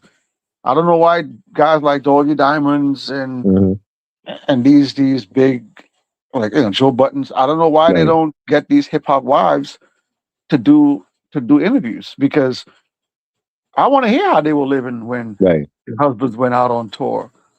How you stuck with this man all these years, knowing that they were doing all that. How much money was like? I don't know, man. If you can make that happen, try. If I can make that happen, you'll be on here with me as my co-host. Pull some strings. I want to see it. I want to see somebody interview some of these 90s hip hop wives. I'm pretty sure they got a lot of stories to tell. To hear their stories, of course. You see all these rappers now on these podcasts telling all these stories. Shit, Tony Yayo and Uncle Murder that started a podcast. Yeah, I heard about that. Oh God, I'm definitely not trying to check them out. They on Vlad doing videos eating spiced duck and eating caviar, tasting caviar. $200 caviar, like the stupidest podcast ideas these dudes are coming up with, bro. So if somebody can get Elaine to interview some of the hip hop wives, I think that would be very interesting. I'm gonna have to hit them up. If I could find them on Instagram, I'll hit them up. Like, yo, would you be interested in doing a 1 hour interview with me? Yeah. You know? I think that'd be dope, man. You'll get a lot of insights on them, how they raise their families without their husbands being around. Like, you know, that Def Jam tour, when X and J and all and Redman and Method Man all of them went on tour and was wild out crazy. On Knock Life. You being at home, how do you feel? No, like when you look back at those videos, you watch the videos. When you look back at that, how do you like? It'll be great. It'll be interesting to see how they answer those questions, yo. But I've always wanted to see. I feel like they don't want the public to know their business. That's why they haven't done interviews and stuff. Or maybe nobody's is asked them. I mean, that could be another thing too. Maybe nobody asked Ja Rule's wife, would you like to be on a podcast? And the only one I've ever seen that's been out there is Big Pun's wife. Right. That's the only one. I've seen her on a lot of different platforms too. A couple podcasts too. Yeah. I've seen her walk off. But I think the majority of her being on is to talk shit about Fat Joe. Right. Yeah. You know what I'm saying? Just like Cuban Link, it seemed like every night when he go live, he talks shit about Fat Joe. Yeah, that's kind of whack. I'm disappointed in Cuban Link for that, yo. You know what I'm saying? I'm disappointed in Cuban Link because I don't ever want to interview or be on a stream with Cuban Link and the whole thing is all about Fat Joe. We got to move past that now. What are you doing for yourself as a solo artist? Because you're no longer in Terror Squad. You know, and it seems like that's like his whole. Yeah, I'm pretty sure Cuban Link got married stories that he can tell. Yeah, but I don't want. But the thing is, like I've seen him on other podcasts, and the whole podcast is about Fat Joe. I'm like, bro, you an artist in your own right. Why are you like focusing on Fat Joe the whole damn interview? They need to get Tax Stone back outside. Yeah. You know what I'm saying? Yeah, it's like you got to get past the Fat Joe beef already. That's been like 20 years already. Him and Choke No Joke does the same thing now. You see Choke No Joke. Every time you talk, you're talking about Jay and Dame Dash. Right. I just seen an interview. They just put out an interview with Jim Jones bashing Dame Dash, yo. Crazy. And I was surprised to see Jim Jones talking about. I see same thing with Hell Rel and J.R. Rodder. They talking about Dipset. Y'all are no longer part of Dipset. So why are we still talking about Dipset? Like, talk about what you got going on now. But you know what? You know what though? They doing they're putting out music. Yeah, they put on music. Yeah, but I would like to interview them, and I'm like, yo, like let's talk about what y'all got going on now. Like we ain't got to talk about the Dipset era. That was 20 years ago. Make it about the music, right? Yeah. I think they're trying to come back out because I seen the three of them, Hell Rel. And J.R. Rodder and the other guy. I think they're trying to because they all say that they got their masters back, so that's a good thing. Yeah, that's a good thing. Yeah, but I think they're just doing their promo. You know, they got new music coming out, but that's dope though to see them still putting that music. Oh yeah, for sure. Still putting out stuff. I want to see how good it is though. I'm gonna give them a listen. Sure, I'm gonna check that out. I'm not super excited for it. Right. I mean, I like Hell Rel. Hell Rel was cool. Yeah, he's dope. But I rather hear on Costas out there too. I don't know, man. I'll give anything a listen, man. I'll give it one listen. I mean, bro, like last year, a couple of albums surprised me. Like Memphis Bleak for one. I loved his album. Wale's new album is fire. Definitely enjoyed Wale's. I think it's one of his best since his first album. You know, since More About Nothing, I'll say that's like a great album. JID Jid. I like his new album. Yeah, he been dope. His album is fire. You know what I'm saying? There was definitely a couple of albums that surprised me. Conway's new album is fire too. You know what I'm saying? I'm getting burnt out on Conway. I think this album too much of the old formula. Like I was telling you a couple of weeks back, I want to see him with a different producer, man. Like the production that he's using, it's not exciting for me. I've heard this every single album he puts out. It sounds very similar. Right. Production to the style of rapping. I want to hear something different from him. I want to see him do like how J. Cole has Dream. What do you call it? Dreamville. Dreamville, yeah. And when you listen to a Dreamville album is super exciting, bro. Right. You know, JID spitting. That girl is on there spitting. He's on there spitting like. Yeah. Give me something different, man. Yeah. Give me a different producer. Give me a Gangsta Grills Conway. Right. Let me hear Gangsta Grills. That'd be dope. Yeah. Let me hear that. I do feel like out of all the Griselda artists, I do feel like Conway is actually opening up more. Like he's letting people into his life. He wasn't doing that before. You know what I'm saying? he was more reserved. He was more closed off, but he's showing his different sides. I like that because I feel like he's gonna be the best one on Griselda. I don't think it's gonna be Benny or Westside. Nah, he's not better than Benny. I'm still taking Benny over Conway. You still got Benny over him? I think discography, I gotta go with Conway.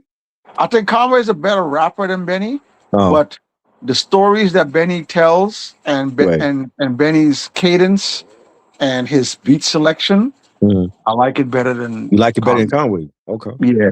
I like Benny's beat selection. And I think Benny tells better stories, but when it comes to like metaphors and triple entendre, double entendres, I think Conway is a better rapper. Yeah. But I think Benny makes better music. Okay. Dope. But yeah, like even A$AP Rocky got a new album coming out that people are excited for. Never been a A$AP Rocky fan. I never been a fan, but bro, I think this album is gonna be his defining album. Like just some of the features I'm hearing about, and he's like crossing different genres. And there's a leaked track that came out called Whiskey, featuring Westside Gunn, Gorillaz, and he have Danny Elfman, the film scorer. All three of them on that one song, and it sounds phenomenal. You know what I'm saying? So I'm like, yo, like I really feel like this album that's dropping, this is gonna be his defining album of his career. I might be wrong. 2026. I want to see J. Cole. Yeah, he got to come out. I want to see Method Man, yo. Cause I think Method Man has been dropping little stuff here and there in the last few years. He got the album with Havoc that's not out yet. Yeah, I want to hear Method Man this year. Yeah. Who else I want to hear this year that I haven't heard, man? I want to get that Styles P album, that final Styles P album. Yeah. I think now with Fab opening up that can with 50. With 50, I think this is a good time for Fab to drop. He got to drop. It's long overdue. How many years since the last Summertime Shootouts? Yeah, don't give us nothing. Don't give us no soul tape type joint. We need something memorable because I never felt like Fab has a classic album. He needs to drop something that's classic, or at least stay in his mixtape bag. Yes. Stay in his funeral bag. Yeah, definitely. It's time. It's long overdue. I think from what I've seen from that. So anyway, so what's your opinion on 50 not responding? I don't think 50 gonna respond musically. I think he gonna do it in a different way. Cause I think he's so far removed from rap now. It's like he don't need rap no more. You can't say that because that's the same thing 50 Cent said. I'm gonna pull it up for people too. I'm gonna pull up the clip. About 7-8 years ago, 50 was going around saying, "Yo, I'm not touring no more. I'm not doing G-Unit music no more. It don't make no sense. There's no money in that, blah, blah, blah, blah, blah." And then they did a tour.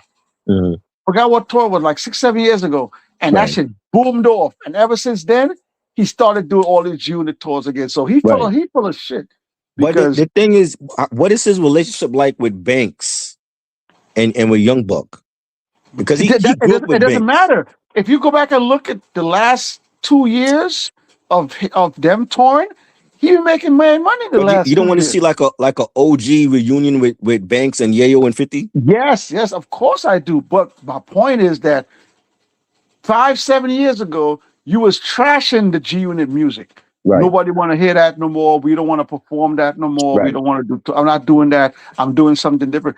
As soon as he did, I forgot what tour he did. He did a tour somewhere, and it just skyrocketed. And ever since then, he started back doing tours again, and the tours are doing hella great. Well, and that's I saw 50 Cent and G-Unit in concert in 2019 on the Masters of Ceremony tour, and he was the headliner, and more people waited to see DMX than 50 Cent on that tour. Yep, you know what I'm saying? But 50 was good, but it wasn't. It was him with Kid, and I think Yayo was there. But I'm like, that's not the G-Unit I want to see. I want to see Banks back in the mix with them. Yeah, it'll be nice, but I think I just think that business-wise, Banks is just like 50 will be doing too much, man. Like that whole like that trolling era that 50 years in. I don't think Banks is in that mind state, man. Like exactly. I think Banks will probably want to do music with G Unit, but I don't think Banks want to be around all that trolling and going he's the back and quiet forth one. He was never online. like into all that. That was like Young Buck and Gaming them. That shit is whack, man. Like you talk about, you say you a bully. Mm-hmm. You said you had one of the best selling albums of all time. You went back and forth with Kanye. Kanye whooped you. Exactly. You went back and forth with Rick Ross. Rick Ross smashed you. Yep. You talking all this about how the Fab just dropped the verse of the year. Yep. Calling you out. Yep. Using your beat. Use your own beat on you. Yep. And you don't respond with music. You're gonna respond with clips and memes. If he really wanted to, he could go in the studio right now and do a diss record for Fab. I don't feel like he's gonna do. I don't think it'll be impactful enough as how Fab went in. I don't think everybody knows, right? Everybody knows when it comes to G Unit, Lloyd Banks was the best. That's the best one. Most talented rapper in G Unit. Definitely. Nobody ever said 50 was better than Banks in G Unit. Facts. So lining 50 up to go against Fab, 50 knows that's suicide. Exactly. So it's unfortunate that he's not even trying. Right. Like you can't have somebody use your own beat. Right. Use your own beat. They use four different G Unit beats. The thing with that, the same shit 50. The same shit that 50 made his mark on. If people wasn't around in the 90s, that's how 50 made his mark, yo. Taking people's beats and making their own songs. Right. That's how 50 got popular. If people don't know. If 50, we need to do is take one of them Fab beats and destroy him on his own shit. Let's see. I don't think you're gonna do it though. I feel like he's so far removed from hip hop now though. No, because he just released a song for one of his new movies. Wait, oh, did he? He has a movie coming out? Yep. And then you know that the Street Fighter movie's coming out. You know he's gonna put a soundtrack out. Balrog. Yeah. He looks like him in that movie though. You think you're not gonna put something out for that movie? Yeah, for the soundtrack, yeah, probably. Nah, he just you know what I mean? The thing, see, like if you look at all the beefs of 50, he never was like the better one lyrically in the battles. Like when he went against Jadakiss and the Locks, he was never better than them. Sorry, Miss Jackson. Right. But the way that he went about the battles, it's like he had it in his favor. You know what I'm saying? No, listen. When G Unit was on top of the world. G Unit was on top of the world, bro. They had it when Lloyd Banks, Yayo, you had Game, you had Young Buck. Yeah. When G Unit was on top of their game, they was on top of their game. But when they ran into the Locks, and the Locks is lyrically superior than G Unit, it was a rap for them. It was a rap. Styles got even Sheik Luch, even the Sheik Luch verses. Sheik was doing his thing, yeah. You know, they massacred. He knows that Fab is better lyrically. He's never gonna be better than Fab lyrically. No, you know what I'm saying? But I think that's what it is. He doesn't want to take the chance of releasing a song because the way how online works now. Yeah. Every day there's a story coming out that everybody jumps on. Right. Just like how that squatters freestyle came out. It's just regular news. Everybody jumps on it. The day that 50 put out a song against the squatters or against Fab, everybody gonna jump on it and they're gonna let them know. Yep. Yo, it's good, it's bad, and it's gonna be mad memes. Nah, he gonna be the one getting trolled. He don't want that. Yep. You know what I'm saying? And I'm like, now if this was like 0350, he would have went at Fab in no time. Oh yeah. You know what I'm saying? That 0350 was that 03 Unit was crazy. Yeah. He didn't give a fuck. Crazy. He did not care. That mixtape era, G Unit era, that was a crazy era. Definitely. Bro. One of the best like eras like for music. That mixtape era with G Unit and Weezy dropping his shit and Dipset and State Property, D Block, that was the best shit ever. I got a DJ Wu Kid story for you. I'm gonna tell you one day, man. Okay. I'll tell you about DJ. You gotta tell me off camera? No, it's just mad funny, bro. Because I knew DJ Wu Kid, bro. Right. and I didn't know him. Don't get who kid mad at us on here. No. You gotta tell me off camera. No. It's not bad. Not bad. Okay. So I used to work JFK Airport in the 90s. Right. And if anybody knows the old JFK Airport, the international building had like 3 sides to it: the east side, the west side, and the main court. And then the main court, they had like a restaurant upstairs. So there's a company called Marriott, Host Marriott. So we used to work for Host Marriott. So I knew this dude named Gilbert that lived in Shadyville, over there by Hempstead and Springfield. Yeah. So me and my man Gilbert used to run around the airport crazy all the time. Work in the airport, man, young. We like in our early 20s running around the airport. Right. And one day he introduced me to his man. I ain't gonna say what his real name is. He introduced me to his man. So we running around the airport. Back then they had like mad restaurants. They had like Pizza Hut, TCBY, like deli. So whenever you come to work, you have to put your name on the. You go to the board and you see your name on the board, and you see where you're going to be working at. Either you're working in the east, you work in the middle, you working in the west. Right. So every day we be running around the airport, just doing mad wild shit. Wild shit. Try Snapple, having Snapple drinking contests and all kinds of shit. 'Cause we used to bring all the food and shit. So this is like we working together for like about 3-4 years. All of us.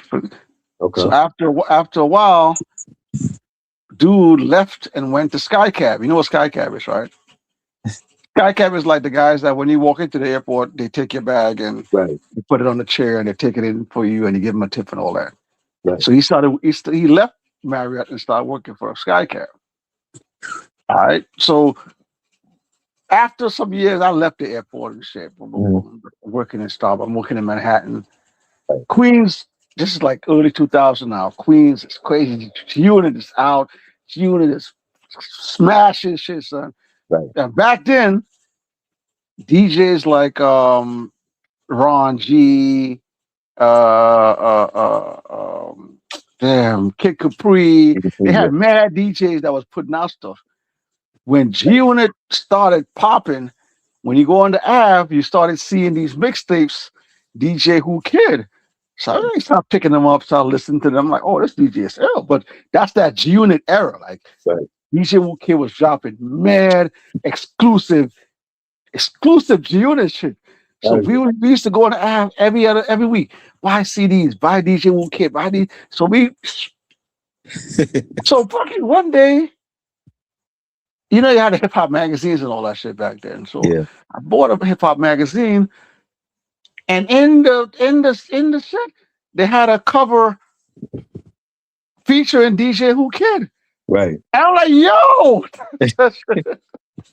that's wild. I'm like, oh shit. So you didn't know? Yo, I back then we had like payphones and shit. I called my man. My man, because that's my man like 10 years, yo. My other man. I'm like, yo, Gil, what's up? Yo, you know who DJ Who Kid? I don't know. He live in Shadyville. Yeah. Like, yo, bro, he blew up. He's like, oh yeah. Right. Like, you would tell me? So so he never told you all that he was a DJ? He never told me. Cause we ain't talking like in about 10 years. We talking in a mad long time. Yo, my man was DJ Who Kid, son. Wow. But he wasn't Who Kid when we was working the airport. Back then, we was just young dudes running around the airport, working little small jobs, sleeping behind the garbage pan, taking time and doing wild shit.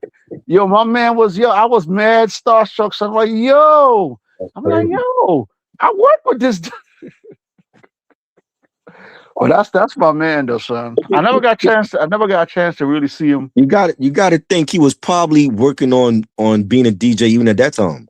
No, when he left to go to SkyCab, that's when he started. When he was working at Marriott, he wasn't. But when he started, he did a story on it. When he went to SkyCab, you need to have a booth where they'll have you in the booth. Because back then, like it had like parking and all that shit too. So have a parking attendant. So while he was doing that, that's when he started doing his mixtape shit.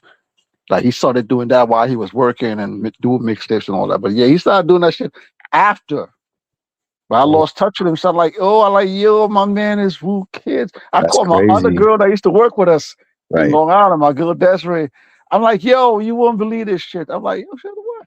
I'm like, yo, I was like, yeah. He said, you know what DJ Wu Kid is? No, she don't know.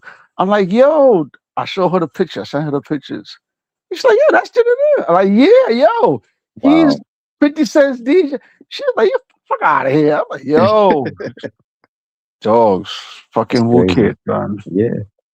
He was doing it, man. All the Wu Kid mixtapes, we were getting that shit as soon as they came out. Bro, we was going on Jamaica Ave. We was going to Jamaica Ave so much.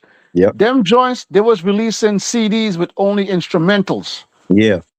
Cause me and my boys used to be rhyming, and we used to go buy the Wu Kid instrumental CDs. Yeah. Because 50 was taking people's beats, making their own songs, and then they were even dropping instrumental CDs. Crazy. That mixtape era, yo. That 50 Cent era, I gotta give it to him, man. I ain't gonna lie, man. I'll give it to him. That I don't think anybody else had a. Like I said, I think it was him and Weezy that was like the hottest during that mixtape ever. Because I wasn't a Lil Wayne fan. Like I wasn't into like the Hot Boys. I wasn't into his first album. But like when he started doing like the Squad Up shit, like in 2000, and we still had Napster. But like the freestyle Squad Up was doing back then. Him and Gouda, they were killing it. You know what I'm saying? And then like he went on that run with the first Carter album, and that was dope. And then he just went on that mixtape one. And I'm like, bro, like he's dropping like dedication shit with Gangsta Grills, and he was just killing it. The Carter 3 leaked dedication sessions was kind of dope though. Yeah. And that's when I became a fan of his. Like when Carter 1 dropped. Everything else before Carter, I wasn't a fan of his shit like that. Yeah, somebody gotta do a video on that era because I think like a documentary for sure. I still think G Unit, the Locks, and I think Dipset is underrated too. You know, I think Dipset had a phenomenal one, especially Jewels, the Jewels mixtape run. They was dropping a lot of mixtapes too. That's when he was hungry. Like when these niggas got money, they just fell off. But Jewels was hungry when he was still young and he didn't drop an album yet. Didn't Jewels do a collab with Lil Wayne? Can't Feel My Face? That was supposed to come out years ago, and they never came out with it. But didn't they do some stuff together? They have like a lot of leaked like mixtape tracks, but they never dropped the official album though. You know what I'm saying? And then Weezy, remember Weezy had that falling out with Birdman, and Birdman was blocking anything he was coming out with. He had like 6 albums that's like unreleased. Yeah, that mixtape era was crazy. Hell yeah. You know, that's an era that I don't think we'll ever see again. I was just watching the MOP documentary. You know, them dudes had a cameraman with them while they were walking around with a baseball bat in Brownsville, looking for the bootleggers. That was wild. Going to the bootleggers' table, looking for their CD, and telling the bootlegger to don't sell it. I remember Pac did that shit in Times Square to one of the bootleggers. Yo, that shit is crazy. Yo, thinking about that shit today. Yeah. Yo, they have it out. They had that shit on video. Go on YouTube. Yep. They were out there with the baseball bat, bro. I remember. I think it was the Thug Immortal DVD. It was one of them Pac DVDs that they had him in Times Square, and he was going around to the bootleggers and threatening them like, yo, don't sell my shit on the street. That's crazy. They broke, yo. They stomped on my man's. They took the CD out his table, bro. Yo, they was in the back of the store with the bootlegger. Yamping them up. You know, they still in Canal Street. I was just there last week. They still out on Canal Street. Bootleggers still out there selling CDs. And they're not selling a mixtape. They're selling like the fake Louis Vuitton bags and shit. Nah, yeah. Canal Street ain't going nowhere, bro. But bro, there was so many tourists there buying shit like it was real. I'm like, bro, are you fucking kidding me? In 2025, y'all can't tell what's real Louis Vuitton and fake Louis Vuitton? I work in Manhattan. Try. I'm gonna tell you honestly, try. Some of the pieces you can't tell, bro. That's wild. Like people, like yes, tourists come out there to Canal Street to buy fake stuff, but there's a lot of New Yorkers that be out there. There's a lot of pieces that you really can't tell the difference, bro. I'm telling you. Right, I know. And it's as soon and yo, every time when the cops get rid of them, they right back out there like an hour later. Yeah. No, bro. That's wild, listen, bro. I work in Manhattan, bro. It's tourists. Them tourists, they have a ball, bro. Yeah. They come out there. You can spend $50-$60. You can't tell them nothing. They looking at you like, and they looking at you in your face while they buying it. Like, and I'm buying it on the street. Huh? And you can talk them price down. Yep. Like 170. I only got 50 on me. I'll take it. Nah, bro. Crazy. But there's some pieces you can't tell the difference, bro. Yeah. I've seen some of their shit where you pick it up and you look on the inside. Yep. Everything it look exactly the same. Bro, you can't tell, bro. I'm telling you. That's wild. If you're a tourist, I want any tourist that's watching. If you're a tourist coming to New York for the first time, do not go to the bootleggers to buy your fake Louis Vuitton. Go to the real store. Yo, bro, you talking about spending $70 for a coach? If you want the best shit, you got to pay high price for it, though. Come on, man. You know what I mean? Who is if you look, bro, we came from taking your bag off of your shoulder. Bro, we came from the sneaker era. When we had to get real Jordans, we went to the sneaker store. We wasn't buying it off the street. Nah, sneakers are different. You can't. I wasn't and they have fake Jordans at Canal Street. I wasn't buying no fake shit off the street, bro.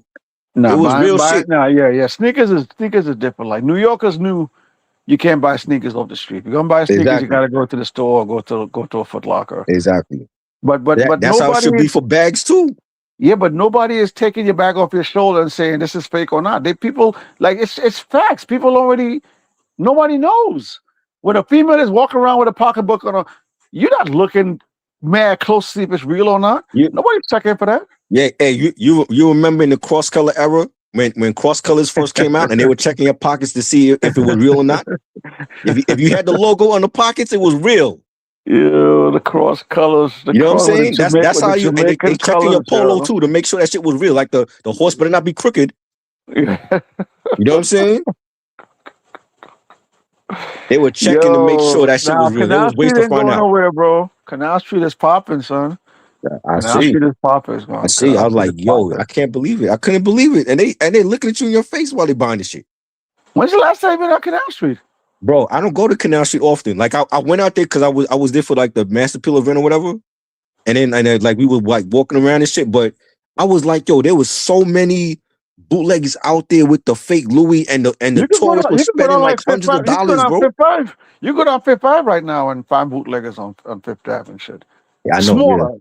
Smaller. They've been more smaller concepts. Not like Canal. They're all over the place, but they're all over. And the cops, once the cops get them off the street, they right back an hour later. Bro, they have a string attached to their sheet, bro. Yeah. So when they pull that string, it ties it into like a duffel bag, bro. Yeah. And all they gotta do is just throw it on their backs or throw it in their little trays and go around the corner. That's why they back so early, yeah. And then they come right back, pull that string, lay back on the floor, we back in business, baby. Let's go. It was crazy. I'm like, what the fuck? I used to be always around that way, like during the mixtape era. And like, you know, even that area, that Chinatown area, they have like a lot of like pop-up events for the fans and stuff. So, but I'm like, yo, like so many tourists was out there for the holidays. I'm like, they buying all this fake Louis shit. You gotta come down. You gotta for the summer. You gotta come down West 4 by the cage, bro. The cage pop in the for sure. For sure, yeah. The village. Oh yeah, I'm always at the village. I love the village. You be seeing mad celebrities at the Blue Note. Yeah, I met a couple out around there. You know, what's her name? Deborah Messing, the actress. Okay. From Will and Grace. Yeah, I met over there. You know, West 4, we popping in the summertime. They be popping. Yeah, hell yeah. You know, for sure. When you going on next, yo? I'm going on Friday. I'm doing a new podcast with the homie Movie Impulse, AV Impulse. He got his own YouTube channel. He's a movie collector, but he decided to do like his new podcast, and he wanted me to co-host with him. and we've done. Yeah, we've done Friday nights at 9 p.m. We go live on his channel, but we have our own YouTube channel. It's called Raw Takes Unfiltered.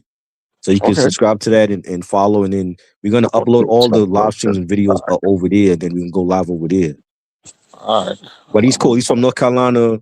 Well, he's from Massachusetts, but he moved to North Carolina with his family and really cool peoples. Shout out to Nick from a movie AV Impulse, and yeah. So that's our new podcast. So that's the next time I'm going live on Friday night. You said Raw Takes Unfiltered? Yes, Raw Takes Unfiltered. We got the new YouTube channel. Like, comment, subscribe to that. But we go live on his channel Friday nights, and then we're gonna go live on the Raw Takes channel once we get like enough subs. So, like if we get like 200 subs, we'll go live on there like very soon. What time on Friday? 9 p.m. All right, I'll tap in. Definitely. We would love to have you on as a guest too, because we haven't guests on as well. All right, I'm gonna see. Love to have you on as a guest at some point, and like if you're available on a Friday, we could love to schedule that. Have you on as a guest. You can tell us how you started your own platform and everything. And all right. Hit me up, man. I'll definitely be on there. I'm gonna go follow right now. All right. Definitely. Thank you, man. Appreciate you, man. Appreciate you, bro. This was great. Come back anytime, man. All right, stay up. All right, man. Salute. Salute to everybody. Ray Sean, I see you. Puerto Rico, Third Eye Vision, what up?